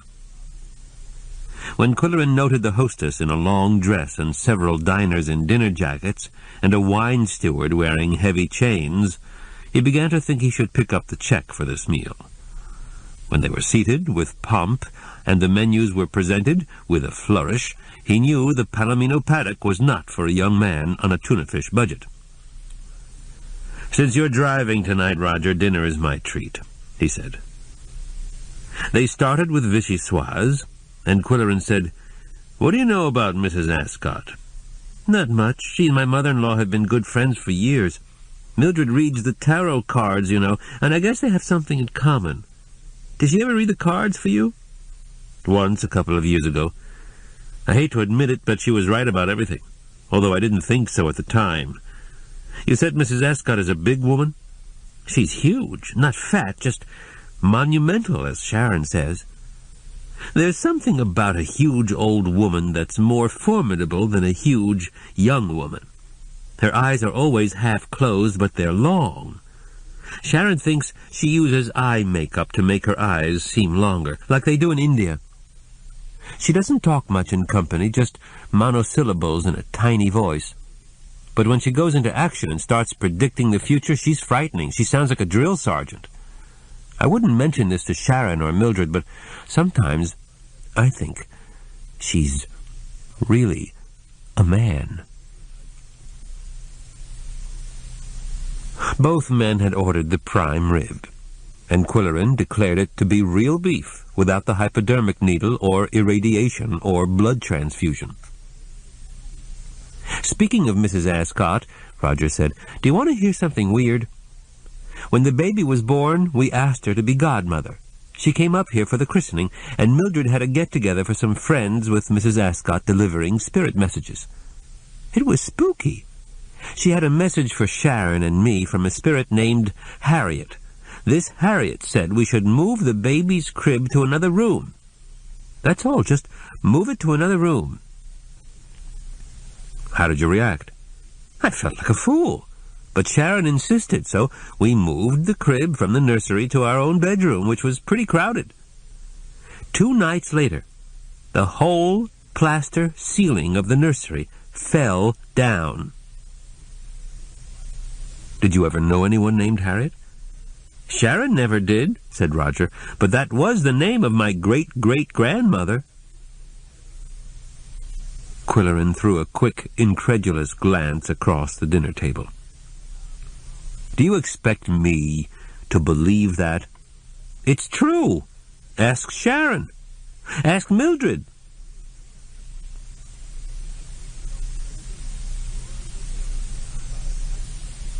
Lockmaster had been the home of wealthy lumber barons in the 19th century, and their mansions were fanciful examples of Victorian architecture. At one of these, which appeared to be an exclusive boarding house, Qwilleran and Roger picked up Mrs. Ascot. In her long black dress, with black crepe draped over her dyed black hair, she moved slowly and majestically to the waiting car with Roger at her elbow. They wedged her into the back seat with some embarrassment on the part of the men and a few artfully controlled giggles from Roger. She sat in the center of the seat, staring straight ahead through eyes long and slitted. "Are you comfortable, Mrs. Ascot?" Qwilleran asked. She replied. In the front seat, during the ride back to Mooseville, there were animated discussions about baseball, politics, and the prevalence of violent crime down below. Arriving at Mildred's cottage, the 2 men eased Mrs. Ascot out of the car and guided her indoors like 2 harbor tugs maneuvering an ocean-going liner into its berth. There she was greeted with adulation by Mildred and Sharon, and ushered to a seat of honor in the middle of the living-room sofa, the flowered sofa that Mildred had recently reupholstered with hours of sweat and tears. Qwilleran thought, "I hope she reinforced the springs." Seated in a half-circle, facing the sofa, were the guests, speaking in hushed tones. John and Vicky Bushland, Sue Erbank without her husband, the Comptons, and others Qwilleran had not met. It was still daylight, but the traverse draperies had been drawn across the window wall, and lamps were lighted. A hint of incense gave the assembly a mystical aura. Mildred welcomed the group, saying, "We're privileged to have Mrs. Ascot with us this evening. She has so much to tell us about matters beyond our perception that I'll waste no time in introducing this renowned woman whose revelations speak for themselves." The guests were asked to write their initials on slips of paper, fold them, and drop them in a basket, which was then placed on the coffee table in front of the seer. There was a breathless pause. Mrs. Ascot, ignoring the contents of the basket, gazed at a distant point above and beyond the heads of the assemblage. Finally, she started to speak in a booming voice, addressing her pronouncements to the initials in the basket. "To SFU, I am receiving the impression of a mistake. You have made a drastic decision, not for the best. Is it too late to change your plans?" "No," said Sue Erbank in a small, frightened voice. "Then do so." A murmur of surprise rippled through the audience. "To RJM, you have changed careers with some trepidation. Have no fear, you have acted wisely." Roger and Sharon exchanged happy glances. "Remember your responsibilities. Avoid unnecessary risks." "Yes, thank you," said Roger. Mrs. Ascot continued to stare at the opposite wall through heavy-lidded eyes. "To LMC, I see pain. Remember your age and use discretion. You could have trouble with your knees." Lisa Compton groaned while nodding her head. "To SKM, in my mind's eye, I see you tormented by indecision. Duty first, desire later." Again the McGillivrays exchanged glances, not happy ones. "To JWB, I have a vision of great loss, material loss. But you will save what really matters." Bushy passed a nervous hand over his nearly hairless head. "To LFC, I see a dwelling. Are you selling property?" "I'm trying to," said Compton. "Don't be impatient. Bide your time. A good offer is on the way." "Thank you." "To VRB, my dear, something you have long wanted will be yours." Vicky Bushland barely suppressed a little shriek. At that point, Mrs. Ascot asked for a glass of water, and there was a brief intermission as guests whispered to each other, and Qwilleran thought Mildred could have briefed this woman on the concerns of her friends. Sue Erbank's pending divorce, Roger's career crisis, Lisa Compton's jogging knees. Everyone knew that Lyle wanted to sell his house and pickaxe and buy a condominium, and Sharon wanted to hire a babysitter and return to teaching school, and Vicky desperately wanted a successful pregnancy. Mrs. Ascot resumed with a message for MTH. "It would be wise to have a complete physical examination, without delay." Qwilleran thought this a cruel pronouncement to make so abruptly and in public, and he turned to see Mildred's reaction. Her lips were pressed together. When the session ended, there had been messages for everyone except JQ. And Qwilleran surmised that the psychic had sensed his skepticism, or Mildred had warned her. At this point the hostess rose and said, "Mrs. Ascot has consented to answer a few direct questions if anyone cares to ask." There was silence, until, in a challenging voice, Qwilleran asked, "Can you tell us anything about the whereabouts of a young man named Clem Cottle?" Mrs. Ascot stared at the upper wall with unseeing eyes. Finally she said, "I have a sense of distance, a long distance. He is very far away. Is he in the armed services? No, said Qwilleran. He's a local carpenter. He wishes to return, but he is unable. She's bluffing, Qwilleran thought, but then the enigmatic woman added, Are you JQ? I have a message for you from a female spirit. Her name is Joy. Take precautions to protect your family. Do you have 2 children? No, ma'am, I have 2 cats. There was a suppressed tittering in the audience. There is another message from Joy. Not quite clear. About an excavation. The message is fading out. It's gone. That's all. Thank you, said Qwilleran, somewhat shaken. She went on with other messages from other spirits for other guests, but he could think only of the cryptic tidings from Joy, his boyhood sweetheart, who had been dead for 2 years.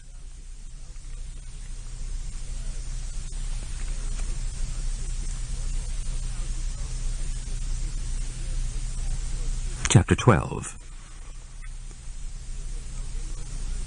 On Sunday morning, Qwilleran recalled Mrs. Ascot's messages with mixed reactions. He suspected she had received no vibrations whatever about Clem-Cottle and was only trying to save face. He resented her ominous reference to Mildred's health. There were less frightening ways of urging a friend to have a physical checkup. On the other hand, the idea of a spirit message from Joy Wheatley, with whom he had been so close for so many years, was disturbing. He remembered Roger's story about Harriet and the nursery ceiling. He was on the porch with the Sunday papers, throwing each section on the floor as he finished reading it. Yum Yum liked to roll on them, kicking and squirming and having a good time. At one point he went indoors to call Mildred and discuss the events of the previous evening. There was no answer, of course. She and Sharon were chauffeuring Mrs. Ascot back to Lockmaster. While he was letting the phone ring the recommended number of times, however, he heard the unmistakable sound of ripping paper. Koko was standing on a newspaper with his front end down and his hind end elevated, and his tail stiffened into a question mark. With teeth and claws, he was shredding the Moose County something. It was the second time Koko had attacked the Quill Pen column. "This has got to stop," Qwilleran scolded. "Shape up or we'll ship you to Washington. You can get a job at the Pentagon." Why did that cat never shred the Daily Fluxion, or the Morning Rampage, or the New York Times? Did it have something to do with the quality of the paper or the smell of the ink?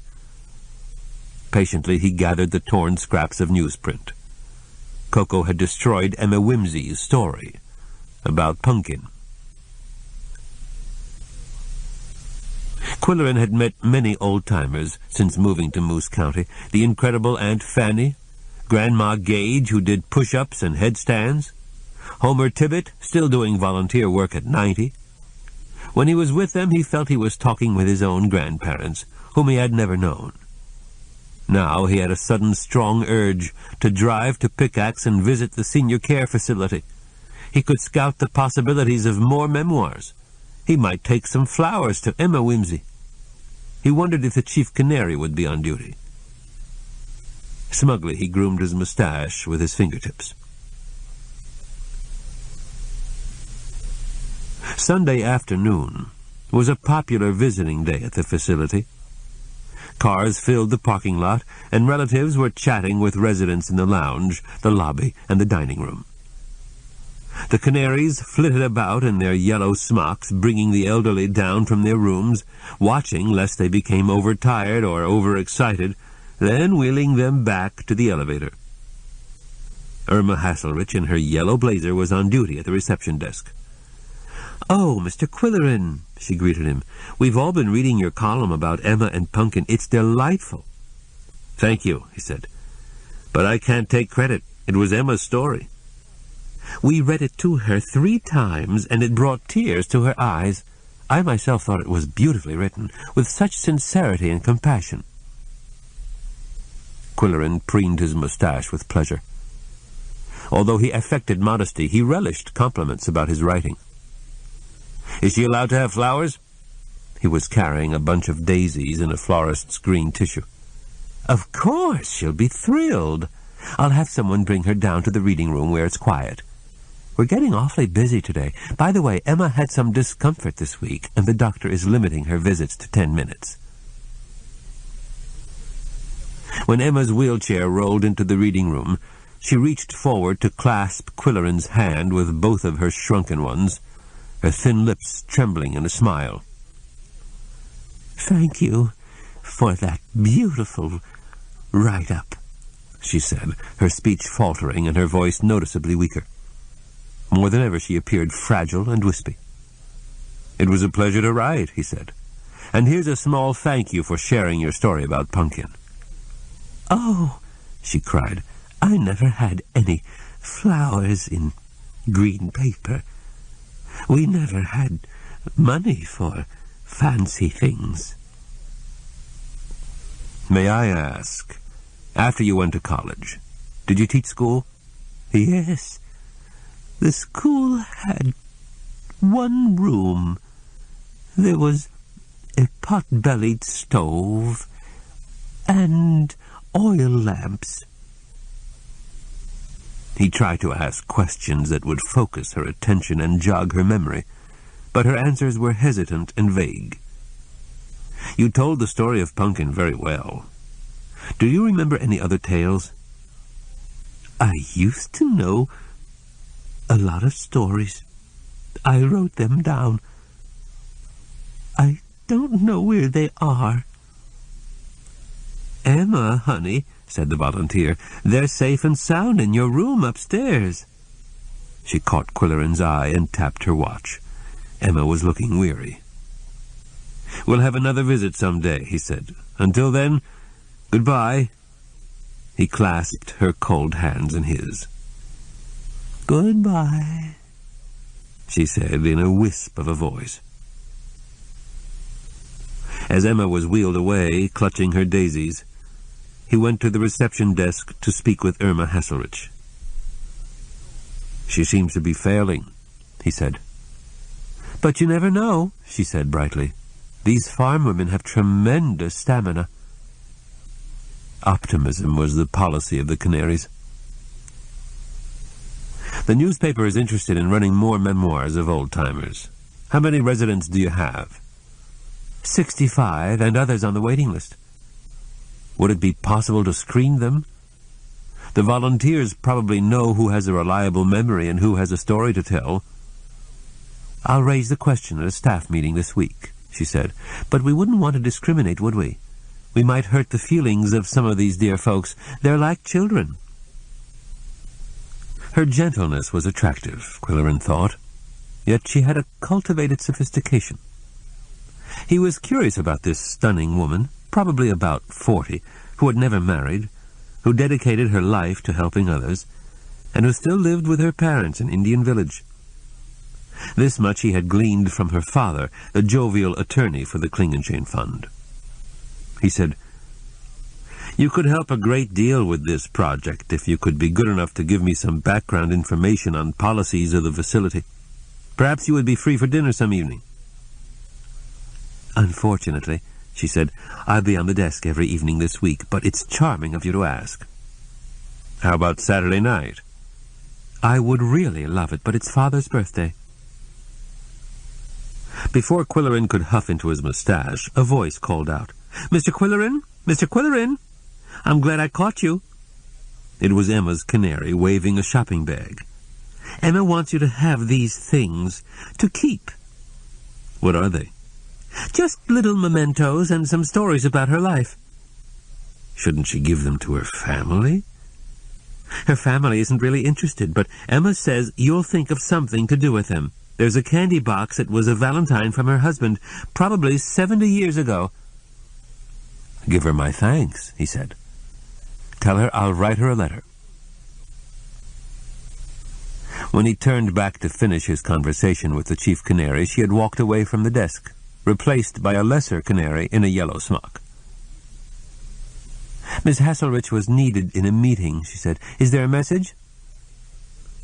There was no message. He carried Emma's keepsakes to the parking lot, thinking, what am I doing here? I could have been an investigative reporter down below.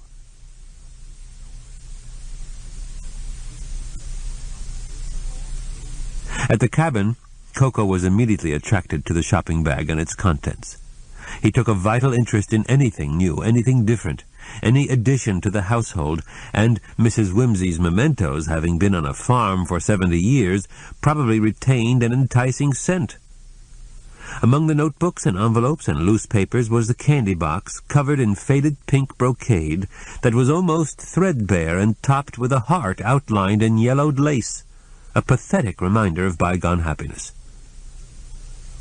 Qwilleran stuffed the documents back into the shopping bag and added the candy box to the clutter on the dining table, where Koko applied his inquisitive nose to every inch of the old silk and lace, all the while tapping the table with his tail.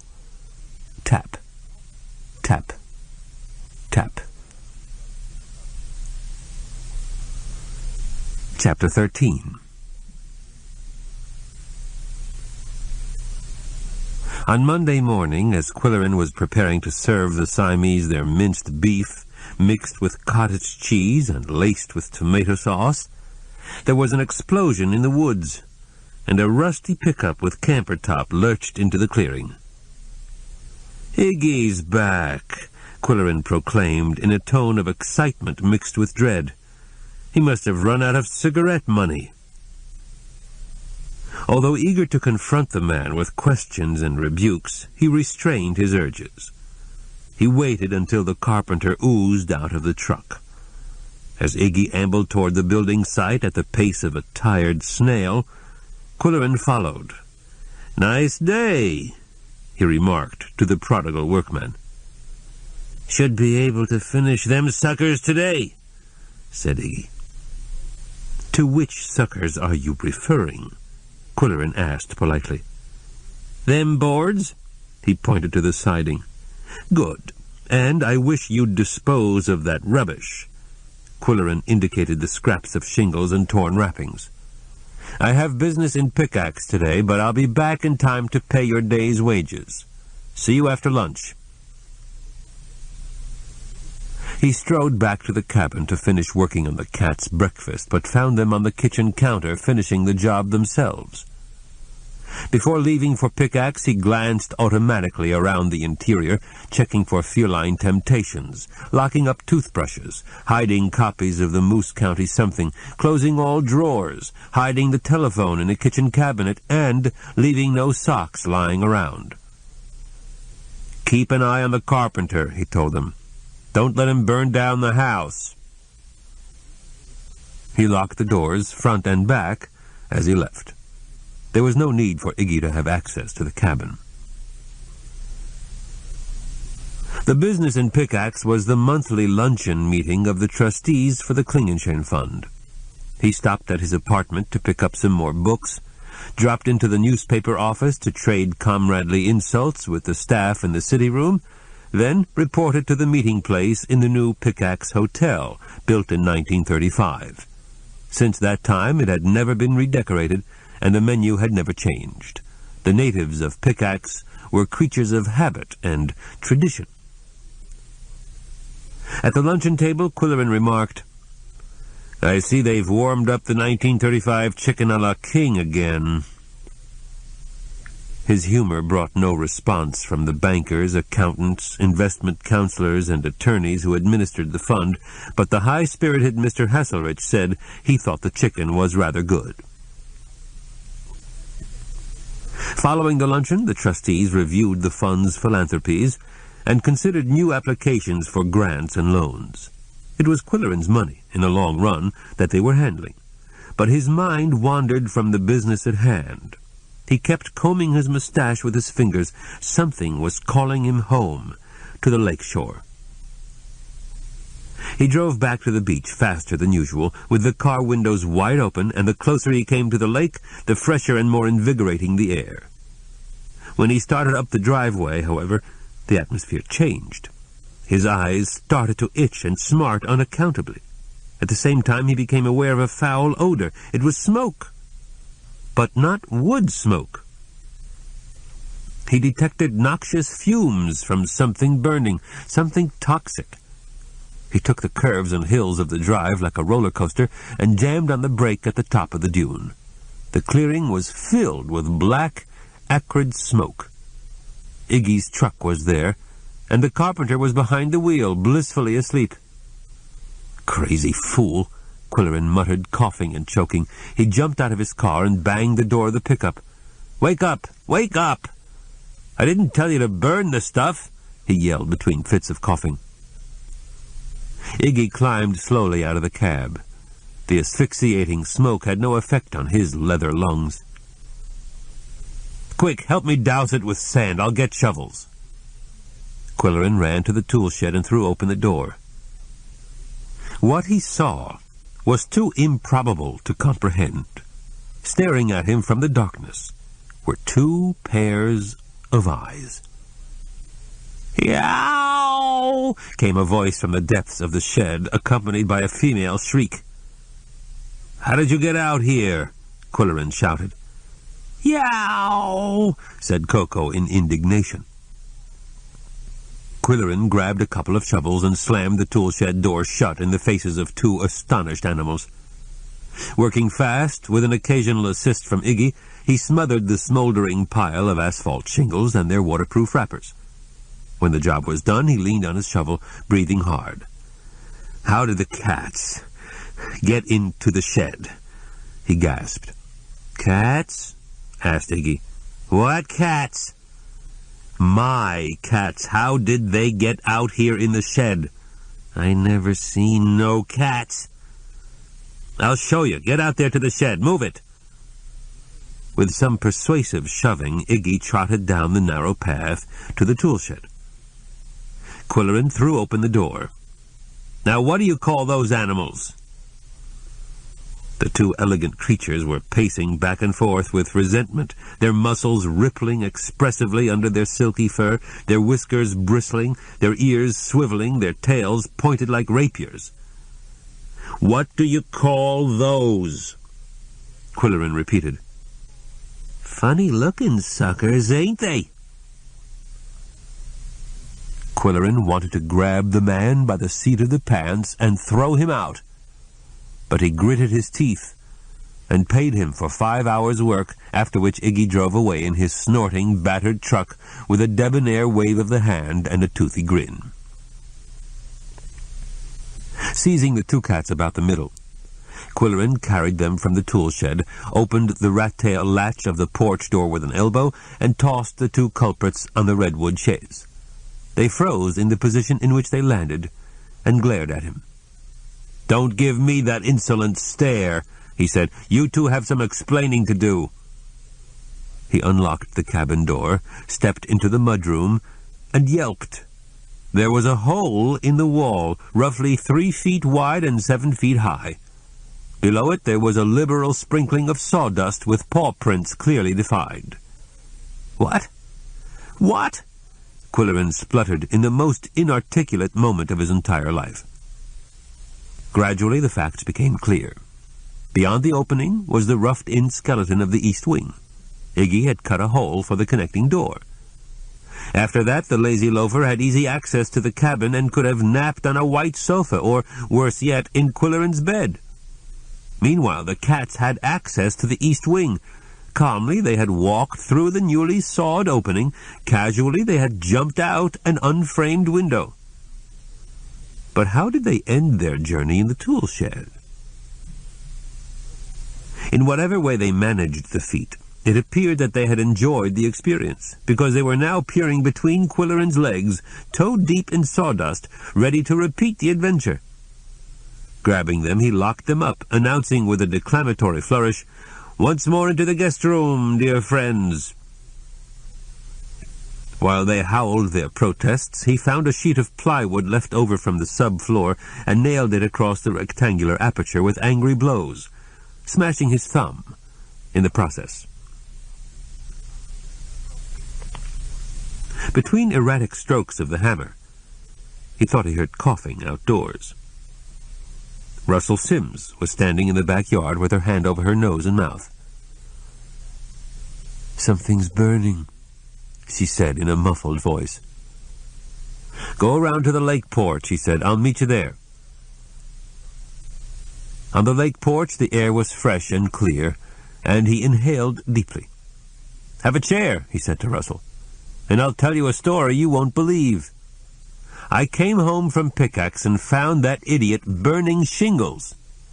He also cut a hole in the wall of the cabin, and the cats got out." "I saw them," she said quietly. "You saw them? Where were they?" "In the yard." "Where was the carpenter?" "I don't know." "He was probably in the cabin sleeping in my bed, that blockhead. So you're the one who put the cats in the tool shed. That was smart thinking. But how did you manage it?" She put a hand in her sweater pocket and drew out a few morsels of the dry cat food that she fed to the seagulls. "Fishy fritters," Qwilleran said in amazement. "You actually lured them into the shed with fishy fritters? If I try to feed them fishy fritters, they throw a cat fit." "Well, Russell, it's a miracle that you happened along when you did. If I had lost those cats, I would have killed that man." "I had a feeling I should come," she said shyly. "I don't know how to thank you. How can I thank you?" Hesitantly, she said, "Will you tell me something?" "Of course." "Honestly?" "Of course." "What's wrong with my cottage?" She removed her dark glasses and looked at him directly for the first time, her eyes half closed and the pupils contracted. No wonder Mildred said her eyes were weird. Having paused too long, he said quickly, "I don't think... That is, I was unaware of anything wrong with the cottage. When the Dunfields lived there, it seemed to be rather comfortable."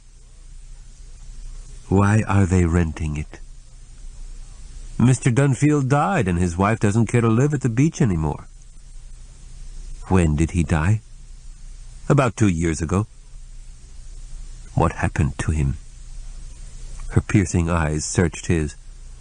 "Well, it was most unfortunate, you see. He was a fine man, a retired police chief, a friend of mine. I'm sorry to say, he was murdered." "I knew it," Russell said with a shudder. She jumped up, rushed from the porch, and ran down the steps to the beach. He watched her head for home along the shoreline, faster than she had ever traveled before.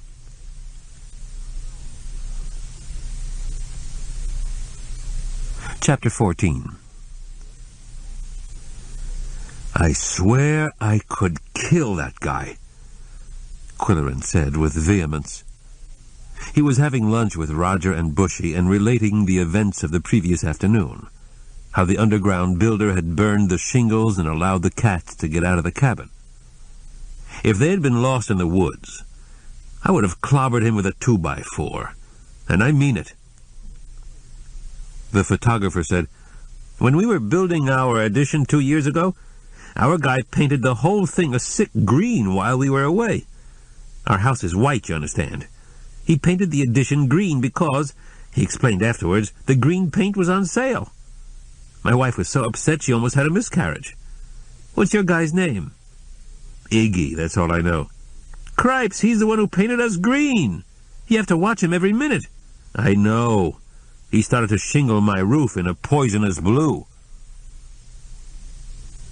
They were having a sandwich at the Foo, a down-at-the-heel restaurant on the west side of Mooseville.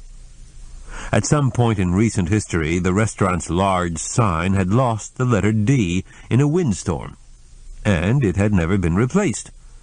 Fishermen and boaters patronized the place because it was close to the docks. The food was cheap and plentiful, and the unlicensed establishment served illegal beverages in coffee cups. It also appeared to be popular with the sheriff's deputies, leading Qwilleran to deduce that the restaurant was under suspicion or the local law enforcers were corrupt. The three men ate with their hats on, in accordance with Foo custom.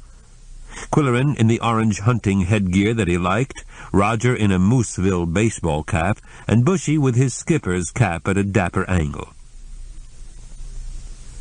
Iggy was on the job when I left this morning, Qwilleran said, but this time I've taken the precaution of locking up the cats in the guest room.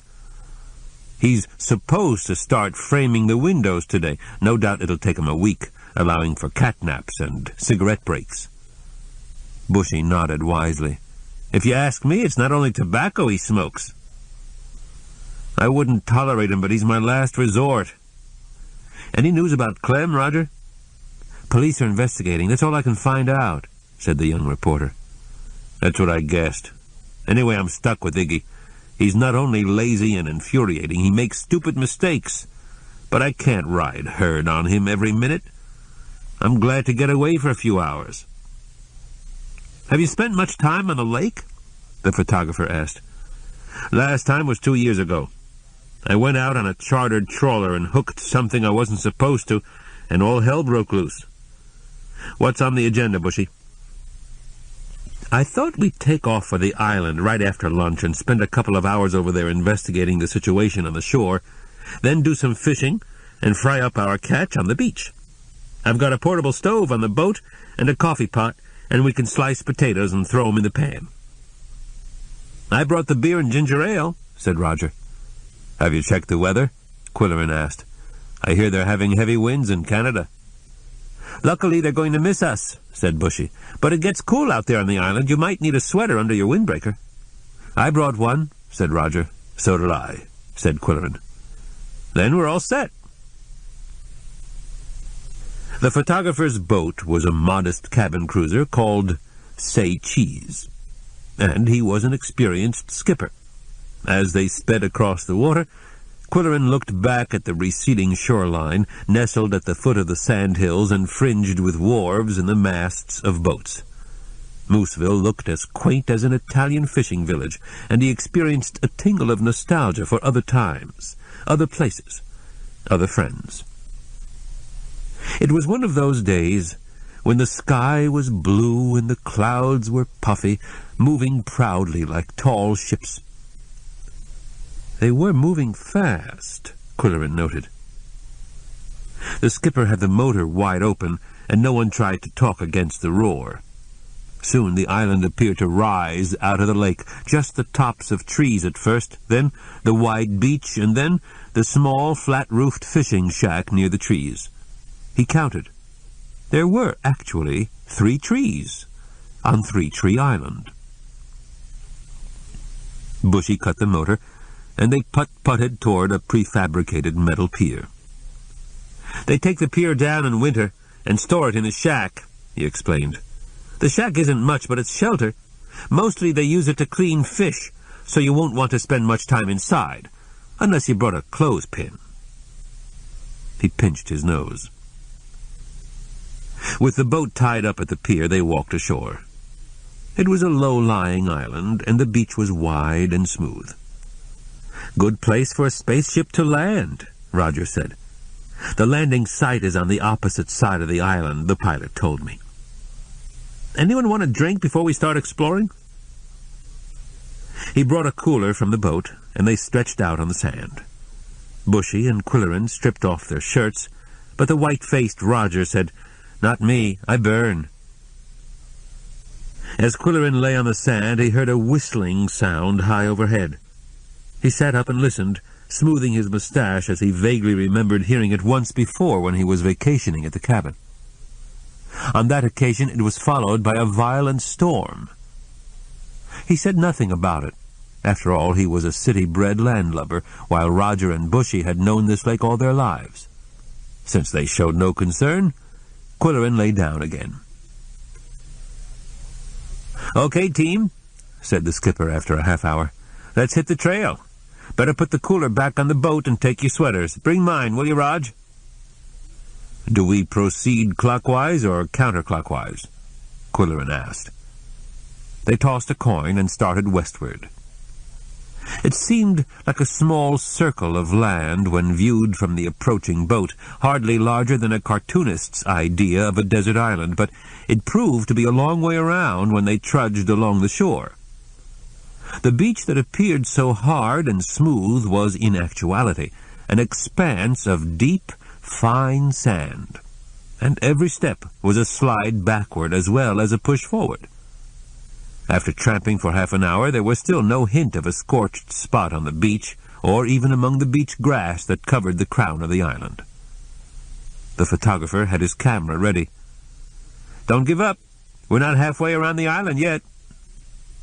"How can you tell?" Roger asked. "It feels like we've been around twice." They trudged on. Soon they put on their sweaters, having reached the windward side of the island. The breeze was coming from Canada across 100 miles of water. "Look, did you see that?" Roger asked excitedly. "A water spout." "Is that a freak of nature?" Qwilleran asked. "Or does it have something to do with plumbing?"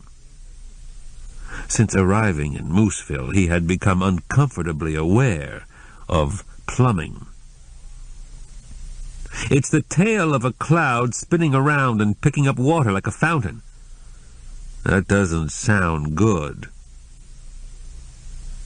Bushy had to admit that the clouds were moving faster than he would like, and Qwilleran pointed out that the sky was an unusual color in the north. "I don't like it," said Bushy. "I think we should head back to the boat on the double and cut loose for the mainland. Storms come up fast on this lake. Let's go." They attempted the return trip at a trot, but the deep sand and the rising wind fought them every step of the way. The sky had changed to a yellow-gray, and the lake was whipping up a surf. Bushy shouted against the wind, "We may have to stay on the island overnight." Qwilleran thought, "The cats won't get their dinner. They'll be starved by morning, and they're locked up in that small bunk room. They'll be furious." When they arrived within sight of the boat, it was thrashing in the waves and crashing against the metal pier. Even as they watched helplessly, the line snapped, and the say cheese shot into the air on the crest of a wave and capsized. "Oh, my God," the skipper groaned. The wind caught it under the bow, and it rolled and tossed wildly like a dying shark. Bushy ran to the edge of the water and watched it go until a giant wave caused him to dash back to safety. "Damn shame," Qwilleran said. "Rotten luck," said Roger. The dejected skipper said, "Let's get out of this wind." Heads down and caps jammed on, they forged up the slope to the fishing shack, a makeshift hut of wood and corrugated metal that rattled in the wind. There were 2 windows, but they had been boarded up for the winter, and not yet uncovered. The men entered the shack and leaned against the door to close it, so strong was the force of the gale. There was no light, with the windows covered, and it was draughty. The fishy aroma was the least of their concerns. Qwilleran stumbled over a wooden crate. "There's a wood-burning stove here somewhere," Bushy said, groping around the interior. "But I don't know if there's any wood. Do we have matches?" The matches, unfortunately, were on the boat along with the portable cook stove and coffee pot and fishing rods and radio. And none of the 3 men was a smoker. "If I can fall over 2 more crates, we can all sit down," said Qwilleran. Wooden boxes scraped on the uneven floor, and the 3 men sat down in the dark. They were silent for a few minutes, each with his thoughts. "Who brought the dominoes?" Qwilleran asked. Bushy laughed. "I'd love that boat. But luckily it's insured, so let's get our chins up off the floor and figure out something to do for the next few hours. When I don't show up by nightfall, my wife will call the sheriff and they'll come looking for us with the helicopter, but it could be a long wait." "It's 4:30, said Roger, whose watch glowed in the dark shack. "Time for the happy hour," said Bushy. "I could use a double martini right about now." How long do these big blows usually last? Qwilleran wanted to know.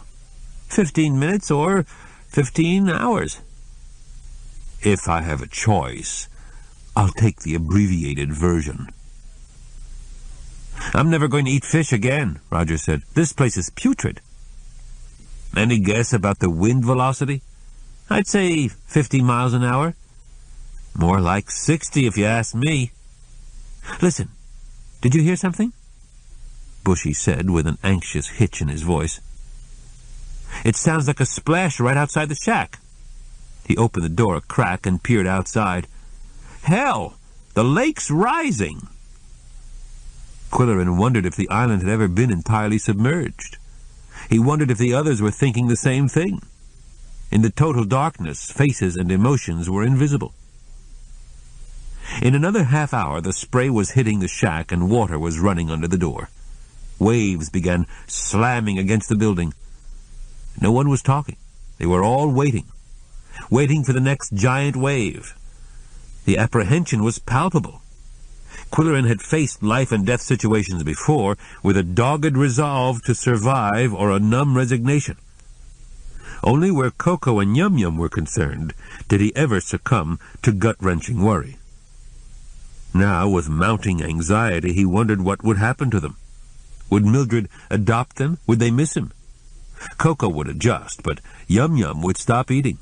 She was emotionally dependent on Qwilleran, and she would pine away. Another wave pounded the building, and it tilted. "We're moving!" Bushy yelled as the shack shuddered and creaked. "We're going to be swept into the lake!" Roger screamed. It was the first vocal evidence of fear. "I'm getting out!" "Wait, don't panic," Qwilleran shouted. "Let's see what's the best thing to do. Bushy, got any ideas?" "Which way are we moving?" "My guess is toward the center of the island."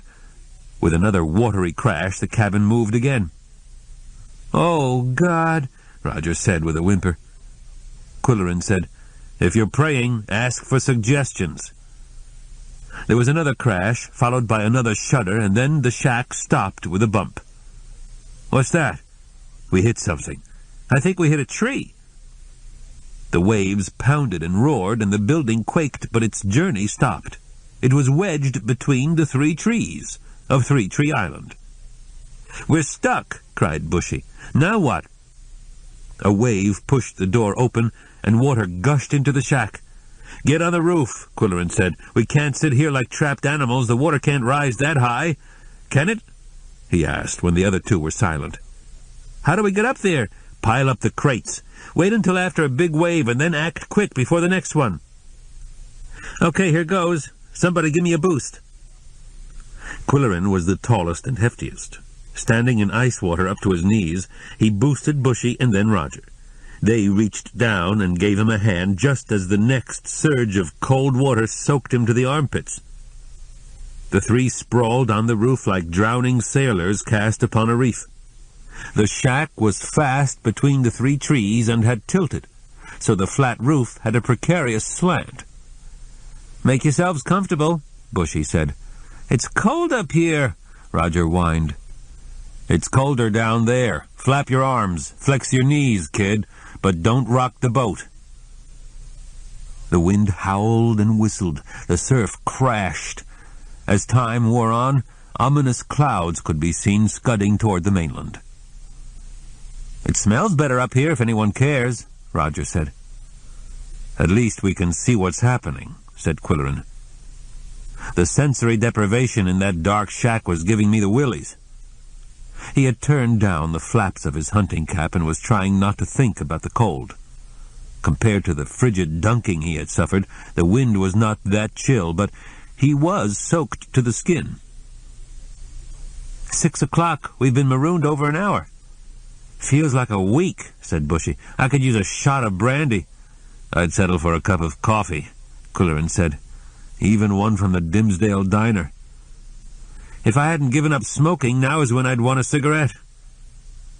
They clung to the roof, passing the time with meaningless chatter and attempts at brave humor. 7:15, Roger announced.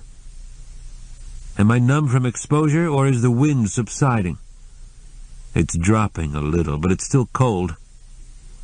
It's going to get colder before it gets warmer, so keep moving, fellas. Qwilleran pictured the Siamese clamoring for their supper. Or did they raise the roof only when they had an audience? What did they do when no one was around? What else was happening on shore? Soon it would be dark. Bushy's wife would notify the sheriff, Sharon would call her mother, and Mildred would call the sheriff, Mooseville police, and state troopers. She was a woman of driving action. Would it occur to her to drive to the cabin and feed the cats? She was thoughtful that way. She had even worried about Captain Flogg's unpopular dog. But how would she get into the cabin? There was an extra key, but it was hidden under the log rack on the porch. She might look under the doormat or over the door frame, but who would think of looking in a hollow log at the bottom of the log rack? Qwilleran was getting hungry. He wished he'd had the deluxe half-pound cheeseburger with fries instead of the quarter-pounder with salad. At 8:30 the surf was less menacing, but the island was still flooded. An unhealthy yellow light illumined the sky, and gray funnel clouds could be seen over the mainland. Bushy said, I should have paid some attention to my horoscope this morning. It told me to stay home and do chores that I'd been putting off. Roger said, my horoscope said I'd take a trip, and this is one trip I'll never forget. That is, if I live. Something tells me I'm a candidate for pneumonia. Maybe I'd better start reading those things, Qwilleran said grimly. When I was born, Bushy said, my parents had a neighbor who could write horoscopes, and she was supposed to be quite good. My parents had her do one for me, and she said I'd live a long life, so there's nothing for you guys to worry about tonight. That's your horoscope, not mine, said Roger. I'm ready for an oxygen tent. This astrologer also said I'd be a portrait painter. That's not too far off base. And I'd marry a Capricorn. That's Vicky's sign. And my weak point would be my head. It sounded like I wouldn't have all my marbles, but I turned out to have a pretty good IQ and no hair. Qwilleran asked, how did you react to Mrs. Ascot's session on Saturday night? How about that? Bushy said belligerently. Did you get what she said about a material loss? She knew I was going to lose my boat, so why didn't she tell me to stay on dry land? I don't pretend to know how these things work, but all three of us were at that meeting and planning to embark on this damned trip. Why didn't she receive some kind of vibrations and tip us off? Roger said, the girls still think she's wonderful, but I think she's slowing down. She told Mildred emphatically to get a physical checkup, and Mildred had just had her annual physical last week. The whole works. And nothing was wrong except her weight. It makes you wonder about Mrs. Ascot's other advice. She was off the track about Clem Cottle's whereabouts, Qwilleran said. But that message from Joy rocked me back on my heels. We used to be very close. She said something about an excavation, Roger said. Do you suppose she meant old Mr. Klingenshane's buried treasure? Maybe she wants you to dig. You dig, Roger, and I'll split it with you. This ends side 2 of cassette 3 of The Cat Who Went Underground. The Cat Who Went Underground, cassette 4. They had hours ahead of them, and they talked to keep their teeth from chattering. Roger talked about the crazy kids in his classes when he was teaching history. The photographer talked about his customers who wanted to look like cover girls when they really looked like prunes. Qwilleran talked about the Siamese, how they had taken an inordinate liking to Mildred's homemade cereal, how Koko shredded newspaper, but only the something, and how he had an obsession with the trapdoor. He got down into the crawl space once when the plumber was working on the water heater. I don't know what he finds so engrossing down there. Roger said, "There could be mice or chipmunks. The chipmunks could tunnel under the foundation and come up in the crawl space and spend the winter there with a few bushels of acorns."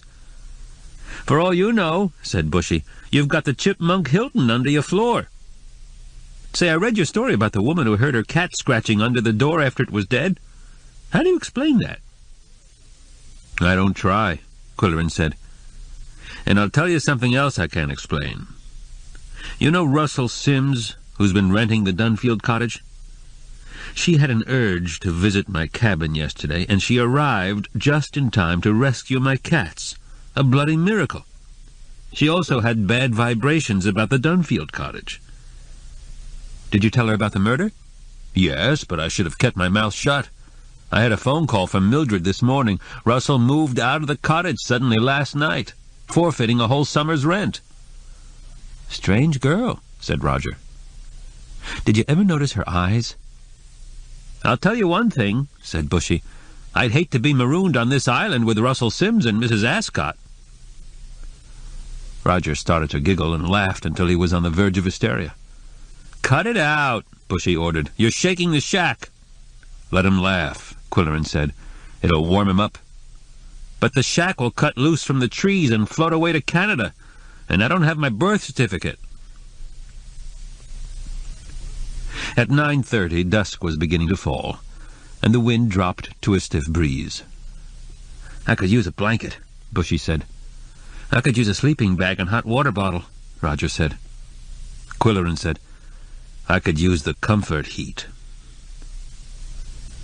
On the corrugated metal roof of the shack, they did push-ups to keep warm and massaged their arms and legs. At 10:30 they were still talking. Bushy said, "I'll tell you a true story that's kind of spooky. It happened to my aunt during the Depression. Her husband got a job in a steel mill down below, and they were living in a one-room furnished apartment. That's all they could afford. Her husband worked hard, came home tired, went to bed, and snored. He snored so loud and so non-stop that it drove her crazy. She couldn't sleep. It was torture. Cotton in her ears didn't help, it was so loud. She felt like killing him. One night she dreamed she beat him to death with a table lamp, and she woke up in a cold sweat. Her husband was dead in the bed beside her. He'd had a coronary thrombosis." In the thoughtful silence that followed Bushy's story, they heard the throb of the sheriff's helicopter and saw the searchlight. The pilot dropped a ladder and picked them off the roof. "Blankets there, hot drinks in the jug," he shouted above the noise as the craft veered toward the mainland. "Taking you to Pickaxe, landing on the hospital roof." There was not a word from the passengers. Qwilleran felt he might never wish to talk again. "Tornado hit the shore," the pilot shouted. "Lots of damage. I'll buzz the beach." They flew low over the dune, and the searchlight exposed the destruction. Large trees uprooted, and the condominium site reduced to splinters. "Down there," the pilot shouted. His passengers looked down. The roof of the Dunfield cottage had been blown off, leaving the interior a maelstrom of rubble. Lucky girl, Qwilleran thought. She got out just in time. The helicopter followed the shoreline until it reached Seagull Point and the Klingenschein property. Nestled in the trees, the cabin was not easy to spot, but he could distinguish the brown roof, the huge chimney, the two porches, all as solid as a rock as it had been for 75 years.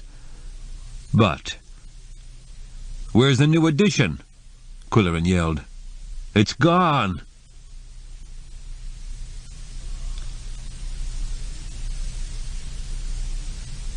Chapter 15. The The 3 men snatched from the flooded island were treated for exposure at Pickaxe Hospital. But Qwilleran refused even a thermometer until he had telephoned Mildred and arranged for her to pick up the key and feed the cats.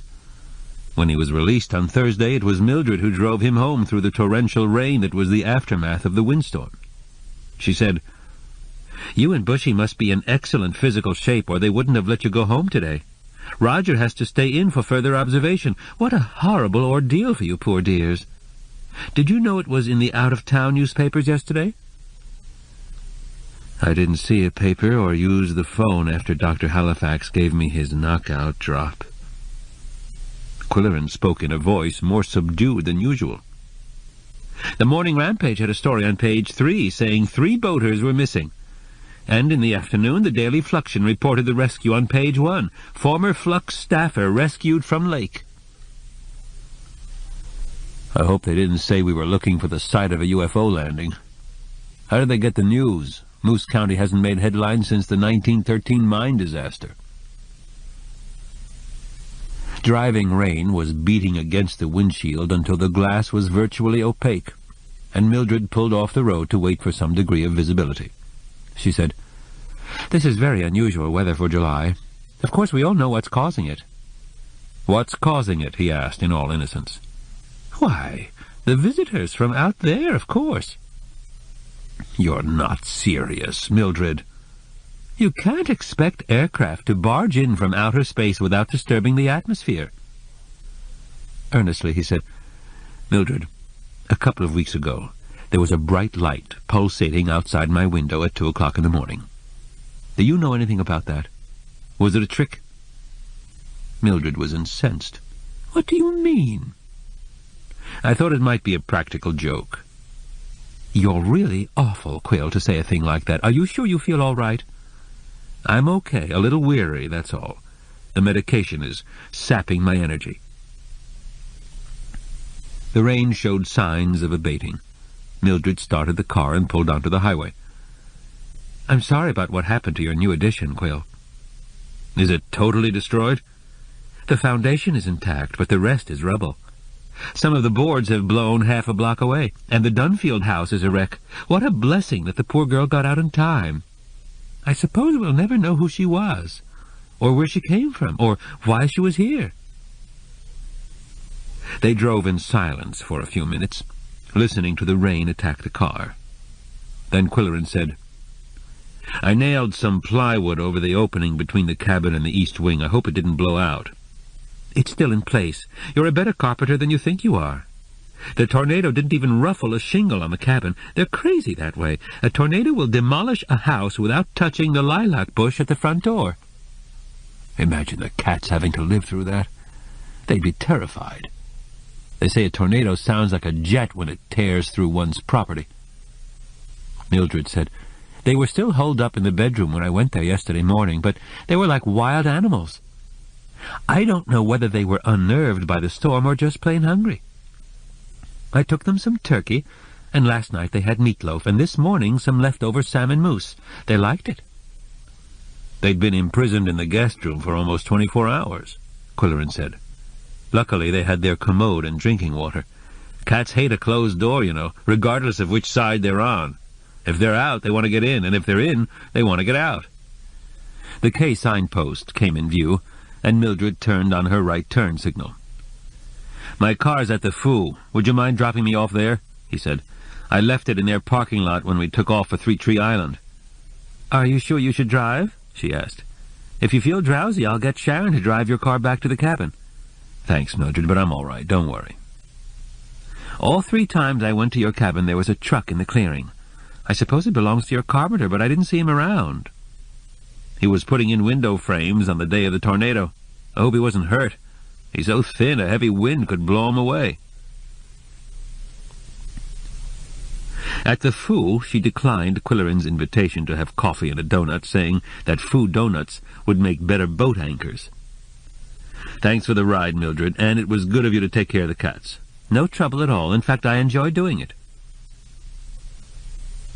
Qwilleran bought a copy of the midweek something which had gone to press before the tornado hit. Then he drove slowly to the cabin, thinking that Mildred was a wonderful woman who would make someone a good wife, if only she would unload her absentee husband. When he turned into the K driveway, he was beginning to dread the first glimpse of the destruction, but he was eager to lay eyes on the Siamese. There had been times during those long, cold, wet hours when he thought he might never see them again. He shivered at the recollection. The scene was exactly as Mildred had described it. Iggy's truck was in the clearing, and the east wing was a shambles, but Qwilleran didn't care. He was only glad to be alive. Although the drenching rain was turning the clearing into a lake, he waded through the puddles without noticing them. After what he had been through, what was an inch of rainwater? He unlocked the door and said dully, "I'm home." The Siamese regarded him from a distance with an expression of silent resentment. "You can be glad your meal ticket wasn't drowned," he said.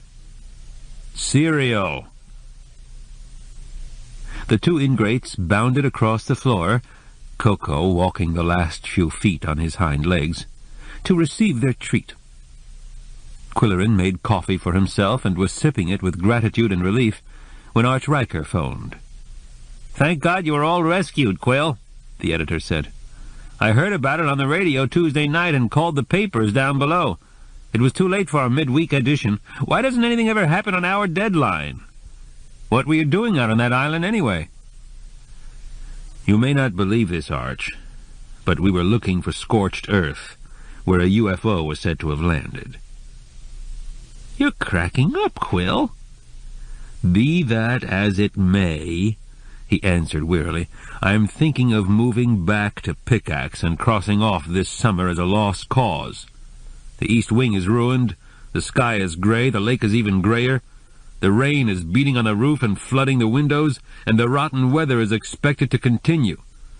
And it's all on account of those lousy UFOs." There was a brief pause before Riker asked, "What kind of medication did they give you at the hospital, Quill?" "Ask Dr. Halifax. It's his secret formula. Is Pickaxe flooded? Main Street looks like the Grand Canal. All the creeks and rivers in the county are swollen, and some of the bridges may wash out. Better stay put till the rain stops. You sound tired. Get some rest. Catch up on your reading. Forget about the quill pen. But when you get back to normal, you can write a hair-raising column about your ordeal."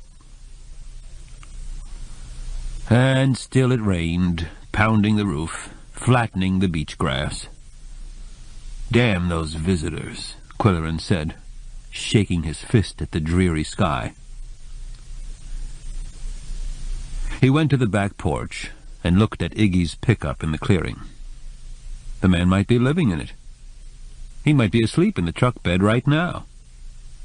Qwilleran realized he should investigate, but the rain was descending noisily and he felt lethargic.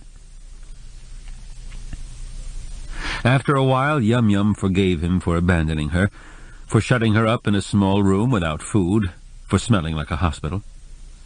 When he stretched out on the sofa, she leaped lightly to his chest and uttered the seductive wail that meant she wanted to be petted. Koko, on the other hand, prowled about the cabin irritably, exploring remote corners, looking for a newspaper to shred, jumping on and off the moose head repeatedly in a reckless waste of energy. It was only when Koko crumpled the mudroom rug and started nosing the trap door with moist snorts that Qwilleran snapped to attention. His mustache bristled as a possibility flickered through his mind. Iggy might be under the floor, asleep. He might have seen the funnel-shaped clouds and gone under the cabin to safety. But how would he get into the cabin? The door was securely locked. Well, he would knock out the temporary partition, step through the opening into the mudroom, and then nail the plywood back in place to keep out the gusting wind. He would know that all such beach houses have crawl spaces, so he would find the trap door, go down in the hole, and close it after him. Then he would stretch out on the sand and go to sleep. Iggy could sleep anywhere. It was an interesting theory, but not plausible, Qwilleran decided. Even a somnolent carpenter wouldn't sleep 36 hours. Nevertheless, he shoved Koko away from the trapdoor, opened it a few inches, and shouted the man's name. There was no answer from Iggy, but an ear-shattering yowl from Koko. Qwilleran was aware he was not thinking clearly. He felt groggy. As he watched the rain cascading off the cabin roof, he thought Iggy might have been injured when the roof of the east wing collapsed. He might have been killed. His body could be lying under the rubble. Or it might have been blown into the woods, along with sections of the roof and siding. Qwilleran realized he should investigate, but the rain deterred him and he lacked ambition. His curiosity began to overwhelm his weariness, however, when Koko's behavior caused his mustache to quiver ever so slightly. The cat was sniffing the trap door eagerly, passionately. Qwilleran remembered seeing a flashlight somewhere, and he fumbled in drawers and cabinets before finding it in the mudroom. Koko, sensing his intention, pranced with long legs and rampant tail. Qwilleran swung open the trap door and flashed the light into the dark hole. There was nothing in sight but sand. He tried sprawling on the mudroom floor with his head hanging over the edge in order to flash the light in several directions. He saw sand everywhere, a few rocks, a few pipes leading who knew where. Koko had been racing around the mudroom, yicking and yowling at the spectacle of this large man lying on the floor. Now he peered down into the hole with his 4 feet tightly bunched, teetering on the edge. "No," Qwilleran commanded. "Yow!" said Koko defiantly as he jumped down into the crawl space. "Koko, get out of there!" The cat had disappeared into the shadows, and failed to reply, much less obey. Qwilleran tried the magic words. "Cereal! Cereal!" Yum Yum came trotting, but there was no response from Koko, the most obstinate creature he had ever encountered, and that included an ex-wife and 2 case-hardened editors. He flashed the light again, speculating on the feasibility of following the cat. There was about a 2-foot clearance, in some spots less, between the sand and the floor joists of the cabin. "Damn it, I'm not going after you," he shouted to the miscreant under the floor. "You can stay there all day. I was marooned on an island. I came close to death. I narrowly avoided pneumonia, and I've lost the east wing. I'm not going to belly crawl in the sand after a cat." Qwilleran scrambled to his feet, closed the heavy oak door with a crash, and straightened the rug over it, leaving Koko alone in the dark. Then he drove into Mooseville for lunch, first giving Yum Yum some affectionate stroking and a tidbit of bacon salvaged from his breakfast tray at the hospital. "I hope he can smell this bacon," he said to Yum Yum. "Let him eat his heart out." Qwilleran was in no mood for conversation, and he found a secluded table at the Northern Lights Hotel. Even so, the waitress wanted to know all about his experience on the island. She had heard the news on the radio, and had read about it in the Daily Fluxion. Qwilleran pointed to his throat and mouthed the words, "Can't talk." "You caught cold," she said. He nodded. "It must have been freezing out there, with your clothes all wet and the wind blowing 50 miles an hour?" He nodded. "How about some cream of mushroom soup? That should feel good going down." He nodded, and also pointed to the half-pound cheeseburger with fries and coleslaw. When he had fortified himself with solid food and 3 cups of coffee, he felt alive once more. Back at the cabin, the rain was still hammering the roof, soaking the remains of the east wing, drenching the woods, and blotting out the lake view. Yum Yum greeted him nervously. She disliked being alone. She cried piteously. "Okay, sweetheart," Qwilleran said. "We'll give him another chance." He opened the trapdoor, expecting a contrite Koko to bound out of the hole, shake himself, and spend the next hour cleaning his fur. But the cat did not make an appearance. Once more Qwilleran sprawled on the floor, hanging his head over the edge, a maneuver of discomfort as well as indignity. It was then that he heard a distant rumble, the kind of noise that Koko made when he was busy with some engrossing task. He was talking to himself under his breath. "What are you doing, Koko?" There was more mumbling, almost a growl. Qwilleran had been born with the same kind of curiosity that has killed centuries of cats, and he threw off his waterproof jacket and lowered himself into the hole.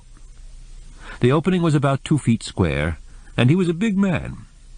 He made several attempts before learning the knack. Squat down, slide the legs forward while chinning on the edge, then roll over. Now he could flash the light to all corners of the crawl space. It was, as he had previously surmised, mostly sand. But now he noticed some lumps of concrete or hardened mortar, a sprinkling of acorn shells left there by tunneling chipmunks, and a beer can. He hoped there would be no snakes or skunks. It was dusty, and he sneezed a few times. Cobwebs tickled his face, and were vastly unpleasant when they caught on his mustache. He had no time to wonder about the beer can. Koko's behavior was disconcerting. The cat was in the center of the crawl space, approximately under the dining table, and he was digging industriously. With Mrs. Ascot's message ringing in his mind, Qwilleran started a torturous belly crawl toward him. The chunks of mortar had sharp corners, and the 75-year-old joists were 4x6s, hard and unyielding. Ahead of him, sand was flying, propelled by the cat's frantic paws. Qwilleran's mustache prickled as he approached Koko, and he felt a peculiar sensation in his scalp. "What have you found?" he called out. Koko ignored him and kept on digging. Qwilleran crawled closer, trying to keep the beam of the flashlight on the scene of the excavation. The cat was uncovering something that he couldn't identify. It was something solid, with a shape that was becoming more defined. Qwilleran inched forward, and then the light went out. He shook the flashlight, joggled the thumb switch, and cursed the thing, but the battery was obviously dead. He threw it aside. Now he was operating in total darkness. He knew he was within reaching distance of the cat, and he extended his right arm and grabbed a handful of furry hide. Koko struggled and yowled in protest as Qwilleran hauled him back and used his other hand to feel for the treasure. It was a shoe. A canvas shoe, with shoelaces. Inside the shoe was a foot, and connected to the foot was a leg.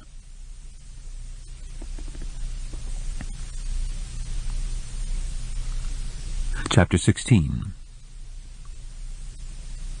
Upon discovering the body, Qwilleran notified the sheriff, though not until he had tipped off the Moose County something. Once more, 2 protesting Siamese were locked in the guest room as police maneuvered Koko's grisly treasure from its burial place and up through the trapdoor. No simple operation. There were grunts, shouts, arguments, and muttered maledictions during the process. The rain continued, and the vehicles of the sheriff department, state police, coroner, and technicians churned the driveway and clearing into mud. Unofficial visitors were stopped by a roadblock at the entrance to the K property, Arch Riker being one of these. The editor and publisher of the Something chose to cover the incident himself, since Roger McGillivray was still in the hospital. Also, Riker thought, Qwilleran might need moral support in his present medicated condition. The night on Three Tree Island, and the destruction of the East Wing, followed by the discovery of a dead body under the house, would be enough to shake even a veteran journalist if he happened to be taking Dr. Halifax's potent pills. The editor, showing his press card, was allowed to park on the shoulder of the highway and walk up the long, muddy driveway in the rain. Upon arriving at the cabin, he was restricted to the back porch. Indoors, the mudroom was living up to its name, as feet came and went in the course of grim official business. The atmosphere was one the cabin had never known.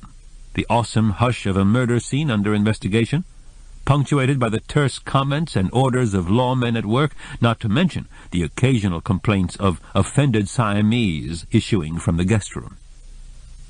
Qwilleran was asked to stand by but keep out of the way, as samples of sand were collected and the premises were photographed, measured, and dusted for prints. Dr. Halifax's formula notwithstanding, Qwilleran's energy and alert curiosity were miraculously renewed by the excitement of the crime. When asked to identify the body, he was able to say it was the carpenter known as Iggy, an appellation that tallied with the name on the driver's license found in the pickup truck. It surprised him that Iggy possessed anything so conventional as a driver's license, and it disturbed him, now that the man was dead, that he had never known his full name, had never asked, had never needed to ask. Despite obnoxious work habits and unattractive personal habits, Iggy was a fellow human who deserved more than a dog's name. He was Ignatius K. Small. In Qwilleran's opinion, the cause of death had been a smashing blow to the skull, although no one bothered to inform him of the coroner's decision. Today, Qwilleran was not the richest man in the county. He was not the leading philanthropist. He was not the star writer for the something. He was merely the occupant of a house in which the body of a murdered man had been found. When the investigators were ready to question him, he motioned them to the pair of white sofas, but the suggestion made the occasion too social. The red-headed detective from the state police post in Pickaxe preferred to sit at the dining table, and the sheriff's deputy preferred to remain standing. The table was cluttered as usual with writing paraphernalia: typewriter, papers, books, files, pens and pencils, scissors, staple gun, paper clips, and rubber cement, plus the recent addition of a faded pink brocade candy box adorned with a lacy heart. It caught the detective's attention, and Qwilleran thought, let him make of that what he will. Everyone in Moose County knew the Qwilleran name, the Qwilleran property, the identity of the Qwilleran heir, and the size and droop of his mustache. Nevertheless, the detective asked routine questions in a polite, non-threatening way, and Qwilleran answered promptly and briefly. Your full name, sir? James Qwilleran, spelled with a W, no initial. May I see your driver's license? The detective accepted it and handed it back with barely a glance at the mustache on the card and the mustache on the face.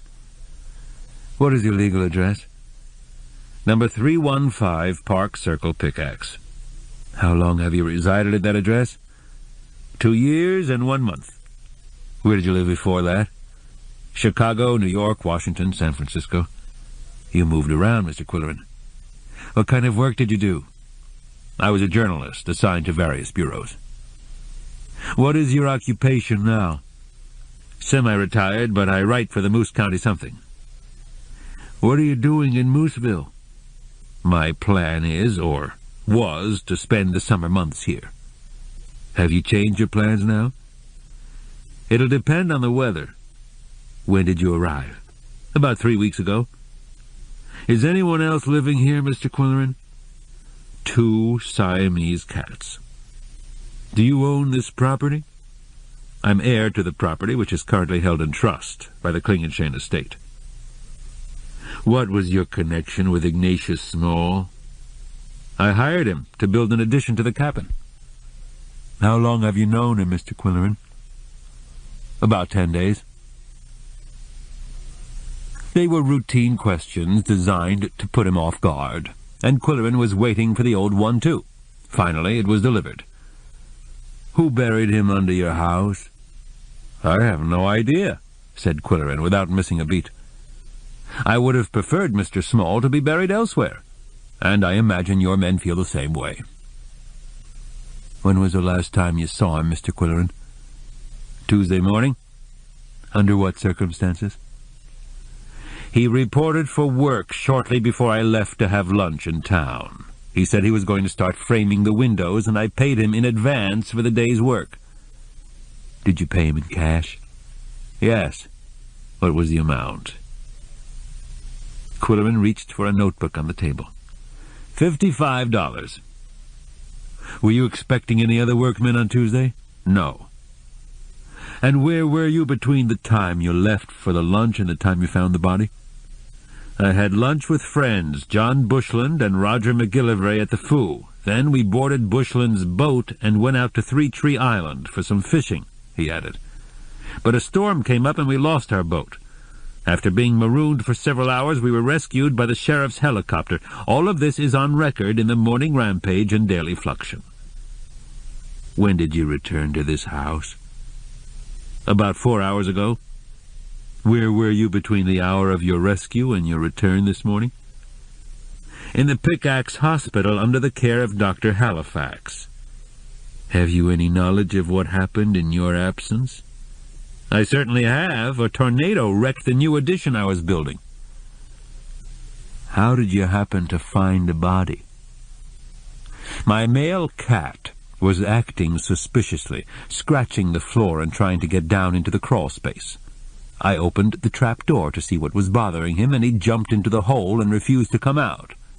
So I left him under the floor and went to lunch. There was a sharp cry from the guest room. Koko knew he was the subject of the discussion. How long were you gone? About an hour. Then what happened when you returned? The female was making a fuss about the male being underground, so I opened the trapdoor and found him digging in the sand and growling. I went after him and discovered he had disinterred a foot. The trooper turned to the sheriff, who exhibited a chrome flashlight in a clear plastic bag. Have you seen this flashlight before, Mr. Qwilleran? It's a common style, but it looks like the one I was using in the crawl space until it suddenly blacked out. Dead battery. The sheriff removed the flashlight from its bag gingerly and pressed the thumb switch. The light flashed on. Qwilleran shrugged. Well, that's the way they manufacture everything these days. When you came home from the hospital, Mr. Qwilleran, did you find the plywood panel nailed up as it is now? Exactly. Is that how you left it on Tuesday? Exactly. When you left on Tuesday, did you lock the door? Yes, I always take great care to lock up. Does anyone else have a key? I subscribe to the Glinko service, so they have a key. Also, there's a spare hidden on the screened porch in case I lose my key case or lock myself out. Where is it? Follow me. They trooped out to the porch, where Riker was waiting patiently and straining his ears to hear. Qwilleran, with a wink at the editor, reached toward the top of the doorframe. Don't touch it, said the sheriff, and he climbed up to look. It's not here, he announced. Look under the doormat, Qwilleran suggested. Not there either, said the deputy. That's unusual. The detective made a note. Are you going to be around for a while, Mr. Qwilleran? Around where? Here, at this address? I may move back to Pickaxe if the weather doesn't improve. Please keep us informed of your whereabouts. You might be able to help us further, and we'd appreciate it if you'd come in for prints to check against those we found. One more thing, he added, glancing over his shoulder at Riker. Please don't discuss this case with anyone. Taking the flashlight, beer can, mud rug, and other evidence in plastic bags, the officers left, only to be intercepted by the editor, who fired questions. Meanwhile, Qwilleran released the long-suffering animals from their prison. "You've lost your rug," he said to Koko. He poured a double scotch for his friend, a glass of white grape juice for himself, and a saucer of the same for Koko. "Care to wet your whiskers?" he asked as he placed the saucer on the floor. The police cars soon pulled away, and the editor shambled into the cabin, dropping disconsolately on a sofa. They wouldn't talk. Just tell your readers that the police are investigating. "You dirty rat! For this I walked half a mile up your drive in rain and mud?" "If a dead body turned up in your basement," Qwilleran told his old friend, "you too would keep your mouth shut." "They don't suspect you, do they?" They suspect everyone, including the little green men in the UFOs. I'm your oldest friend, Riker continued persuasively. You've always discussed cases with me. Heretofore, I was never personally involved. This is the first time I've had a dead body of my own. But I'll tell you one thing. Someone around here hates carpenters. The editor drained his glass and stood up. How do you feel about carpenters, Quill? The same way I feel about editors. There are times when I've wanted to kill them. It was still raining, and Qwilleran drove Riker to his car parked on the highway. How about having dinner somewhere tonight, Scout? Well, it's like this, said Riker. My horoscope in today's rampage said I'd resume relations with an estranged friend, so I'm taking Amanda to dinner tonight. When Qwilleran returned to the cabin, he took care of one small detail. He reached into the log rack on the porch and withdrew a door key. After eradicating Mildred's fingerprints and replacing them with plenty of his own, he returned the key to its niche in a hollow log. Then he telephoned Mildred. How's Roger? He's one sick boy. Sharon is at the hospital now, and I'm keeping the baby. How do you feel? I'm fine, thanks. The murder had not yet been announced on the radio, and Qwilleran had no intention of breaking the news. Do you have today's papers from down below? He asked her. I have the Fluxion. What's my horoscope for today? Hold the line, I'll get it. There was a rustling of newspaper pages. Here it is. For Gemini it says, don't complain about the lack of excitement today. Take a trip. Visit a friend. Do something you've been wanting to do. How about that? After thanking Mildred and hanging up, Qwilleran pondered the advice for a while and telephoned Bushy. But the answering machine said that he and Vicky had gone back to Lockmaster and could be reached there. He found the photographer's business card and dialed the number. Bushy answered, sounding none the worse for a night on Three Tree. How are you doing? Qwilleran asked. I'm so glad to be warm and dry and alive. I'm walking 2 feet off the ground. How about you? No more than 19 inches. That's true. You lost part of your house, didn't you? How were the cats when you got home? They were in good shape. Mildred had fed them an Epicurean menu. Don't forget you're going to bring them down here for a studio portrait. How about tonight? It's only an hour's drive. We can talk about Three Tree. It'll do us both good to get it off our chests. Qwilleran agreed. After all, his horoscope had suggested it. How would you like to go for a ride? He asked the Siamese, as he thawed 2 cartons of beef stew for his dinner and theirs. You can have your picture taken by a professional photographer and entered in a calendar contest. You'll win hands down. They approached their share of the feast fastidiously, gobbling the meat and licking up the gravy, but leaving the carrot and potato and onion high and dry on the rim of the plate. Then they washed up in perfect unison, like a well-rehearsed chorus line. Lick the paw, 3, 4. Over the nose, 3, 4. Over the ear, 3, 4.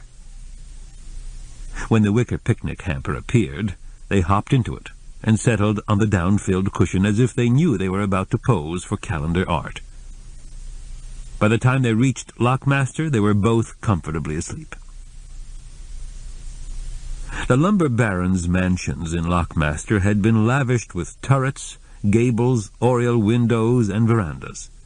Now they housed a funeral home, a museum, 2 insurance companies, 3 real estate agencies, a clinic, and the Bushland photo studio. Bushy and his wife met Qwilleran at the door and clutched him in a triangular embrace as if the ordeal had made them old friends. Vicky said with tears in her eyes, I was almost out of my mind Tuesday night. At least you were warm and dry, Qwilleran reminded her. It's amazing that you and Bushy pulled through better than Roger, although he's much younger. Bushy said, Roger is anemic. He needs a good slug of red wine every day. My mother was Italian, and that was her cure for everything. Why didn't I rub some on my head? Bring the cats into the studio, Quill, said Vicky. The front parlor was furnished in updated Victorian to provide quaint settings for contemporary photos. Qwilleran set down the hamper in front of the marble fireplace and opened the lid. Everyone was quiet, waiting for the Siamese to emerge. But not so much as an ear appeared above the rim of the hamper. Qwilleran peered into its depths and found both cats curled up like a single fur pillow with heads, legs, and tails tucked out of sight. "Wake up!" he shouted at them. "You're on camera!" Two heads materialized from the fur pillow. Koko, bright-eyed and instantly alert. Yum Yum, groggy and cross-eyed. Bushy said, "Let's go in the other room and have a drink and leave them to get familiar with the place." For the next half hour, he and Qwilleran relived the horrors of the island experience. "Now that I recall," Qwilleran said, "I pulled through with more fortitude than I showed when there was a dead spider in the comfort heat." Bushy said, "I felt a kind of inner force fighting the cold." The more they talked, the less horrifying it became. The ironic humor of the situation emerged. They could laugh about it, and probably would, for years to come. When they returned to the front parlor to start the photo session, the Siamese were still asleep in the bottom of the hamper. "Okay, you guys, cooperate," Qwilleran said. He reached in with both hands and grasped Koko about the middle, thinking to lift him out. But Koko's claws hooked into the wicker and couldn't be dislodged. "Come on, sweetheart," he said, putting his hands gently under Yum Yum's body, but she also had 18 functional hooks that engaged the open weave of the hamper. "I'm going to need help," he said. Vicky reached into the hamper, murmuring soothing words, and carefully unhooked Yum Yum's left paw from the wicker, while Qwilleran did the same for the right paw. Then they lifted, but her rear claws were firmly anchored. By the time they disengaged the rear end, the front end was again attached to the hamper. Qwilleran's back was beginning to ache. He stood up, stretched his spine, and took a few deep breaths. "There must be a way," he said. 3 intelligent adults can't be outwitted by 2 cats who don't have university degrees and don't even have driver's licenses. "Let's turn the thing upside down and shake them out," Bushy suggested. They tried it, and the down cushion fell out, but not the cats. "I say we should go back and have another drink," said Bushy. They did, and Koko and Yum Yum remained riveted to their travel coupe for the remainder of the evening. On the way home, Qwilleran tuned in WPKX for the 11 o'clock news and heard this. "Police report that the body of a man identified as Ignatius K. Small, itinerant carpenter, was found buried under a lakeside residence east of Mooseville. According to the medical examiner, death was caused by a blow to the head, and the time of death was established at 4 o'clock Tuesday. The property is owned by the Klingenschein estate. James Qwilleran of Pickaxe is currently living there." "Dunderheads," Qwilleran said. "They make me sound like the #1 suspect." Chapter 17. After WPKX had broadcast the news of the carpenter's murder every half hour, Qwilleran's telephone began to ring, and he found himself fielding calls from concerned friends and friendly kidders. "No, I didn't do it, and if I did, do you think I'd tell you?" "Thanks, but I'm not ready for an attorney yet. Go chase an ambulance." There were crank calls also, but he had learned how to handle those when he worked for big city newspapers. While watching the Siamese eat their breakfast, he reconstructed the murder scene from their viewpoint. They were locked in the guest room with their water dish and commode. For a while they sat on the windowsill and watched the carpenter, Koko probably tapping his tail in unison with the hammer. They had a couple of drinks of water, scratched the gravel in their commode, and catnapped on the guest bed. Perhaps a vehicle of some kind arrived and alerted them. Alerted Koko, at any rate. Had he heard that particular motor before? What did he hear next? Voices? An argument? A fight? Did he see anything through the window? Did he hear the door being unlocked, the trapdoor being opened? After that, there were indistinct noises under the floor. Eventually, the trapdoor banged again, and the vehicle drove away. Or did the murderer arrive on foot via the beach? That was a possibility. Everything was quiet, and Koko had another drink of water, after which he slept until wakened by the roar of the tornado and the terrifying crash of the east wing. Both cats scuttled under the bed. Later, they heard the rain slamming the roof. It was dark, and they were hungry. That had happened 3 days ago.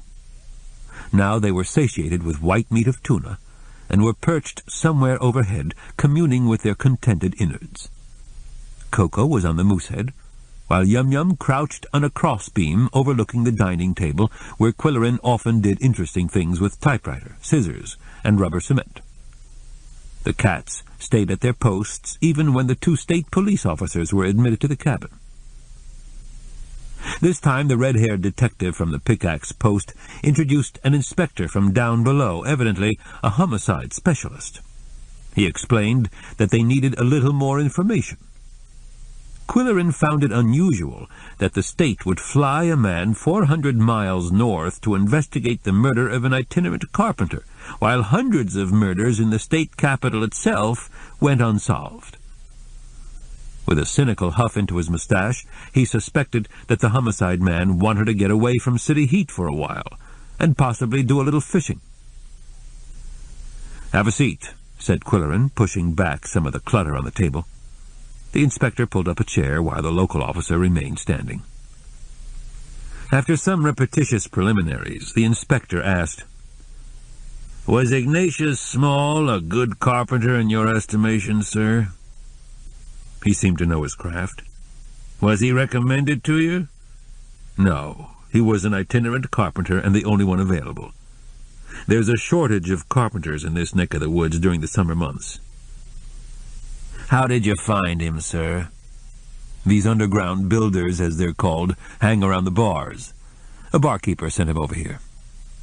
"Could you describe his personality?" "He smiled a lot, and accepted orders and suggestions well enough." "Did he always carry out orders?" "To the best of his ability, I would say. He wasn't a sharp thinker, and he had very little energy." "Would you say he was lazy, sir?" "If that denotes falling asleep while shingling the roof, yes, you could say he was lazy or narcoleptic." "How did you feel about that, sir?" Qwilleran thought, "He's fishing. Watch your step." To the inspector he said, "I was grateful to find anyone at all to do my work. Beggars can't be choosy." "Did he ever make mistakes?" "Occasionally, but it was always something that could be corrected." "Did he ever cause you to lose your temper?" "What do you mean?" "Did you ever threaten him physically?" Qwilleran looked at the detective with expressionless eyes, mournfully lidded. "Would you elucidate?" "Did you ever threaten to clobber him with a 2x4? Instantly, Qwilleran recalled lunch at the Foo with Bushy and Roger. They had been overheard. At the same moment, the telephone rang, and a fur body dropped from the overhead beam, landed on the table, panicked, kicked wildly, scattered papers and pens, flew past the inspector's head to a nearby bookshelf, leaped to the bar, and collided with another fur body that had swooped down from the moosehead, bounced off the sofa back, whizzed past the dining table, skimmed across the chair backs, and crashed into a lamp. The phone continued to ring. Fur bodies were flying in every direction. Zip! Whoosh! The 3 men were ducking. Then the ringing stopped, and the 2 cats came to rest on the sofa, where they engaged in mutual licking of imaginary wounds. "Sorry," Qwilleran said.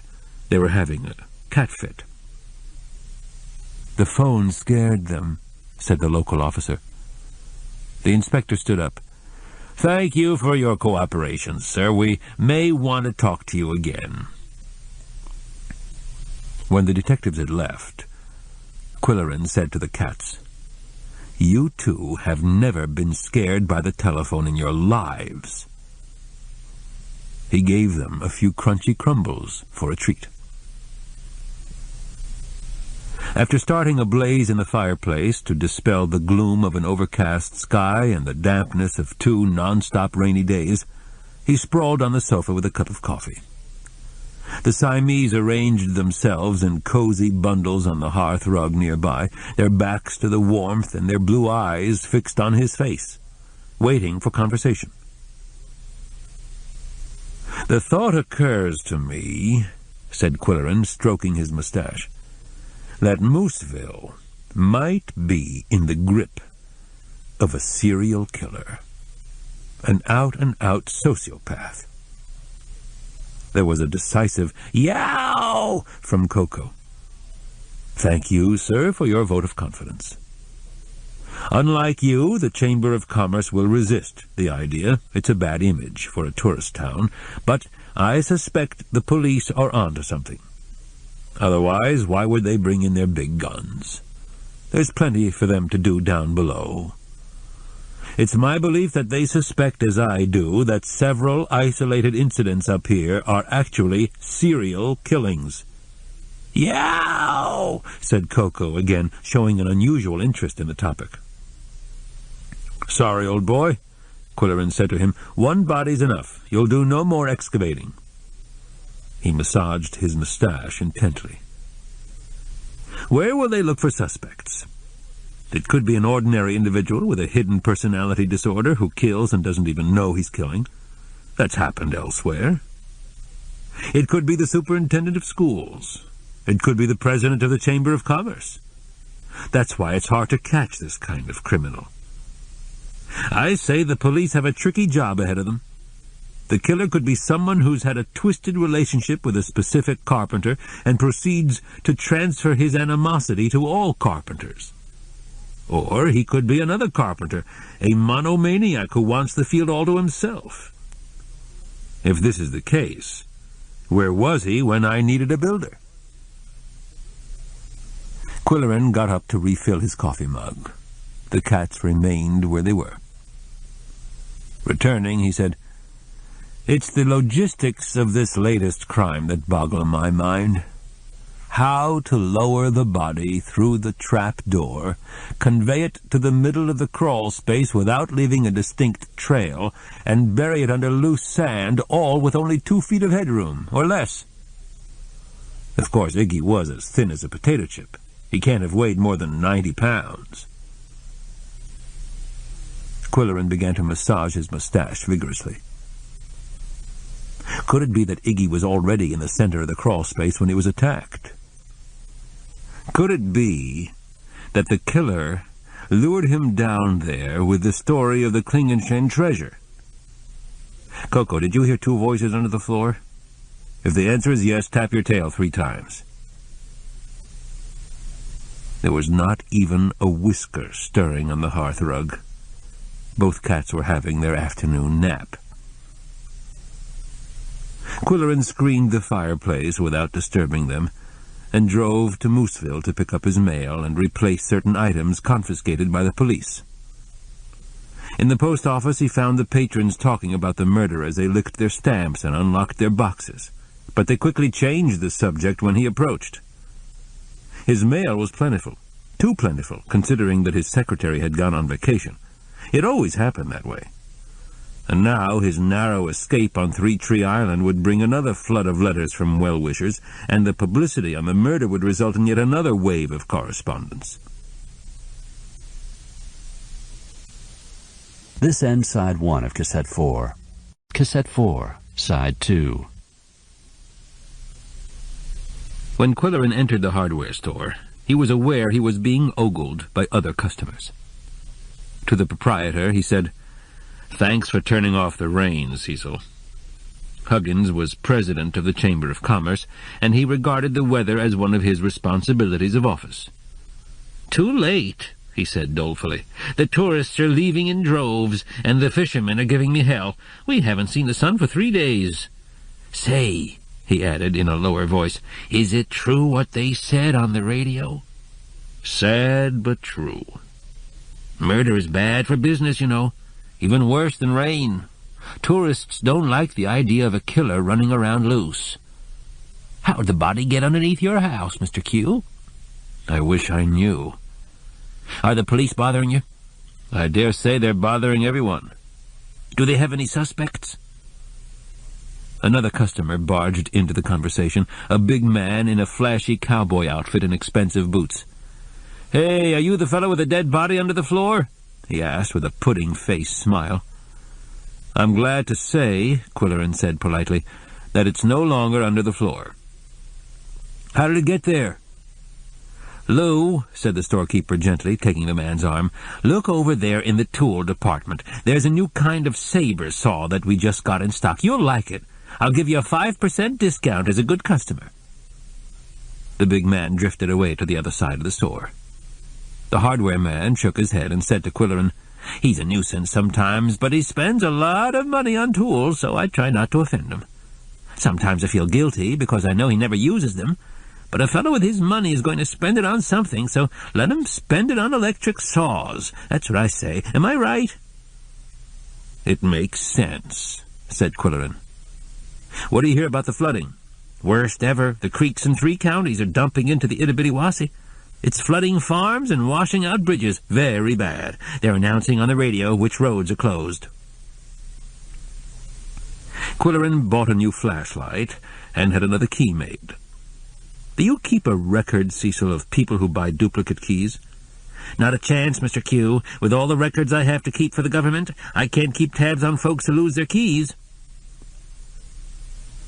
The storekeeper accompanied Qwilleran to the door, and when they were beyond earshot of the clerks and customers, he said, "There's something I should tell you, Mr. Q. Certain local folks are talking about you this morning in a way I don't like. You're a great guy when you're giving the K money away, but get a little mud splashed on your trouser cuffs, and they're ready to trample you in the gutter." "Interesting observation," said Qwilleran, "but I don't get the point." Cecil glanced hastily around the store and whispered, "A certain element around here.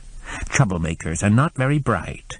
Would like to think you're the one who killed the carpenter and buried the body. If they don't know the truth, they invent it, and they like to do mischief." Qwilleran took it lightly. "Perhaps I should call Glinko and requisition a bodyguard." "If I were you, Mr. Q," said Cecil, "I'd go back to pickaxe until it blows over. There's something else, too, that's being whispered. When Clem Cotter was last seen, he was working for you." Qwilleran thanked him for his concern and left the store. This, he thought, is a new slant on Mooseville society. An idea for the quill pen. When he arrived at the cabin, however, he momentarily lost his detachment. The interior was a wreck.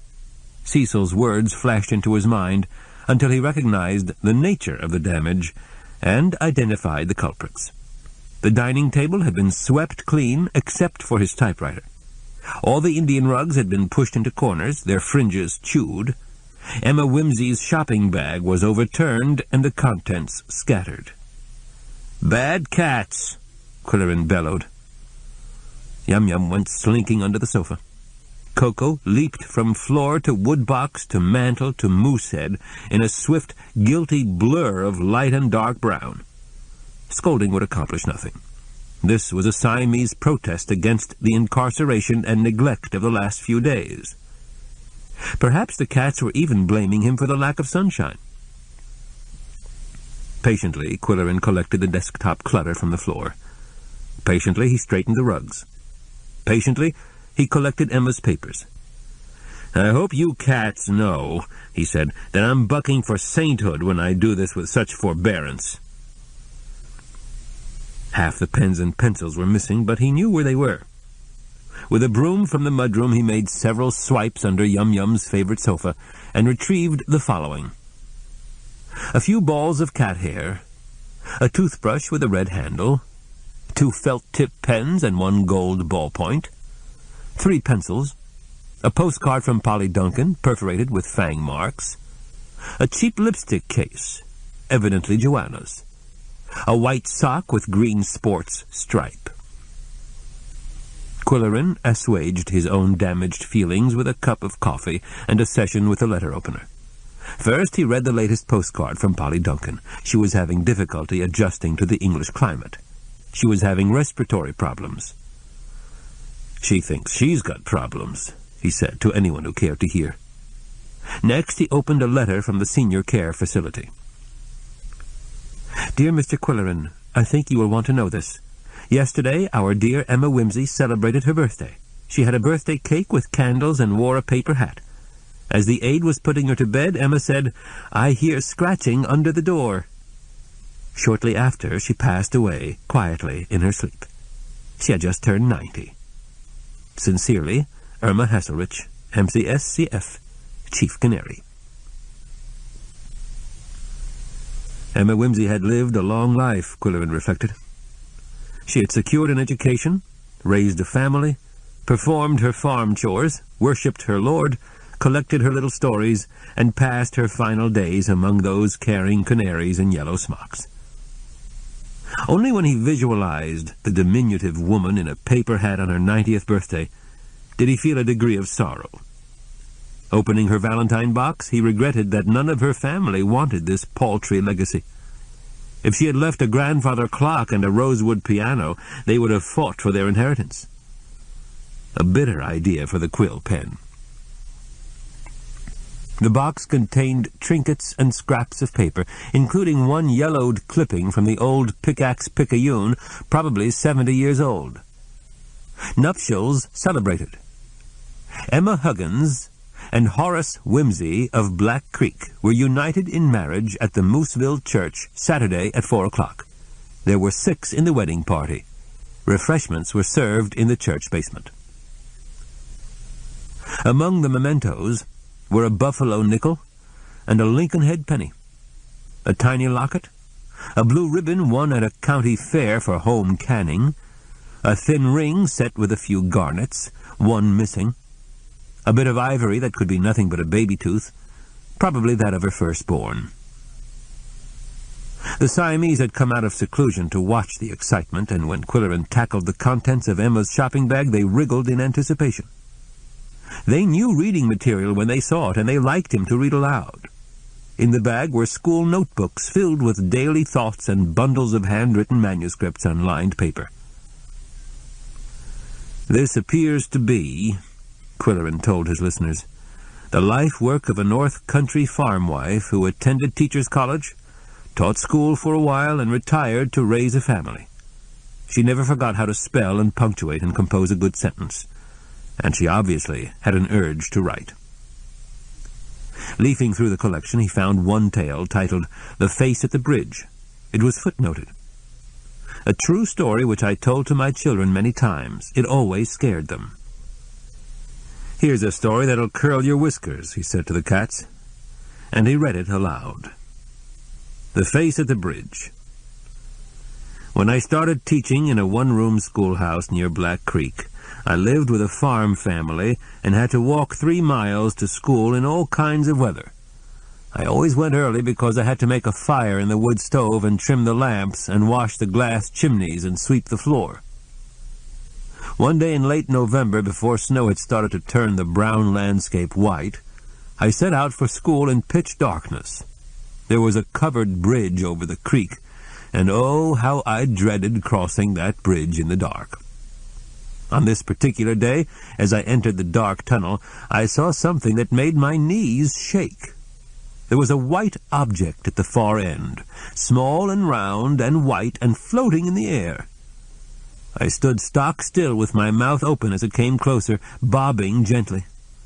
I wanted to turn around and run, but my feet were rooted to the ground. And then I realized it was a face. No body, just a white face. It started to make noises. Ugh! Ugh!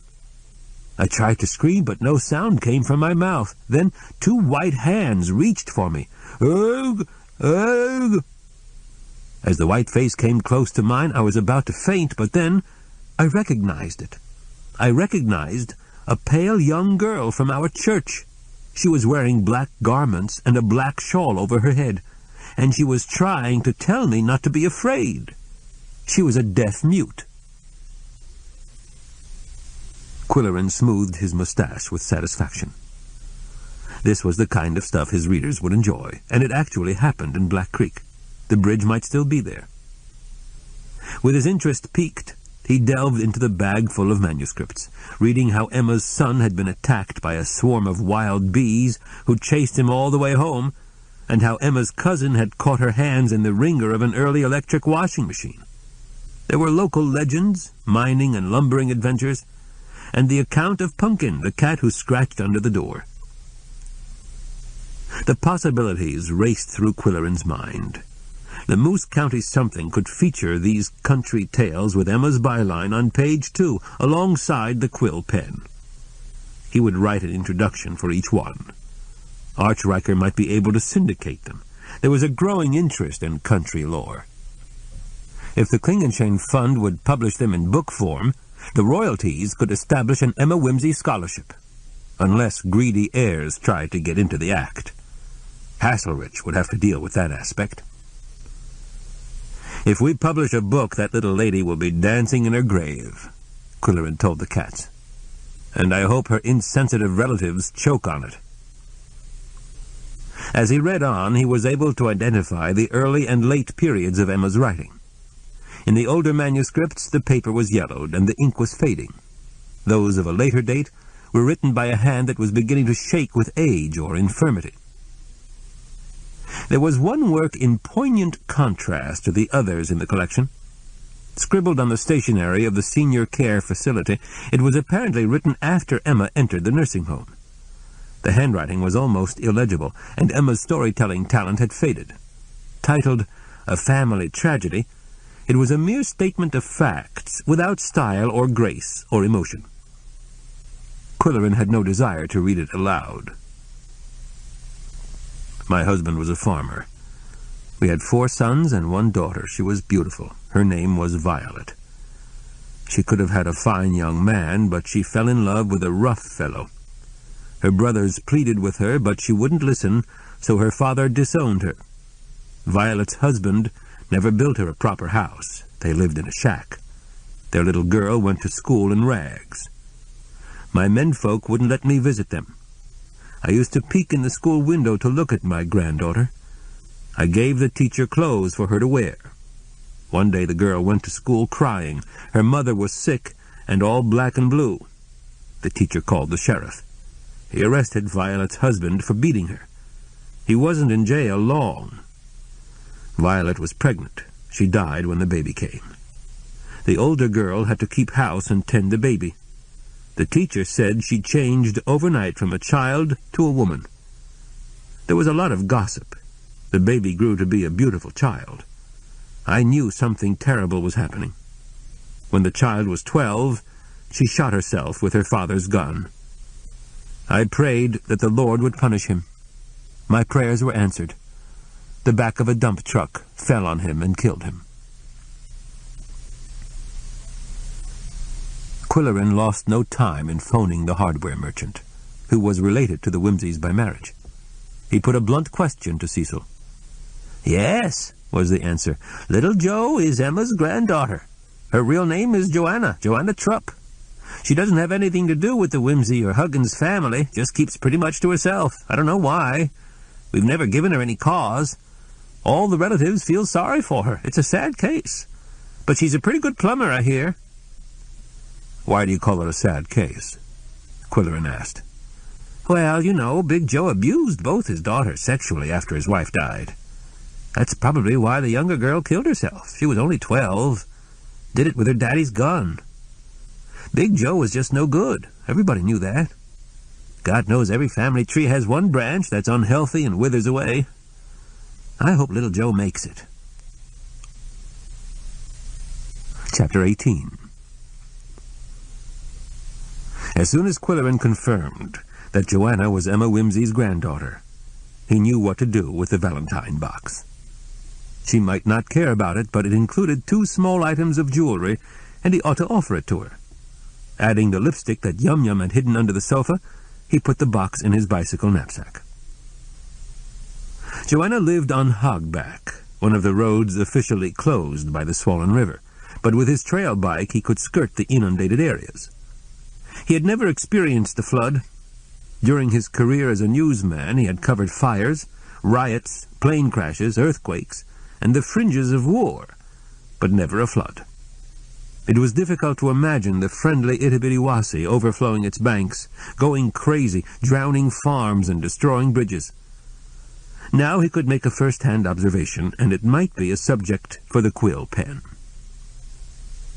He biked up the paved sandpit road and east on the gravel dumpy, and was still a quarter-mile from the riverbed when he noticed a change in the atmosphere.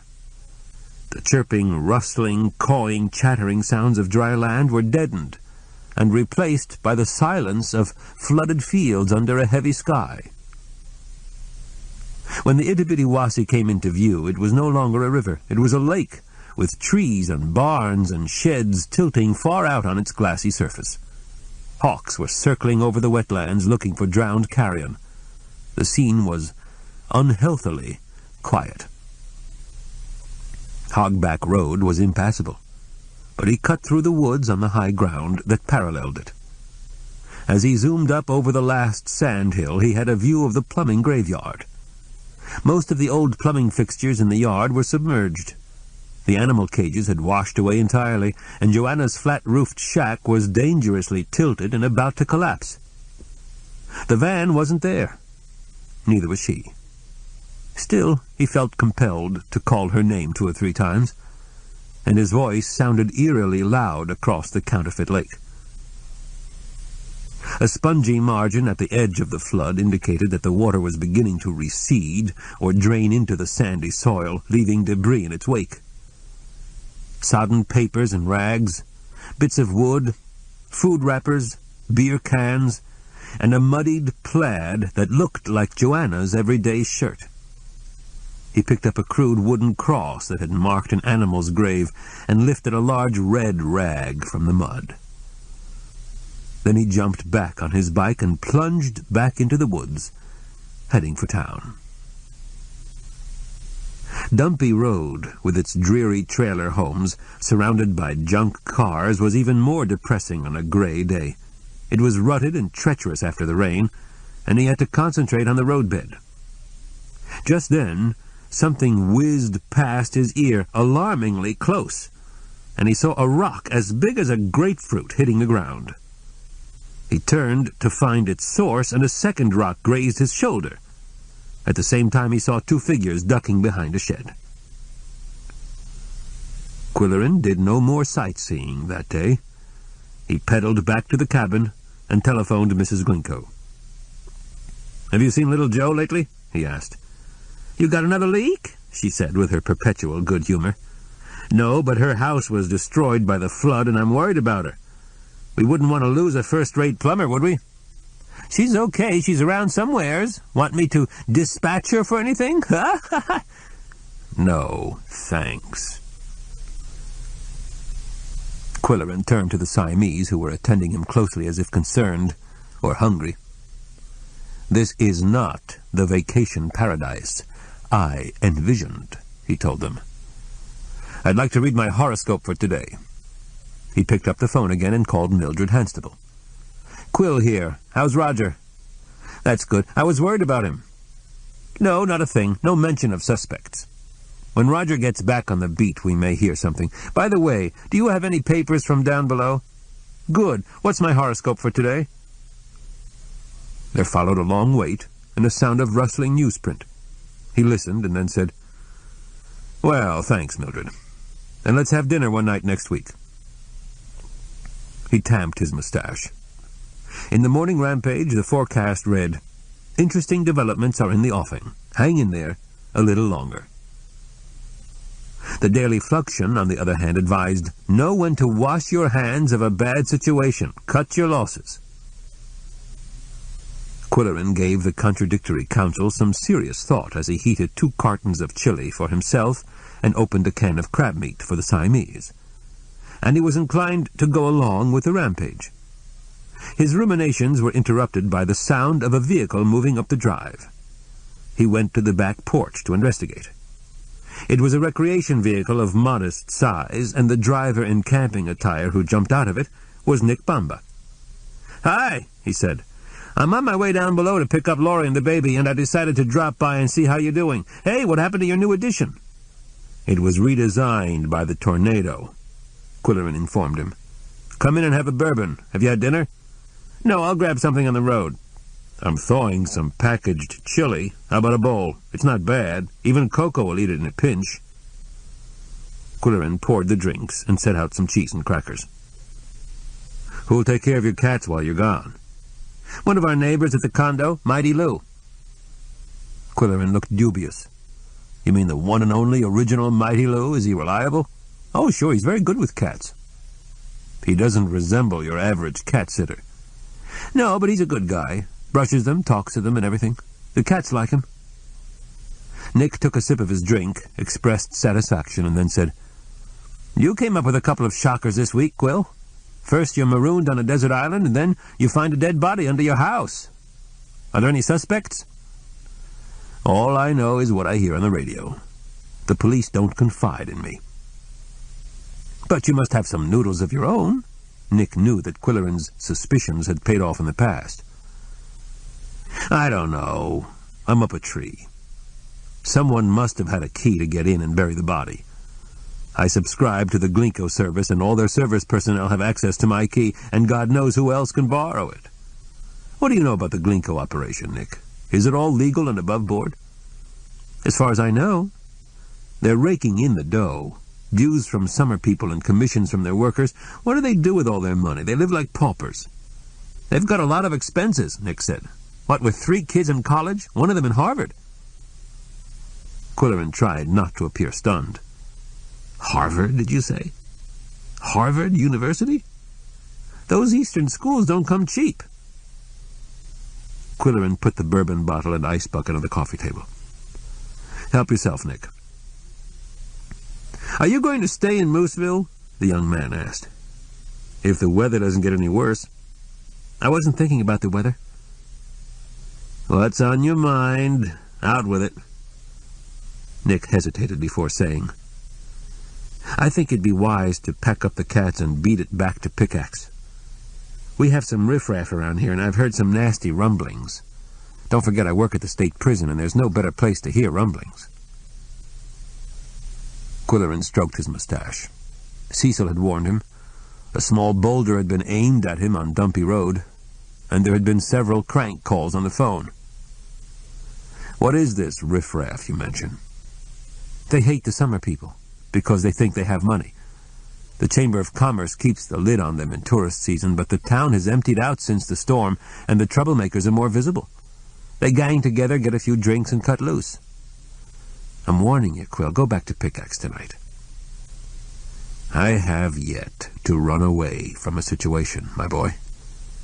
And I've lived through some hairy ones." "You're isolated here. There's only one driveway and no escape route. They can vandalize the cabin, start a fire, do something to the cats." At the mention of the Siamese, Koko perched on the moosehead, Yum Yum looking fragile and precious on the sofa. Qwilleran grew pensive. He was so deep in thought that he jumped when the telephone rang.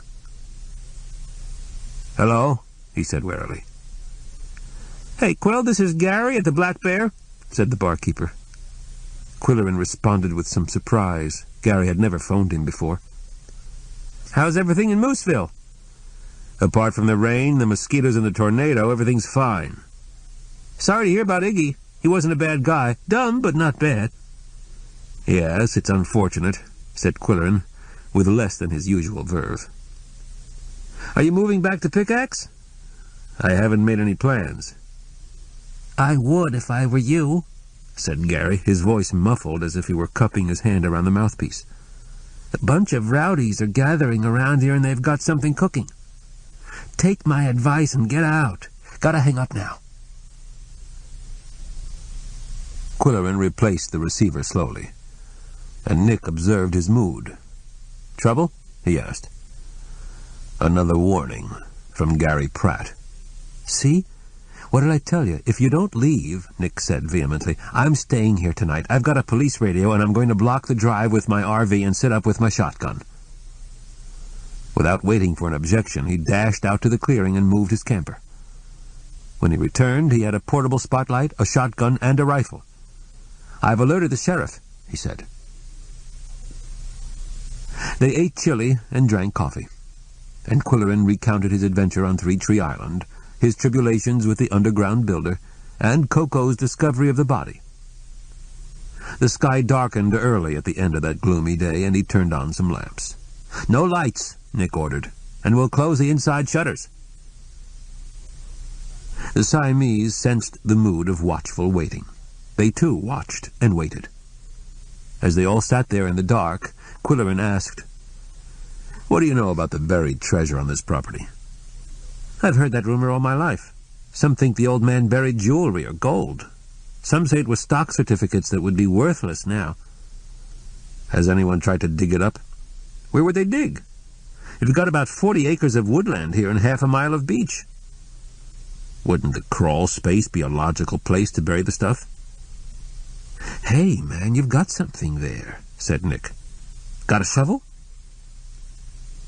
Qwilleran smoothed his mustache.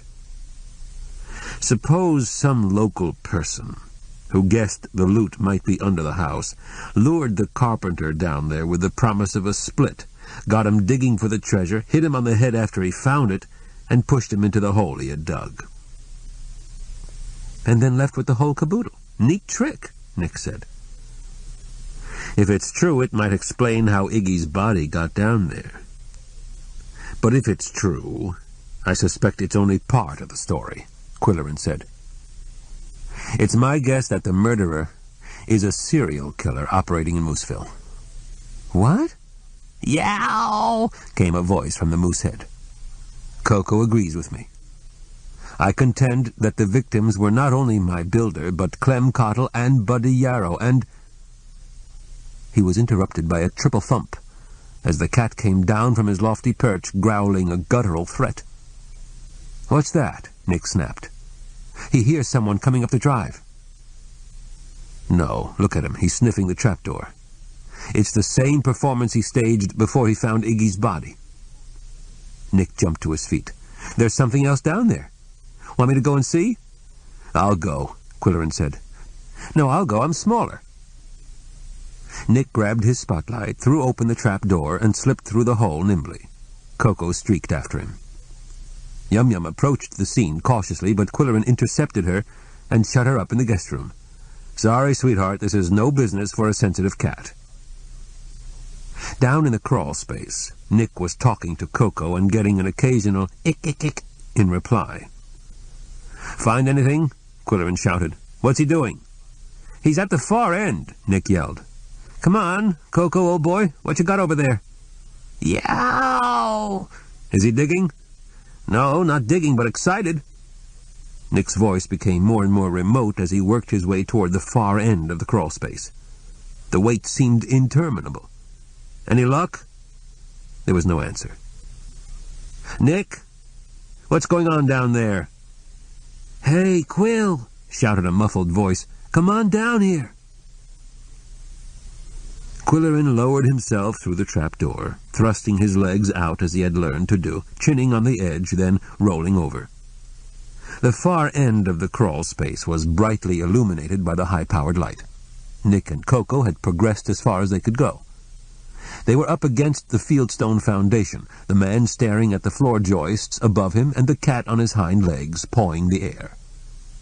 Qwilleran scudded across the sand like a lizard, amazed at his own agility, ignoring the cobwebs that clung to his face, and inching through tight spots with only a 12-inch overhead.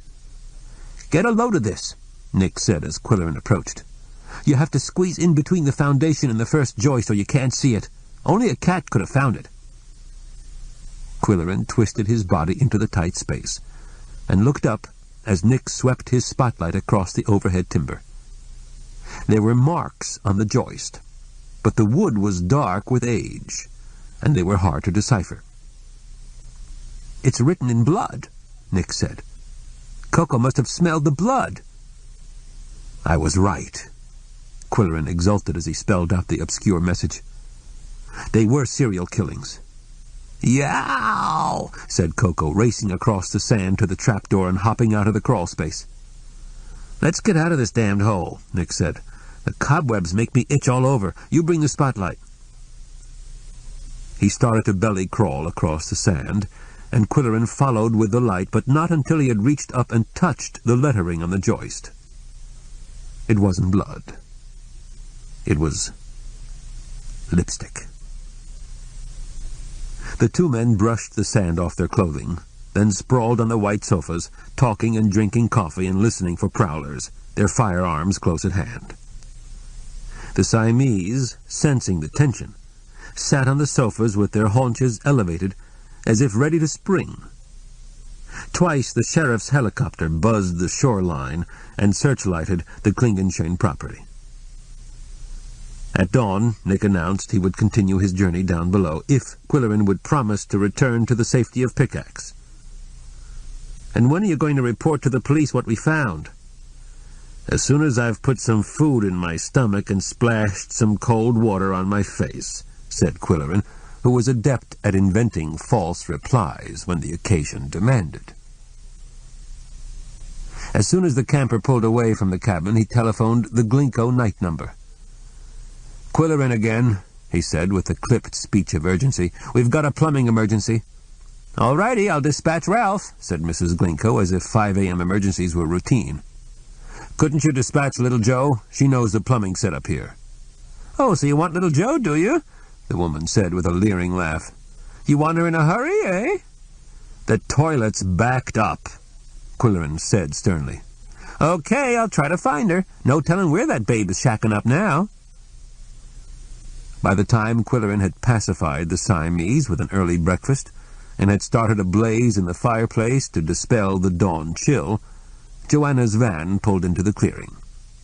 Although her attire was never neat, at this hour it looked slept-in, and her eyes were bleary. Toilet backed up? She asked with a yawn. I have to apologize, he said. It was a false alarm. It corrected itself. But I appreciate your quick response, and I'll pay your bill for an after-hours house call. I was sleeping in my van on the old Burr Road when she buzzed me. My house washed out. I'm sorry to hear that. Will you rebuild? Yeah, I'm going to build a nice place like this. She swept admiring eyes over the cabin interior. May I offer you some breakfast? Coffee and a cinnamon roll? Sure, she said, suddenly more awake. Or would you prefer an apple turnover? Can I have both? Why not? I can make them in a jiffy. How do you like your coffee? Joanna was fascinated by the microwave oven and computerized coffee maker, and Qwilleran knew how to play the gracious host. They ate at the bar, and she talked about the tornado and her animals and how the flood had swept away their cages. When he suggested a second cup of coffee in front of the fire, she hesitated, looking at the white linen sofas and then down at her work clothes. I'm too dirty. Not at all. Sit down and make yourself comfortable. And prepare for a surprise. He handed her Emma Whimsy's Valentine box. This belonged to your grandmother. Perhaps she never visited you, but she loved you very much.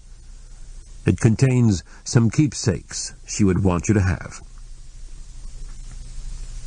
She examined the trinkets and souvenirs in the box and glowed with pleasure. If she found Qwilleran's sudden hospitality a suspicious right-about face, she gave no indication. After all, she was having breakfast with the richest man in the county, in a setting that was the epitome of glamour to a resident of Hogback Road. Qwilleran, on the other hand, dreaded the confrontation that was coming, and deplored the means he had taken to accomplish it. Finally, he said, I'm not going to rebuild my new addition. My carpenter was murdered. Did you know he was murdered? Iggy? She said without surprise. Ignatius K. Small was his name. And a few days before that, Clem Cottle disappeared. Yesterday I biked out Hogback Road to look at the flood damage, and I found Clem's jacket in the mud near your house. When she looked bewildered, he added casually, Clem's red softball jacket, with the rooster on it. How do you suppose it got there? Clem was going to build a new house for me, she said uncertainly. He came out to tell me how much it would cost. In the same conversational tone, Qwilleran went on. Well, I'm afraid you've lost a good carpenter. I'm sure Clem is dead. But a Yarrow was another fine young man who was killed. He fell in the river near your house. And then there was a carpenter named Mert who disappeared, although they found his truck in a junkyard. And didn't you tell me your father was a carpenter? He waited for a reaction, but none came. Altering his tone to one of accusation and looking steadily into her eyes, he said, Doesn't it seem strange, Joanna, that so many carpenters have died or disappeared? How do you explain it? Her eyes shifted as she tried to find an answer. I don't know, she said in a small voice. I think you know how Clem's truck ended up in a ditch on the old Burr Road. Did you bury his body on your property? Joanna gazed at him, paralyzed with shock. And how about Mert? Did you invite him home for a beer and hit him on the head with a lead pipe? No. She was looking frightened. Did you have the hardware store make a duplicate key to my cabin so you could go down into the crawl space? I think you got Iggy to go down there during the tornado for safety. And he never came out. Her expression changed from fright to menace. She was a big, strong girl, and Qwilleran thought it wise to move toward the fireplace in reach of the poker. As he paced back and forth on the hearth, he said, You know all about this, Joanna. Down in the crawl space, there's a list of all 5 carpenters and the dates they were murdered. Her eyes were moving wildly. I didn't do it. But you know something about it. Did you have a partner? I didn't have nothing to do with it. The police are going to suspect you because the names in the crawl space are written with your lipstick. Someone else did it, she cried. She stole my lipstick. Who? Louise. She was moistening her lips anxiously. Who's Louise? A girl. She does bad things. Why would she kill 5 carpenters? Her voice became hysterical. They're bad. Her daddy was a carpenter. He was a bad man. Suddenly she jumped up and rushed to the door. Don't forget your grandmother's box, Qwilleran said. Joanna ran from the cabin and drove away in her van, spraying gravel. Slowly and with regret, Qwilleran dialed the number of the state police.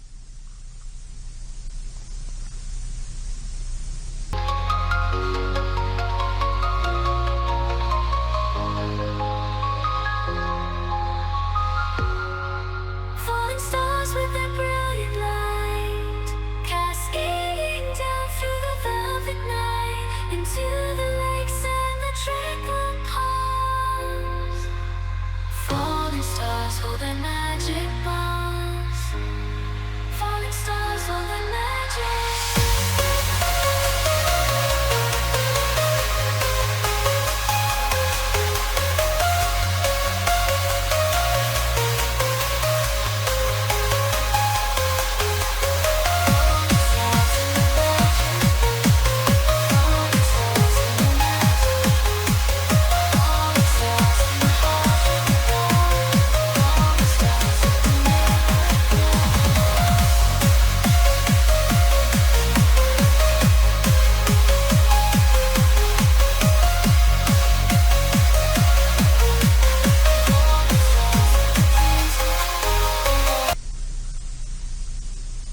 Chapter 19. The sun was shining. Pickaxe was drying out, and bells in the old stone church on Park Circle were ringing joyously as Qwilleran arrived at his apartment over the Klingenschein garage. In his car were his typewriter, summer clothes, coffee maker, the Siamese in their travel coupe, and, of course, their turkey roaster. He consulted his horoscope in the weekend edition of the Moose County Something, which now carried a syndicated astrology column in response to reader demand. "You have some explaining to do, Gemini," said the anonymous astrologer. "Socialize with an old friend and get it off your mind."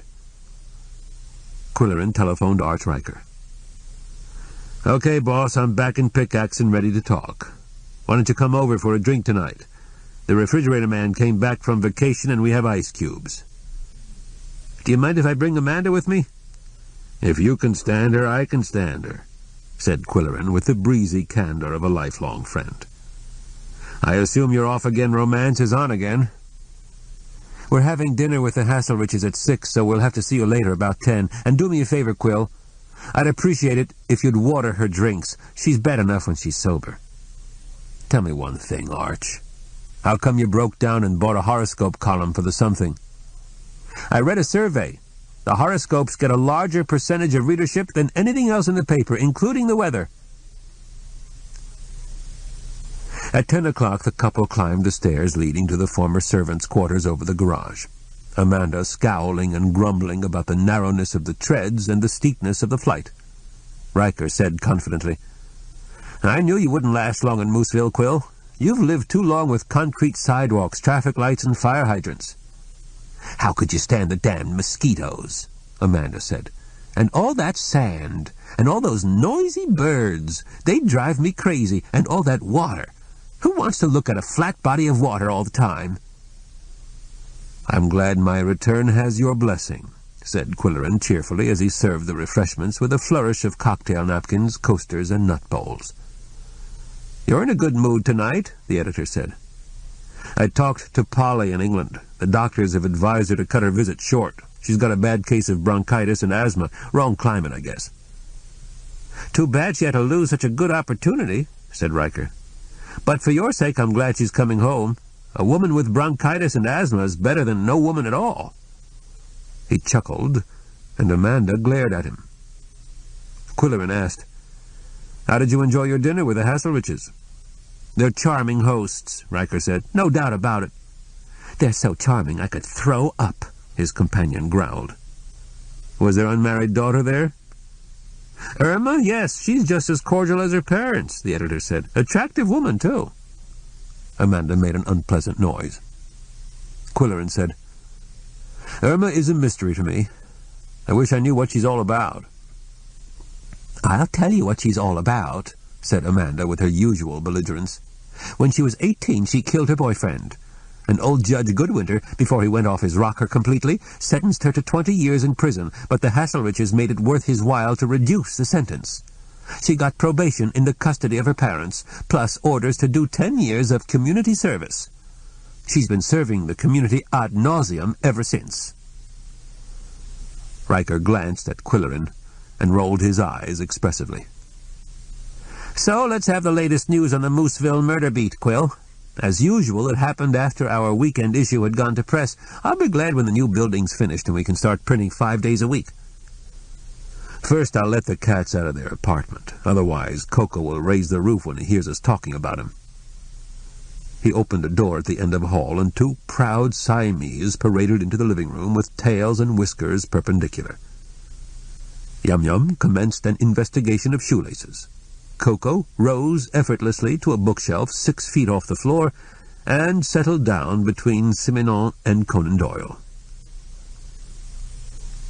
"Well, Nick Bamba came over Friday night," Qwilleran began, "and we were having a quiet evening with the lights out and loaded firearms across our knees, in case anything happened, when Koko suddenly started making an ungodly fuss. He wanted to go underground. We let him go, and he led us to the names of the 5 carpenters who are alleged murder victims: Joe, Mert, Buddy, Clem, and Iggy, together with the dates of their demise. Captain Flogg wasn't included. Apparently the old soak really drank himself to death, as everyone thought." Where were the names? Riker asked. Daubed on a floor joist in a tight spot where only a cat would find them. Nick thought the names were written in blood, but it was lipstick. That's when I knew the killer was Joanna Trupp. Amanda snorted in disdain. What's to stop a man from buying a lipstick if he wants to write on joists? True, said Qwilleran. But the first 3 names matched the purplish-red lipstick that Joanna lost in my cabin. Yum Yum had hidden it under the sofa. The last 2 names, apparently written after she bought a new lipstick, were in a different color, more orange. Why do you suppose she wrote with lipstick? Riker asked. Or is that question too naive? For the same reason that people use lipstick to write farewell messages on bathroom mirrors. It's handy. If little Jo were a house painter instead of a plumber, she might have used red enamel. Don't overlook the significance of the color. The question next arises. Why did she keep a tally of her victims? Because women like to make lists, Riker said archly, and Amanda scowled at him. Because each murder boosted her ego. It was a scorecard of her victories in a private war she was waging. Riker said, I bet she conked those guys with a lead pipe or a monkey wrench. We can assume she conked her father with the tailgate of a dump truck. Mert and Clem are unaccounted for. There'll be a search for their buried bodies on her property when the water recedes. Their trucks were found within walking distance of her private graveyard. Likewise, the mudslide where Buddy Yarrow went into the river was nearby. Question, said Riker. Since the first 4 were reported as accidents or missing persons, when did you first suspect murder? Subliminally, I suppose, when Koko started tapping his tail. He'd been watching the carpenter drive nails, bang, bang, bang. And when the man failed to report for work, Koko's tail started going tap, tap, tap. Sounds like hogwash to me, Amanda muttered. How about a refill, Sherlock? The skunk water was delicious, but don't forget the bourbon this time. Qwilleran refreshed her drink, but not without a wink at Riker. Perhaps it was none of my business, he said, but I went around asking questions yesterday. Cecil Huggins remembers making a duplicate key for Joanna. It could have been a key to my cabin. The guys at the lumber yard remember Clem saying he was going to build a house on Hogback Road. The night bartender at the Shipwreck Tavern remembers the last time Mert came into the bar. Joanna was buying his drinks. Convenient recall, Amanda protested. Hearsay, circumstantial evidence. I admit it, but you can be sure that the mortality rate for carpenters will decline now that Joanna and Louise are in custody. Louise? Who's Louise? Riker asked. Ah, now we come to the curious part. Little Jo didn't know she was killing. She had invented another self, another girl to do the dirty work. No doubt it was the only way she could cope with her intolerable home life. For years, both she and her sister were sexually abused by their father. When the younger girl killed herself, out of desperation, guilt, self-loathing, or whatever, it must have triggered a murderous hate in Joanna. Shortly after, Louise engineered the tailgate accident that killed Big Jo. Little Joe's twisted reasoning would go something like this. Big Jo was a carpenter. He was a bad man. Therefore, all carpenters are bad men. It became the holy mission of Louise to wipe them out one by one. Shocking, said Riker. That's what serial killers are all about, Qwilleran said. Their motivation doesn't make sense. That's why they're so hard to catch. Yow! Came a loud voice from the bookshelf, and 3 heads turned to look. Qwilleran said, Koko no longer taps with his tail, now that the carpenter killer has been apprehended. And I'm glad it's over. My only regret is that the murderer turned out to be Little Jo. What will happen to her? Her fate now, I suppose, is in the hands of the courts and the doctors. It'll take a lot of psychiatric treatment to straighten her out and get some answers to questions. In the moment of silence that followed, A faint but distinct sound came from the Conan Doyle shelf. Tap, tap, tap. Amanda crowed with delight. "I always knew you were a windbag, Quill, but I like your mustache." After his guests had gone, Qwilleran made coffee for himself, poured a saucer of white grape juice for Koko, and gave Yum Yum a crumb of cheese. Then he sprawled in the big chair in his writing studio, while the Siamese arranged themselves on his desk in photogenic poses, waiting for the conversation to begin. "Now that we're back in Pickaxe," he said, "I can't believe we spent those 3 lunatic weeks in Mooseville. There's something intoxicating about the atmosphere up there that distorts reality. It should be investigated by the narcs, or even the EPA. It could be radioactivity from those UFOs." Koko squeezed his eyes in agreement. "And the behavior of you two was enough to unhinge a rational mind. When you staged your catfit, were you really alarmed by the ringing phone? Or were you trying to distract the inspector in a tense moment?" Koko blinked innocently, and Yum Yum yawned. "I'd also like to know, young man, why you reacted to Russell Sims in such an ungentlemanly manner. You embarrassed me. It's true there was something weird about her. She moved like a cat, and had eyes like a cat. And she seemed to have a sixth sense. Hey, where are you going? Come back here." Koko had jumped down from the desk and was walking from the room with that particular stiff-legged gait that denoted supercilious disapproval.